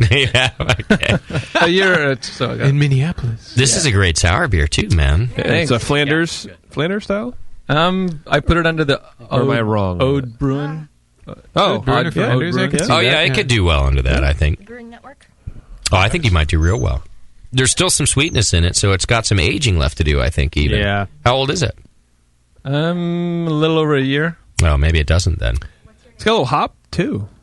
Well, Little it's bit? one of those Is that beers that you say, don't do this to your beer. Oh, it is? It started out as a Christmas spiced ale Oh, I see. that did not go down to, I think it got down to like 10:30 and quit. Okay. So I put it in a small carboy, like a 5-gallon carboy. Yeah. Added a sour mix, and it has 3 different. The White Lab Sour Mix. The one. White Lab Sour Mix. Yeah, that's a nice one. And put it in a bedroom, and just let it sit there for 9 months. Why a bedroom? You have like you do weird things to it? When, No, it's like off in the corner. Oh, I see. It's just a... I thought it was like so a I technique. didn't have to look at it and think about it and see that big, thick... This is my first sour beer, Whoa. so it had a big, thick pellicle on the top. Yeah, you did. You have to give it its own bedroom. It has work to do. Yeah. Nobody can look. Yeah, leave it alone. Yeah. Let it go in there and reproduce. Working away. It's good. And, well, I tasted it a couple months ago, and it was very thin and very. I brought it to Doe's, very lactic, very. Not very many people liked it. No, it's not that now. Well, it's because I doctored it a little bit with some of my English barley wine. You just threw a bit in there, a little more in there. Well, when I bottled my English barley wine, I thought, well, if I've got half a gallon I could leave in the keg. Yeah. And then I poured the sour beer on top of it, and it, mixed in, and it developed a little bit of more body to it and has more flavors. Right. And blending, huh? Nice. A little bit better. We're going to start calling you the scientist, Paul Brown. Seriously. Good job, man. Yeah, thanks. I like it. What do we got on the phone here, Beeve? Dakota Brewer? Is he our one and only drunk of the week? Winner! I don't even want to hear his boring story. Which won? He won. Dakota, what's happening? Hey, what's up, guys? How are you, brother? You drinking? I am. I'm drinking. I'm drinking some New Glarus. That's appropriate. I blew my keg of Vienna Lager. That's gross. Sir. That is gross. It's sprayed all over the place. Right. It's gone. How much of it was there before you finished it? Did it buy you dinner first? I didn't weigh it. I knew it was about to be gone, so I just finished it off. By the way, it was almost there. It had really heavy balls. I was going to unload it. That's a great answer, by the way. It's kind of like saying, I don't know, you fucking asshole. I just was drinking it. I didn't weigh it. It's such a great answer. That's pretty good. I don't fucking know how much was in it. I can't see. I just turned the tap and drank it. I kept drinking glass till it was gone. Good answer, Dakota Brewer. Good answer to a stupid question. No, it wasn't a stupid question. I just called in because... No, it was. It's okay. I never called in for a drunk of the week, so I figured it's time. Right. Yeah. And also, JP didn't... You guys picked Justin Bieber. Justin fucking Bieber. That's right. Well, it's not like he literally tweeted in his own name, dude. Right. Chill out for a second. But we picked him because he's a little pussy and he's a margarita guy. That's why we... super rich and his girlfriend's super hot. That's why we picked him. He would pay to have someone brew the beer for him, so he wouldn't even do it. Well, that would make him the worst brewer, too. It's kind of like what I do sometimes. All right. I love a little... It's like the heretic guy. The logical injection. All right. How would your friends know that you're drunk right now? What behavior do you... I hate Justin Bieber. Because I'm calling in and talking to you guys. That's probably. always a good... Yeah, I'd never call in unless I was drunk, too. So, no, there's no way. You guys want to vote? My pick... the worst brewer ever, my pick was Charles Manson. He'd be the worst brewer ever. Why? Because he'd be making prison hooch. Right. Just because he's in prison. Can you see why I didn't put that on there? I see. If you had a better punchline, it might have worked. Well, why does it have to be Charles Manson? I mean, it could be. He would no. Charles could be Manson. O.J. Simpson. He'd be the worst brewer because of all the snakes in the fucking head would get in your face, or because he talks a bunch of gibberish. You know what I mean? I see. He's got a swastika on his forehead. Therefore, his homebrew would suck. Because he's old and in prison, and he doesn't even have a fucking tier system. How do you know Dakota's drunk? He pronounces swastika as floska. I would actually think a swastika tattoo would make you a better brewer because of the whole German thing. Right. I see. But it's more of a hate thing, Scott. Right. I don't know if you knew that or not. Dakota, congratulations. You're our drunk of the week this week, my friend. You killed it. Yeah, dude. You destroyed the competition. Send your info and shirt size over to JP at thebrewingnetwork.com. For drunk of the week? And we're giving him a shirt this week. Fuck it. But I got to do it? Yeah. Fuck. JP at thebrewingnetwork.com. Thanks, brother. You can take a minute off of writing. Damn it! Sorry, I'm not pumping out ugly kids, all right? Wow. So Flabby's not ugly. She's just deformed. I never said she's ugly. She's deformed. She has that one ear. She has one floppy ear. Well, both. No, one is actually formed kind of weird, and the other one just sticks out. Right. Like a weird ear. You can blame Sam. It's okay. No, it's fine. They do like a little procedure where they just pin him back. We're gonna get on that. It's fine. She'll be fine. She'll be pretty. She just gotta lose a little weight and get her ear straight. She's just pretty fast forward 13 years. JP will be all about it. Don't worry. I wonder how big that kid's boobs are going to be. Oh my god. I mean, I haven't given it any thought. If she's like me, she won't peak until her mid-20s. That's true. Bevo, you did peak late. There's the little Flabbigail now poking her head in the studio. Flabby. Here, bring her She's here. a cute baby. She just has that No, one you make her deformed ear. cry. No, she doesn't cry. She is fat, though. Look at that thing. She's healthy. She's chubby. Look at those cheeks. That kid's head is enormously fat. But these are the ears. Look at that. Look, there's one there that they just stick out. They do. That one sticks out like it's broken. Look at those. You get a stiff wind and she's going poof. She can fly. I'll tell you, she already looks smarter than Sam, though. I mean, you got to give her that. She looks way more engaged and She's focused. Right? She doesn't have that glossed over, I've given up look. Oh, no. Listen, she's Chad Jacobson compared to Sam. I mean, she's brilliant. And she has mom jeans on. She's already wearing mom jeans. She'll tell you all about Brett. She's given up. Sam's going to be a shitty dad when she's a teenager. I'd hate to try to date Flabbigail when Sam's around. I'll let you know how it is. No, you guys made a good kid. It's a good-looking kid. Don't freak it out. See, look, you freaked it out. Give me the baby. There you go. Poor kid. Idiots. That kid gets happy when it gets near the boob, though. Loves those boobs. Wait, who is it from? You know. Kid's no fool. Oh, it's Paul's. Shit. Sam, you like being a dad? Sorry, I didn't know that. It's not a big pain in the ass? No, that's pretty awesome. I don't know. Every time I call to see what you're doing, you're like, I'm like, hey, we used to go golfing, we used to go drinking. Now I call and Sam's like, I got the baby today. No, I think I had to go to school or something last time. No, every time it's like, I got the kid. One time. I can't do anything anymore. Not allowed to leave the house. Mondays are bad. Yeah, Mondays for like 4 hours are the only day he has the baby, so... I see. So Mondays are bad. Bad for the baby or bad for you? Yes. Right. And then it gets worse. I don't know. I feel like I haven't seen Sam in... how old's that baby? She's almost 6 months. In like 6 months. I haven't seen Sam. It's her fault. He's always... I don't know. Sam, you want to go out for like one beer? Baby. Baby. Sam, you want to go to... We got the SoCal Homebrew Fest coming up. You go every year. You coming? We got the baby. We got the baby. You know. It's mostly Bev's fault. She won't let me go drink with the baby. Right, you can't bring the baby.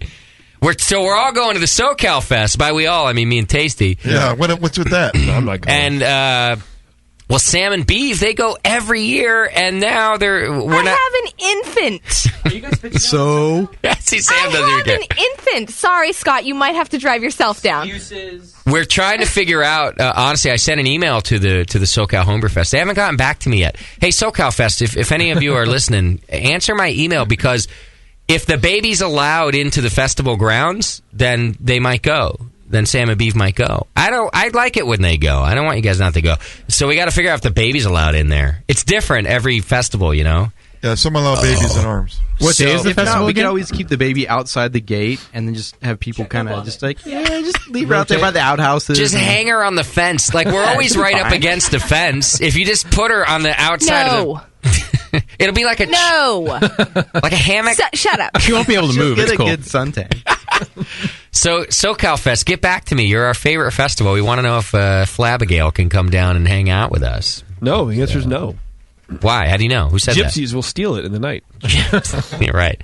You guys can sleep in the Westie. I'll even give you a bed in the Westie, you know? But I guess we're just worried about if the baby's allowed into the fest. Yeah. Otherwise, they can't go. So I don't think Chad's going, Tasty. Oh. I talked to him the other day, and... He's out of the homebrew scene. Screw that. He's working all the time. He thinks he's going to have to manage that weekend.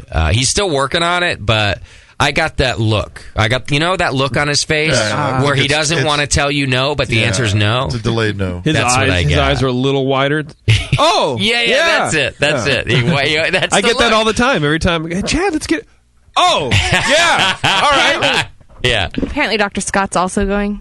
Oh, yeah, Doc's going. That's right. No, I told him he's not in the here. chat. He has no voice. He's Doc not here. and He has no Big voice. Tim. Now, Tasty, are you going to bail if Chad doesn't go? If Doc goes, I won't. Okay, Doc's going. He's already got his tickets. If Doc goes, you won't go? What weekend is it? He won't Speaking bail. of tickets, we need to get tickets, by the way. Okay. Yeah, I wrote to them about that, too. No one's answering me. No you one got it likes right, him. Tasty. They don't answer me anymore. Because you're all needy. You're right. No, I didn't. I wrote the main email, I think. I gotta Tasty write has the clout. Send me the proper email address. All right, I will. Yeah, we do got to get our tickets. You're right about that. When is it? So if May Doc, 4th. see, this is the thing about Tasty. And We're not Tasty's crew anymore. No, because what do you if mean? Chad wasn't going and Doc wasn't going, he'd be bailing on me for SoCal. There's no one to eat pot with. Well, not so Basically much. what it is. You wouldn't go though. You just said only because Doc's going. Now you're going to stay with us. Well, no, I would go if Doc's not going. Okay. I don't know. Hey, where's my beatification anyway? I got in the car. Oh, yes. I was afraid you were going to give it away between no, now and the time I that you said I told want me. to give you You have something. I'll get it for you. beatification. Thank you, sir. Well, I'm excited about the SoCal Fest, as always. It's my favorite homebrew fest of the year, and it's going to be a good time. And we're going down there. I'm driving up from CBC, and then we're hoping to get Bevo and Sam there. Moscow's going to come on down. Doc is going to be there. Doc's got like a dental convention in Orange County or something during the week. Really? So that's how he gets to go this year, because he's got the dental convention till like Friday afternoon, and then Big Tim's going to pick him up and bring him up to the festival up in Ojai.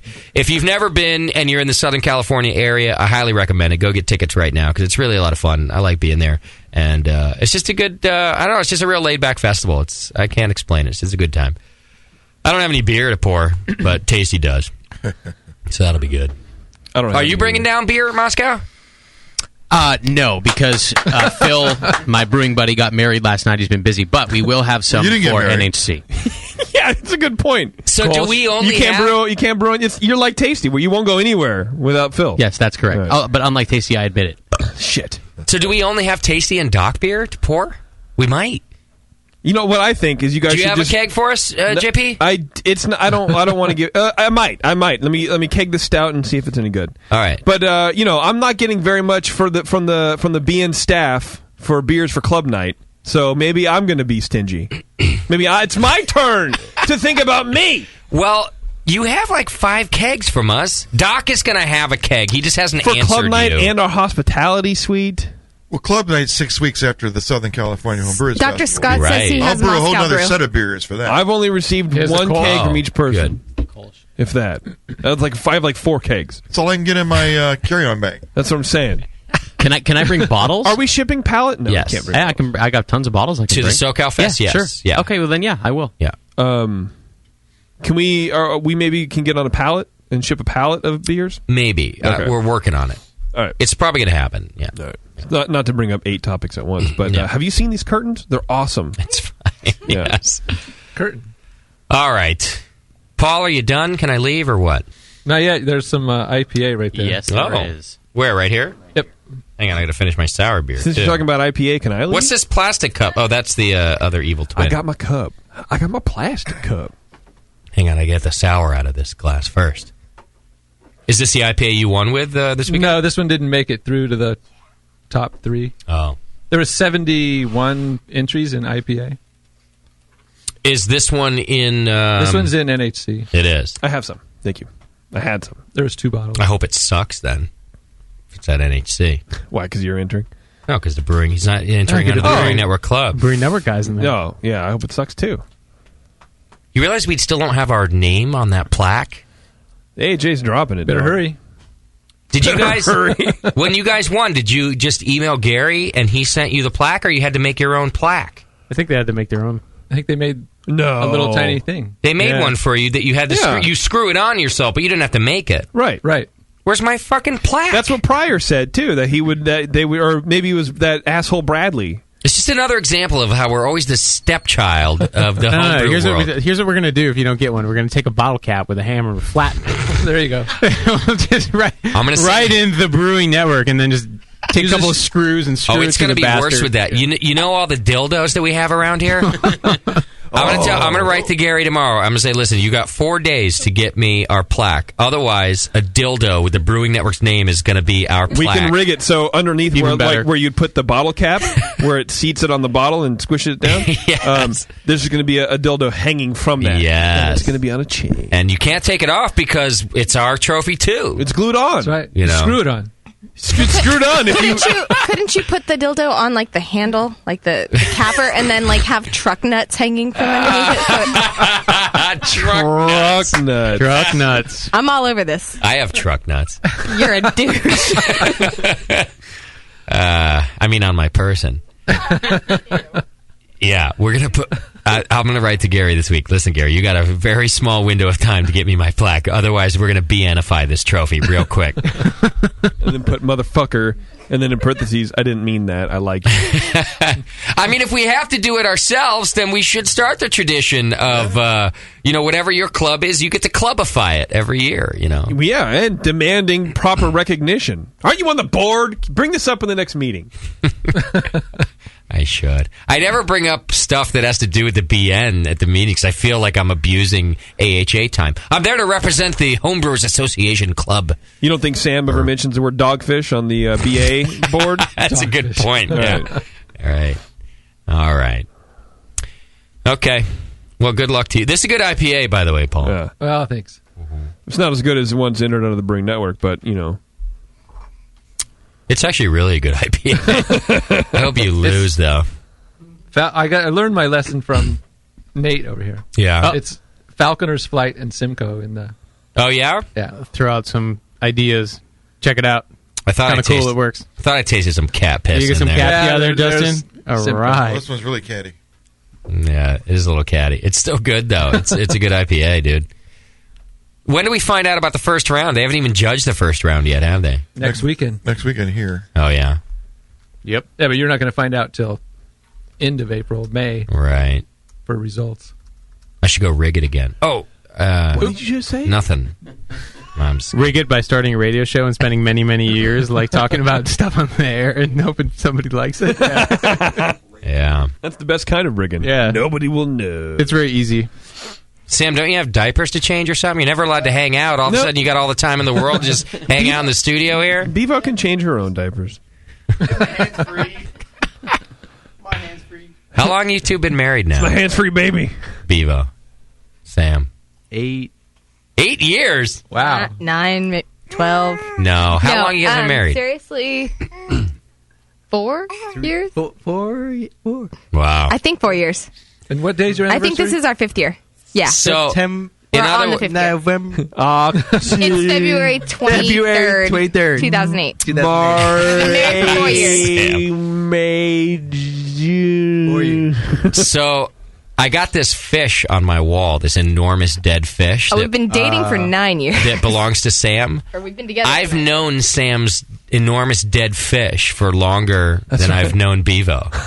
And I'm making Sam take his fish tonight. I'm packing the house, and I'm making Sam take it's his a really fish. impressive Fish? bass.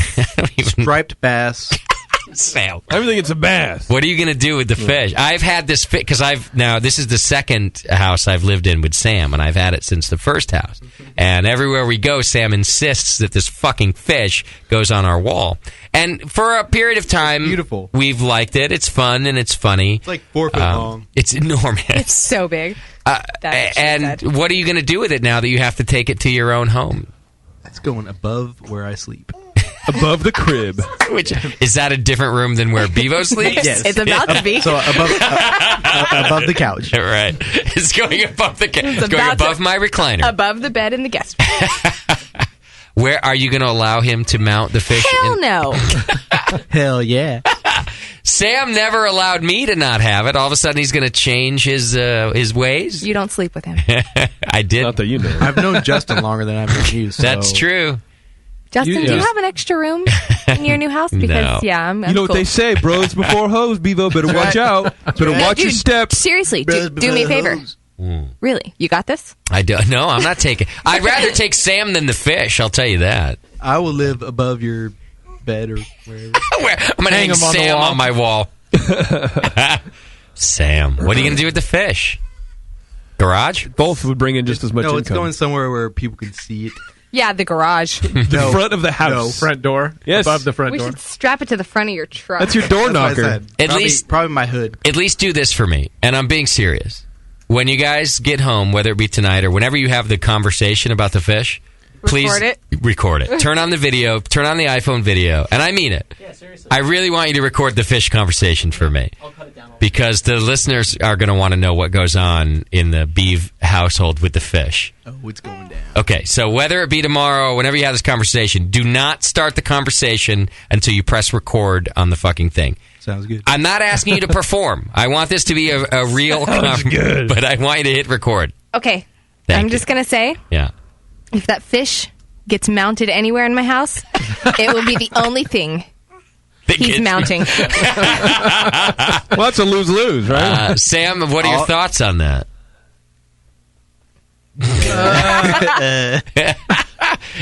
Maybe we found the only thing that Sam cares about, mounting Bebo. Everything else is like, well, I don't care. I'm a mile. If she's holding the fish, right. She's a mountain. Will you hold the fish? No. My God, can we go home? Mount the fish on your back. And It's the only thing that turns Sam on anymore is that fucking fish. That big gaping mouth. Oh, God. Oh. Well, good luck with it. Did you load it in your car already? It's not ready yet. It's ready. No, Get that it's not fucking ready. fish. We gotta talk him down. Talk him down.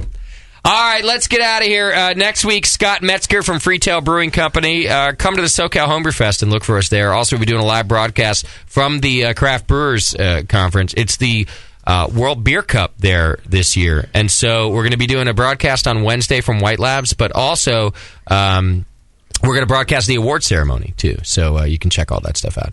Am I missing anything that I need to do before I hand it over to JPP? We're good. All right. Thanks, everybody, and we'll see you next week. Go ahead, Gypsum. Oh, shit. Here we go. Okay. Thank you to our show sponsor, More Beer. You can get absolutely everything you need to make great beer at home by going to morebeer.com. Watch the World Beer Cup Awards ceremony live from the Craft Brewers Conference in San Diego on Saturday, May 5th on the Brewing Network. Broadcast time to be determined. You can hear me wheeze. Check out the Brewing Network tent at the Southern California Homebrewers Festival in Ojai, California on Saturday, May 5th. Meet Tasty, Doc, Justin, and that's probably it, while they serve their homebrew and taste the best of SoCal all weekend long. Go to calhomebrewers.org for info on the fest. Check out the Brewing Network tent at the... that's the same thing. The homebrewers of Peoria are now accepting entries for the Black and Tan competition to be held April 28th in Peoria, Illinois. Entry deadline is April 21st, and all categories will be accepted. Go to blackandtan.brewcompetition.com. JP likes dicks in his mouth. Don't miss your chance to see him in action. Hire JP... Oh, you ass. The new season of Justin's Show, Carpool Showdown, is underway. Watch it on Coffee TV 20 or online at thatthing.com. Follow JP on Twitter, Major Jip, if you like trivial complaints, and be sure to read his blog at moderndaymerrick.blogspot.com. Moscow has some painting for sale. Follow Moscow Paints. And Nate at Nathan Homebrew on Twitter also. Be sure to find the Brewing Network on Facebook and Twitter. Oh my God. Charity.